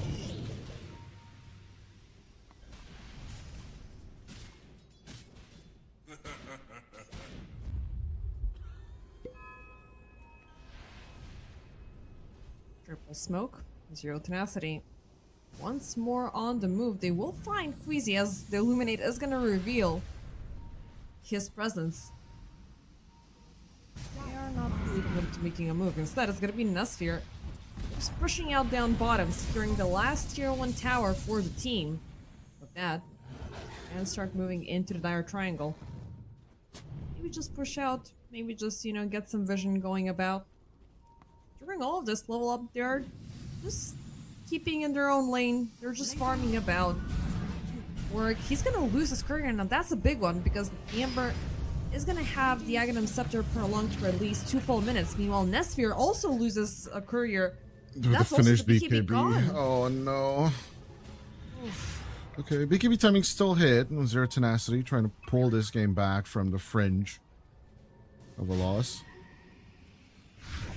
Meanwhile, look at what's happening with the offlaners here. Oh my lord. There's a this is so nightmare shaky. popped onto BP, but that's a ultra overextension. Not sure why were you there in the first place. Wanted some chill time away from the friends. So quiet firing, maybe. I don't know. It reminds me of my cat. Meanwhile, Darknia gets silenced up. Nice catch coming in from Z10, but they're a little bit close to enemy territory. The Lotus this time is not gonna break the Soulbind, but still, it's gonna be enough for Darknia to be taken down. Warwick still keeping up with the chase. Hatred, the Voodoo Restoration, doing an amazing job at keeping him out. Multi-shot coming in. Warwick makes the catch once again. They're pushing him out. Hatred, he's barely standing alive. The brain sap, nothing is gonna get to him. Nixa still committed, still willing to move forward. The Laguna Blade, he's gonna avoid the majority of these big spells. Nixa finally deciding to pop the roar, but it's gonna be on to easy because a little bit too deep. Thankfully, the Blink Dagger is off cooldown and he backs off. 2 kills for Zero Tenacity, still within the Aegis timer. And they're looking in for yet another tier 2. Just pushing the bottom one will be important, but Queasy Justin picked up possibly the most influential item of the game. Well, it was, yeah, well, it was, Yes! doesn't seem like much, but at the very same time, it's that AoE control post pre BKBs. I could definitely buy them. Great deal of an advantage here. It's like a, you know, you either pick a ringmaster or you get your Coddle farmed up to the level that he's gonna become a ringmaster on steroids. I mean, discount Enigma is always a good option in my opinion. Fair point. 5-man smoke now coming in from level up. This is the first time we're seeing a full team commitment on their end. Now, if it's just for MOUZ, it could be a little bit of a waste of time. Unless they find somebody else. More or less, it's an okay choice. Instantly turns around with the Soulbind. Nothing to connect it with. Easy peasy. But you can't really chain it into another objective from this point on. Like, there's still no Roche, there's no Tormentor. Well, Tormentor just appeared down bottom, so maybe you can go for it. Instead, it's a bigger catch, it's a bigger fish. Is Nesphere caught up down bottom? Wheezy, he is keeping up the harassment onto Lina until the rest of the group comes back. Nesphere, oh, is gonna miss out with the Light Strike Array, and there's the call to go back home. I'm just gonna TP out. Not messing with this, guys. We saw what happened last time around. Radiant's middle tower is under attack.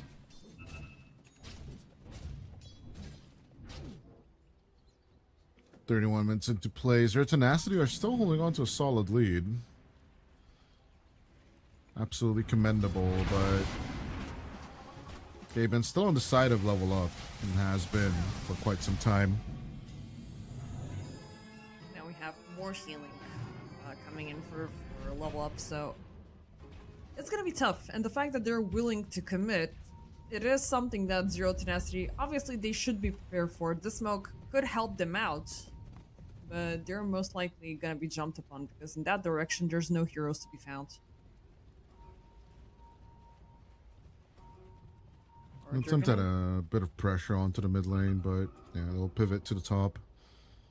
Oh, BP, okay. He walks out. He's gonna break the smoke. And he's just gonna try to get away, but a beautiful blink in for the grip. BP is gonna be gone. Still, this is gonna place Warwick pretty deep onto high ground. They don't have a buyback, thankfully. Warwick picking up the cheese. They got Hatred. They had double Soulbind with Woe as well. Now Hatred is gonna force out a buyback. It's gonna be tough fighting without the draw. Will-o'-the-Wisp pulling them back into the tower, but that tower is not doing any damage, regardless of the fortification.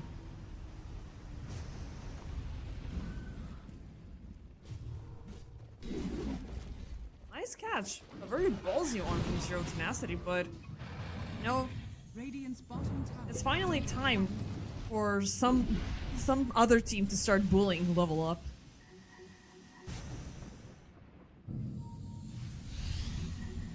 Zero Tenacity still keeping up this pressure. Can they take this tier 2? So essential in the previous series. This one ain't unlike that one either. Dire's middle tower has fallen. Next Roche is gonna be revealed in about 5 seconds, so if it's a short timer, this could, you know, keep up with the pressure.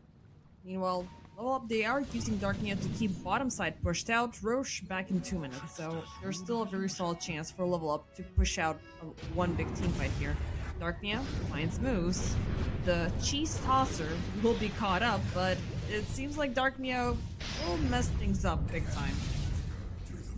Yeah, incredible the overextension. One of the other reasons why I hate the Void Spirit, right? You need to overextend, you need to find those kills, you need that stupid vessel finish. Is under attack. Then you can basically snowball into the game, but Steel Scepter ain't it. Brother, I don't know what you're talking about, I just want a scepter. Sure. Vessel will give you Meanwhile, that going AoE S7. silence. So like it's the fine choice. It's just the vessel should have been finished like ages ago. And that could have given you the chance to basically kill people, sub BKB, but now all 3 cores have it. Obviously it's not going to be finished now. It's just it does Easy, feel whoa. Okay, that was a close encounter coming in there, as Mixa, he's gonna throw himself upon Hatred, throws everything he has onto the Witch Doctor, so he's gonna be destroyed, but it's gonna be a deny, but still a full minute without him. Wheezy dies down. They will create enough space for the cores to move out. But you don't need to throw any sacrifices towards Zero Tenacity. Radiant's top tower is under attack. yeah, no buybacks available either on the level up side. On this sphere. Keep swinging that hammer as long as that iron is glowing, so they're gonna get the best of this and finally break high ground on that top lane as well. Across the backdoor protection, it's not a problem, we're not stopping. We know that the supports are not here for the setup, as we know how toxic they can be. VIVO3PX is trying to challenge, meanwhile Warwick gets a kill upon Woe alongside with the Bane, so Rip committed and Drow gone. They cannot do anything to us in a full-blown minute as Roche respawns, and we are ready to take him down for a second time, this time with the Roche banner. But let's see, mid lane, Darknia, oh god. Which is a bigger of a problem, the Spirit Vessel being incomplete or the lack of a BKB? You get to choose in this case, but yeah, it's actually a good question if this is a Lincoln's game or a Lotus game. I would personally go Lotus myself, but For example, with what happened to MOUZ right now, he did throw himself for the Lotus, but ultimately it's a bait to get the Solar Bind. Ooh, but still MOUZ will suffer. They don't have the connection to keep up the pressure. Even without Darknia and without Woe, the rest of the crew are choosing to defend as much as they can. Sphere sieging down mid. This could be yet another lane of super creeps. It's gonna be the BKB popped up. He's standing his ground. He's fighting targets up. He's got about 20 seconds left remaining to do whatever he wants, and it's gonna be job well done for Zero Tenacity as they lead the game 36 minutes in with 17k. Now this is definitely a point of no return for level up. For the first time, I believe, Are scanning. across the entire Masters. Have they even lost the map? here at EPL or During the play-ins. Z10 play-ins, I believe so. No, Z10. Radiant No, level up. Oh, level up. Actually, they won. They lost one, so they already met up with Zero Tenacity. Yes. And it did go to a game 3. Yes. And same with Team Aeon. Yes.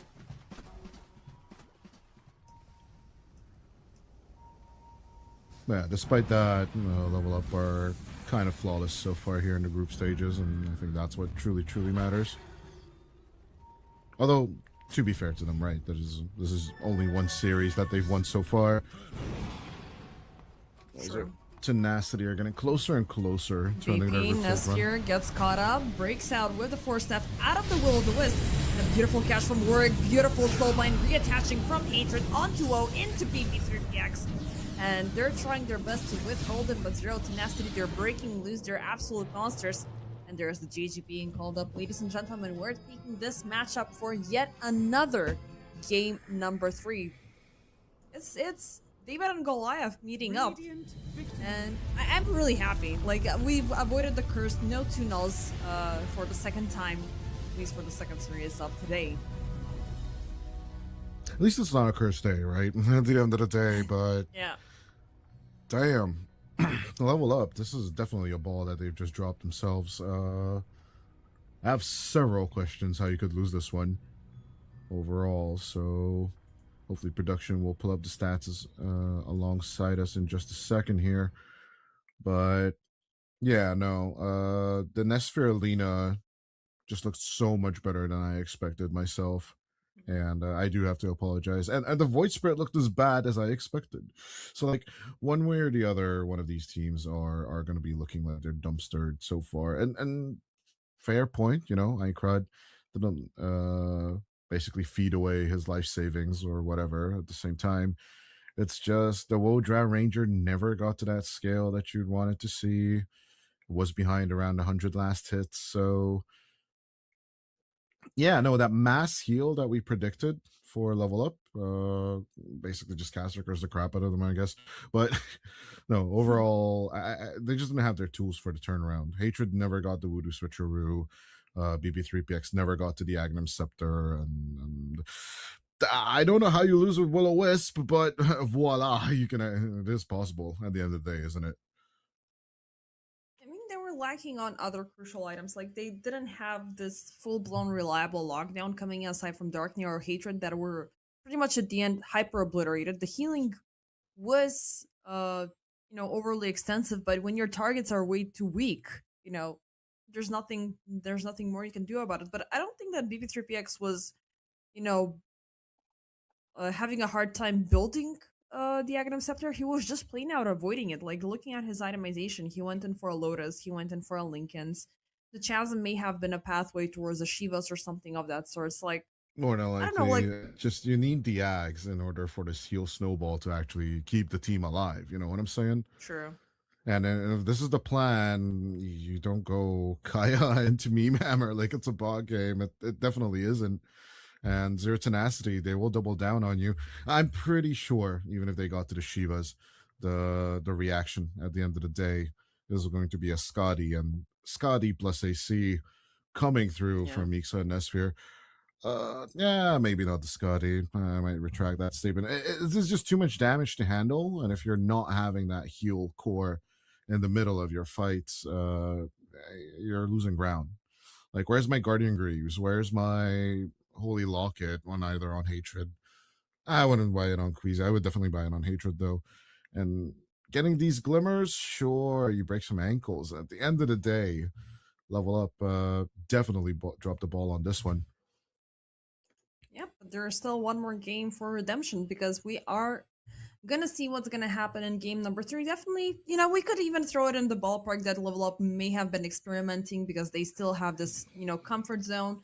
This is definitely their hardest contender in the group because they have, met before, so maybe they can just double down in the upcoming series and take this over with 2-1. But as I said, we're gonna find that out after the break.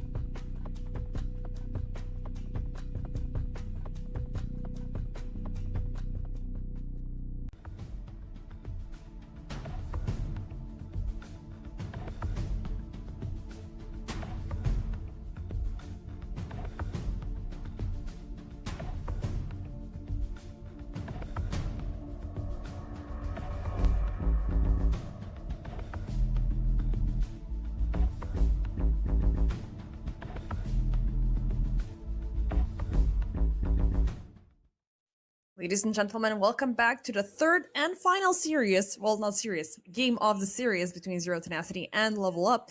As for the third time in a row, Zero Tenacity, they opted for this Grimstroke pick, and it has been absolutely amazing. It has been very productive. They will pair it up once more with the Bane. I mean, come on, you gotta give them credit for game number 2. They managed It's to pull lost. it off. It did lose just one game so far out of 4. So Yeah. that's technically a 75% win rate. So no, obviously we were waiting for the Bane in the previous game. Level Up just ran out of juice at the end of the day. I still don't understand how you cannot pull off the match with the Coddle, right? Mhm. Will-O-Wisp is just an absolute blast of the past, but yeah, I think both teams just getting rid of the Largo, obviously, it just seems like the better solution at the end of the day. No, neither team really wants to touch it. It's not banned, it's not picked. And Mixa going for the good old and reliable, the old reliable undying. A strategy the Serbians and, of course, the Hungarian team also were trying to implement for the longest time. Although we did pair it up with a Coddle most of the time. And Sure. Morales for the 5th time going for the Grimstroke. It's going to be an interesting day, one way or the other. Witch Doctor banned out, so Dazzle. Level Up are bringing in the Dazzle in the mix. I mean, they're not letting go of the healing and Earth Thread on the other side. The bomb is going to be there with the Shadow Wave. You know, you do have the Lycan moving in with the Shapeshift. So there's that aspect that makes a lot of sense. And against the Fiend's Grip, and even if you go for like these massive burst damages, such as the Necrophos, that is the meta. Shallow Grave will help.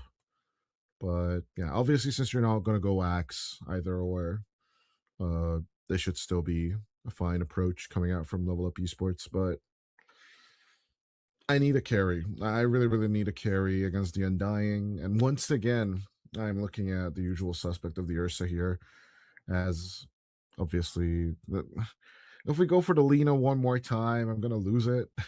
No, I don't want to see Lina either. On neither side. It just doesn't feel good. I think the tempo is just not there. Bursting down the Tombstone, bursting down possibly a Centaur, or I don't know, Lina Tide. banned. Yes. Thank God. Gaben, sorry. But yeah, Lina getting rid of Nesphere. Usual suspects. There's still the SF. There's still the Drow. Obviously, Oh, those SF are still is in the pool. That's amazing. Untouched. Because right, there's for one side you have Bane and Grimstroke. On the other side you have Hoodwink. So like Requiem going off is going to be an annoying endeavor if you do actually pick up the SF. I thought TB would have been a good choice actually for Woe, but he as captain decides against it. That does put them in an interesting position, though. I mean, they've been quite creative also in the carry department, like looking at the previous and unique picks that they have revealed during the entire Masters. Like they've played out Alchemist, they've played out Morphling, they've played out Bloodseeker, they've even brought in Abaddon in the mix, as well as the Sven. Now, I wouldn't double down on yet another range hero. That is the one thing that I have a problem with in the Level Up draft, because Lycan, as good as he can be, he's not your only contender in this scenario. And he can be bursted for the classic. down. Go for the classic Tiny. I don't know. I mean, it could be fun to see Tiny bite, that later on in the game. Great. I think it worked out for PSGD and TI10. No, I was just kidding. Obviously, it's a good strat. It's just not to my liking currently. I'd rather see Woe on the Alchemist, now that you mention it. Great. Aghanims, Scepters, both on the Lycan and the Storm. I don't think he's going to buy 2, obviously, but he can definitely buy at least 1 for the Storm. Sure. Which tends to be very, very late in terms of the build orders, and looks like MOUZ is just stream sniping us.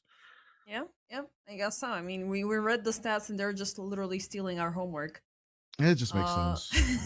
Overall, it just makes sense. And they are pushing themselves towards that Tiny, which Zero Tenacity could have the opportunity to steal, but I don't know if I'm Level Up, do I want to ban it at all? I'd rather just ban the Drow, personally, if I were them. Feels like a good option.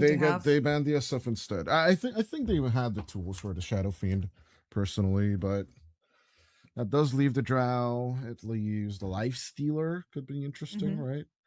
Oh, that would be fun to see. Oh, and there's the Sven. It's a good cleave. Good, like, Nightmare into Stormhammer. This is still great. Cannot deny. And with the Soulbind pair up, that would be absolutely disgusting. You're still melee. I don't know, man. Triple melee core is not that big of a mistake as it used to be in like 737, yada yada yada. It used to be way more punishable, right?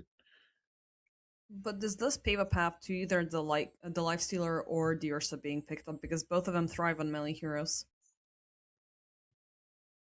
I personally like the Lifestealer a bit more. Surviving the Magnetize still can be pierced through, so your rage is not as valuable, as there's a spell that genuinely will crush your feelings, and the lane sucks against the Undying. Like it's just terrible. And they're gonna like this way more. Spec. Okay, yeah. Now your arguments and my arguments are gonna collide here on this one. Sure. Because I think this Spectre is an awesome pick.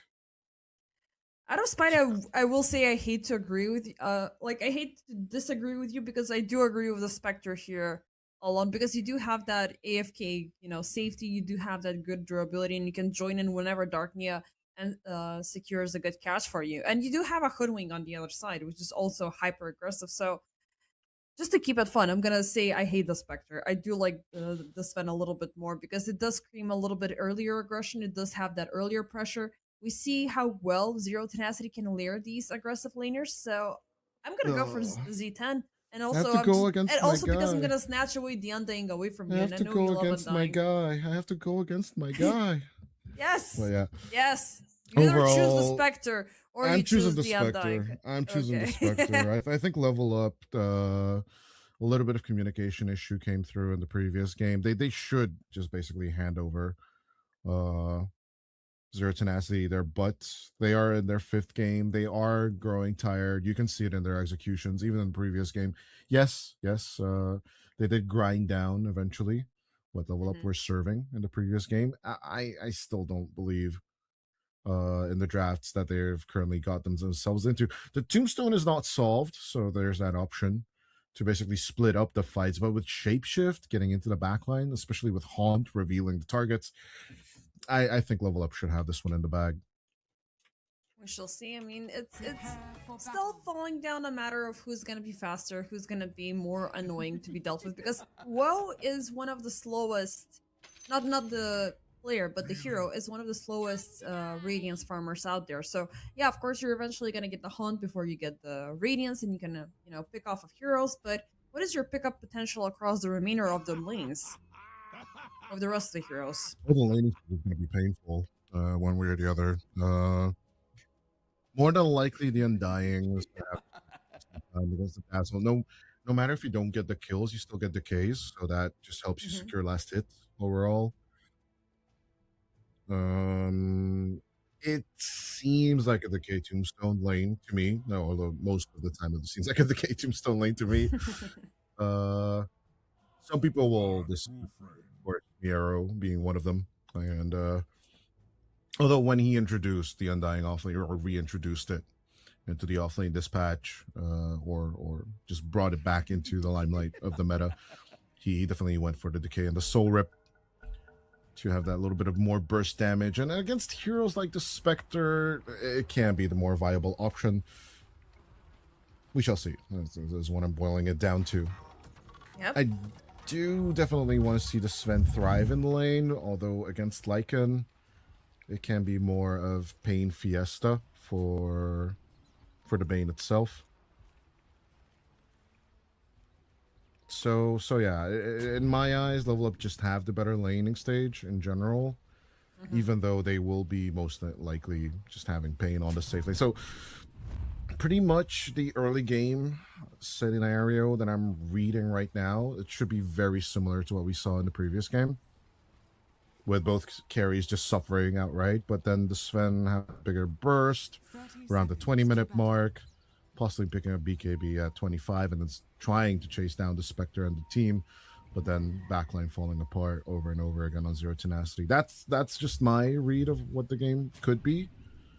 But obviously, if Zero Tenacity are just patient enough and they set up their team fights just as they did in the previous game. And if level up fall into that trap, obviously, then we can have the game fall apart on them. Level up feeling a little bit aggressive with this opener as they did reside in the Radiant Triangle, but they were a little bit short-handed. They got spotted out. The smoke reveals were a little bit too far and they didn't have any solid catch. So we're off into the laning stage without any big fights, without any big kickoffs. It's only the mid lane that we really haven't discussed about, and this is yet gonna be another spirit matchup. This time the Storm versus the Earth. Which one do you think is gonna have the better output? My bet is gonna be on the Storm. Early laning stage, sure, but at the very end there, your Spirit does have a heavier hit rate as Mixa. Oh, are we seeing first blood? Yes, indeed. As WoW is gonna take him down, as on the other end, it's gonna be MRLS taking down Hatred. WoW still keeping up with the pressure as MRLS is looking low. He is gonna connect with the Inkswell, but do you really want to keep up with this matchup? WoW, picking up the chase. One more strike is what he needs, but he's gonna go under the tower. Gets the double kill, but he will face a little bit of downtime of his own, but a good opener for the Spec, because this is already gonna throw her above 1k in terms of net worth. Yeah, the suicidal dive is more reminiscent of what Undying usually likes to do, but definitely it puts a bit of a smile on my face that Mixa is following my game plan, the build order for the Undying. At the end of the day, though, you know, resetting your HP and mana and dying to tower, actually, I think that's the key point here that we'll manage to achieve, because Decay is only level 1, it doesn't do much damage, so yeah, he dies in for the kill and then dies to tower instead of a hero. That's the art that we'll actually manage to achieve here, which, as you mentioned, gives him a lot of gold to work with here.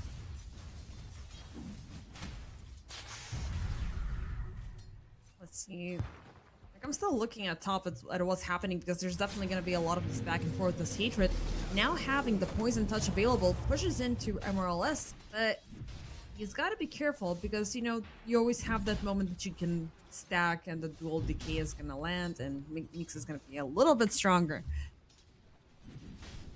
Yeah, diving into that potential tombstone, right? That you don't know right now, as if you're Hatred or WoW, what Meeks actually picked up. Down bottom, there's a little bit of ticklage, but as you can see, the Lycan can always just back off, go for more Spirit Wolves, and then just get on with the day. As the mid lane is favoring the Storm Spirit on the early levels, as we discussed, Warwick's team fight laydown is what we're truly going to be curious about.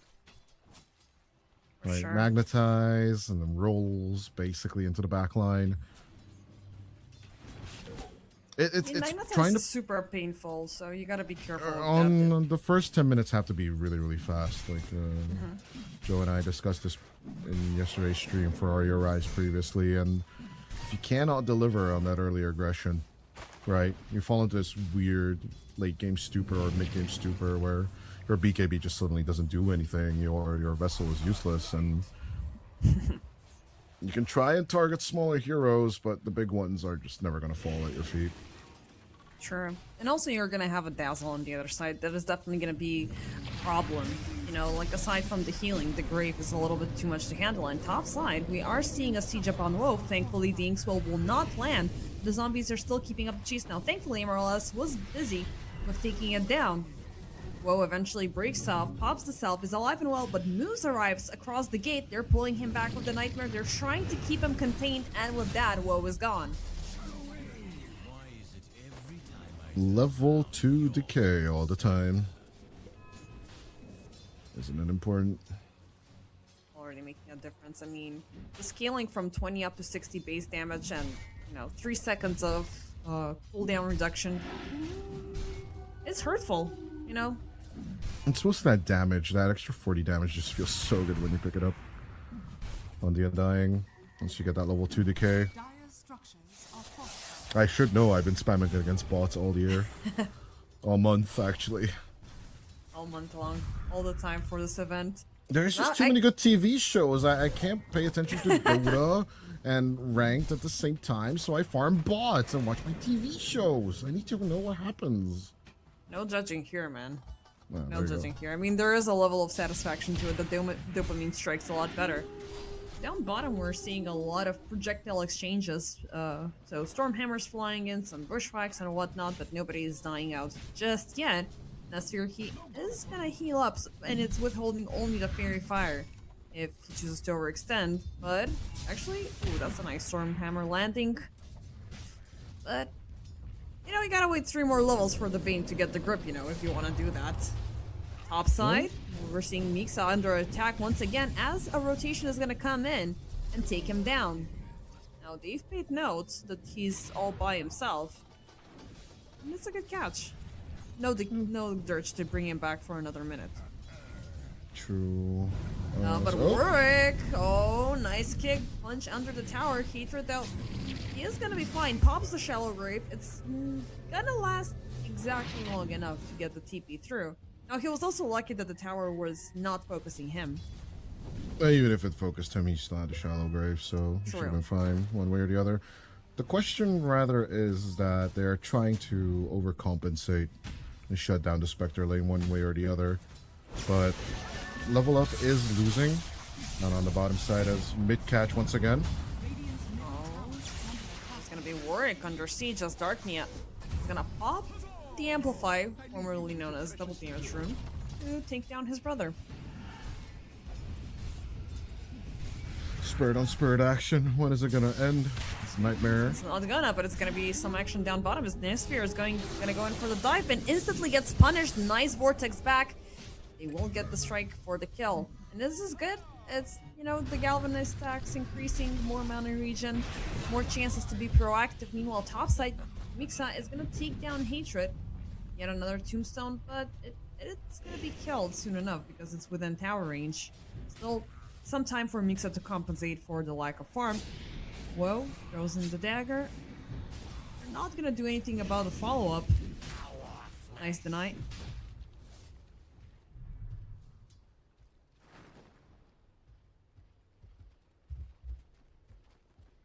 Shrines, 1 for each. So nothing too spectacular happening during that.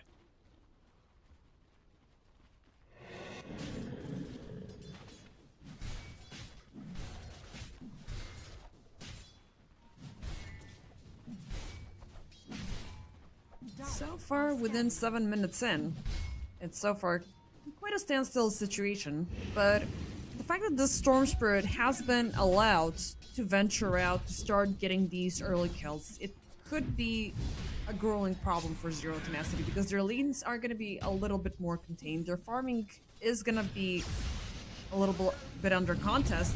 Hatred, Magnetize, popped up. Okay, nice return kill, but if you get Darknia, it's going to be even better. Rolls out towards Squeezy. Okay, going in for the double support. Stroke of Faith is going to miss. Warwick still committed, but he's pretty much on cooldown, and there's the Hunt being popped out. They're throwing Woe into the mix as MOUZ. Nice brain sap to keep him up to high health, but Warwick is going to be the bigger target. Tries to roll out, and it's not going to go far. Easy landing in the kill, and BB3PX is getting MOUZ on the other side. Level up. Nice first use of the Hunt. And also, now Nixa. They are going in for yet another one. He pops the tombstone, but he's a little bit all by himself. Level up will step back. The zombies are coming in, and Nesphere going from across the gate focuses on to Hatred. Not sure if this is the best choice, as he's got enough of an open window to pop the shallow grave. Eventually, it's gonna expire. One more decay but should do it. they're not Oh, there's gonna not have enough the mana. reach. It's not enough Or mana. No soul Oh, ring. damn. That's sad. I mean, he's got the stick. Radiant's He bottom tower is lives. under attack. Hatred lives. Is under attack. Long live the hatred. Structures are Yeah, fortified. but as I said, you know, these backline fights are just going to be split up by BB3PX. And of course, good old Dying Crud. The Storm will just slide in, pick up a target. Radiant's bottom Wo can tower join is under anytime, anywhere, where he wants to. Yeah. And if the Earth Spirit doesn't get its kills, I don't know. They're Wet noodle. finding more. Mixa once again. This time we have Queasy in the mix for the Bushwhacker, more or less, trying to Inkswell away. They will connect onto Woe, but with the TP coming in, Ceaseless Dirge is active, and he's gonna back off. Now, we do usually see Spectres focusing the Radiance first off, but this is a Spectre getting an Urn and a Midas. Once again, Vo is planning for this massive late game. Or don't know, actually, that was Nesphere, right, with the Monkey King that actually did this. Yes. Vo is feeling that the laning stage didn't go well for them, and that is a little bit strange. I will say that, but they are capitalizing on the fact that they need to outlast Sven's peak, so... And it is a Spectre, so she'd want to be online by minute 40, the latest. So, a little bit strange, but at the very same time, you know, kind of understandable. Oh, they're looking for a siege, but an instant magnetized is going to be popped. As Queasy will pop. Darknia moving out. It's going to be yet another small support taken away, but it's, you know, one nice effort to keep level up pushed out. But they're willing to commit, though. Vortex, there's Woe jumping in with the Hunter. Are going to reveal a Hex. Hex? The Hex, though. I did see a chicken. Chimkin? I don't know, like... Wait, let me I think you are check. confusing the Wild Wing Ripper with the Hex. Something did happen to this guy, unless... I don't know, the poison used to do that. Well, the Not Nothel anymore. projection... No, the Nothel projection still hexes, but yeah, apparently Yes. it was used. Yep, and it was used Yeah. up. Yeah, 1.4 seconds. I'm Nothel not... projection plus the poison touch does still hex for like 1.4 second, so... Yes, so I haven't lost my mind yet. Yeah, I was wondering, see like, him turn. where would a Scythe of Vice come out at 12 minutes in, but you're correct, yeah. Nothel projection hex still works. Yeah, it's been a while since we saw Dazzle in any kind of competitive match as well. Smash down up top. But yeah, Nesphere revealing a little bit of god strength and a little bit of redness on the Sven's cheeks. And Mask of Madness. As you do. I mean, he is gunning for the Echo Saber, fast farming. 12 minutes later, he's gonna have that good old harpoon. More than likely with a BKB on top of everything. And then it's just Smash. It's a good question, because I mean, Silver Edge could be great against the Lycan, against the, you know, even the Storm Spirit to some extent. I mean, you are breaking the dispersion as well, so that helps you out. Oh, but Nesphere is gonna get caught up by Darknia with the haste, so getting in close and personal and insta-punishing the enemy carry. Now, what are these three cooking? Triple Man Smoke now popped between MOUZ, MLS, and Warwick. They have the Magnetize available once again, but who's gonna be their catch? And it's looking like Darknia. Instant silence. They are trying to keep him on the spot, and it's gonna be a mission success, as there's also no Dazzle, no problem. Queasy gets the first taste of the Queen's Grip, and it's gonna be 2 kills, potentially for Warwick. He's still ticking, he's still running, but he's not gonna go far.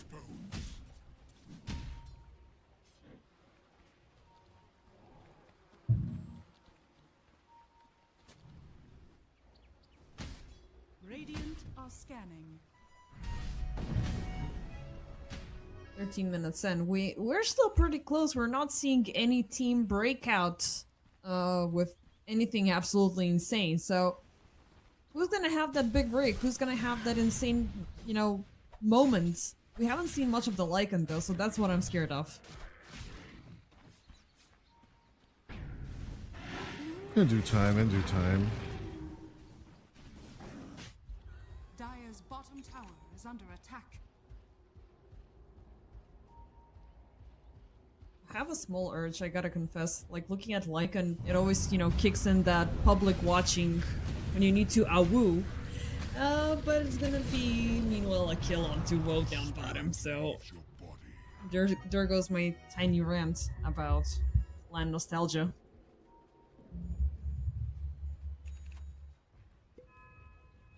Dire's bottom tower is under attack. Lycan short coming out soon, so a little bit of pressure relief coming out for level up in just about a few minutes. Those guys can be so annoying. I mean, it's just more gold for at the end of the day for Zero Tenacity. It's just you gotta attend to your lanes a bit more. Now that short is coming through. Timing all the time. Offside catch. Mixo's gonna get the vortex. Sharpshooter coming in from afar. They're even throwing in the Black Dragon in the mix just to take him down. And with that, they will keep on committing for a tier 2 tower push. It's the best way that, you know, Level Up can currently play the game, because Zero Tenacity, they're still having that better output into getting the kills, even though they are 3, you know, kills behind. But objective taken is still not their forte. But again, as you said, Nesphere instantly converts them into farm. No, as you do, as you should. It's just you can't be everywhere all at once, even though you have that great cleave on the Sven.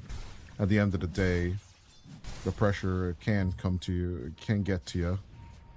As time goes by, oof. They're gonna go in for yet another jump. It was a very ballsy move, as Darknea is gonna take care of him more or less first, and next up it's gonna be Nesphere. Woe is gonna be protected, as he will once again, you know, have a special appearance to get a kill, but it's gonna be a better output for Level Up as they find Hatred lurking in the back. It's fine, you know, collateral damage at the end of the day. Picking up the Sven in these engagements is truly the value here. And yeah, as the AC is coming out on BB3PX in due time, Woe is just not gonna have to worry about a thing. You can finally go towards that Radiance build and eventually Manta, Disperser, whatever he truly wants to go build. Like, honestly, dealer's choice at the end of the day.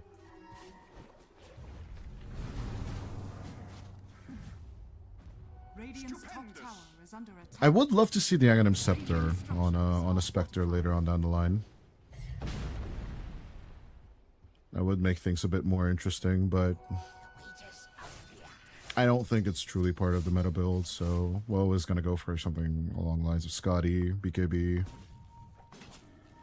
Post Radiance, and of course the mandatory Manta. Actually, I haven't seen the Aghanim Scepter for Spectre ever since they changed out single target into Han. Mid lane, attempts are being made onto Darknea. Soulbind is going to connect, but the follow-up is not present because there's no lockdowns in the mix currently for Zero Tenacity. Yeah, can you, like, in short, elaborate, like, the Scepter? Like, I'm getting a read on what's happening with the fear and everything for 2 seconds, so, like... Yeah. But hold up, let's see what happens here first.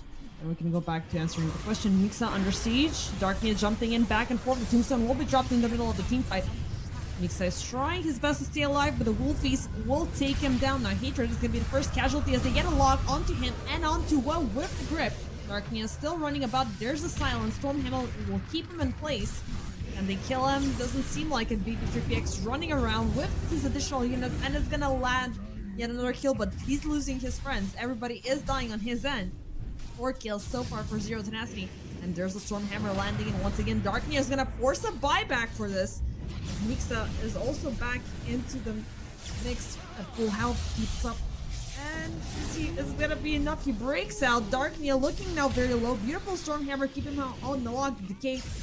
They are throwing in the haunt once again as Woe is back amongst the living. What is this team fight? They're chasing down Nesphere. Inkswell, it is gonna connect onto the Wolfies, but you gotta move out because they're gonna take it down the Lycanthrope army.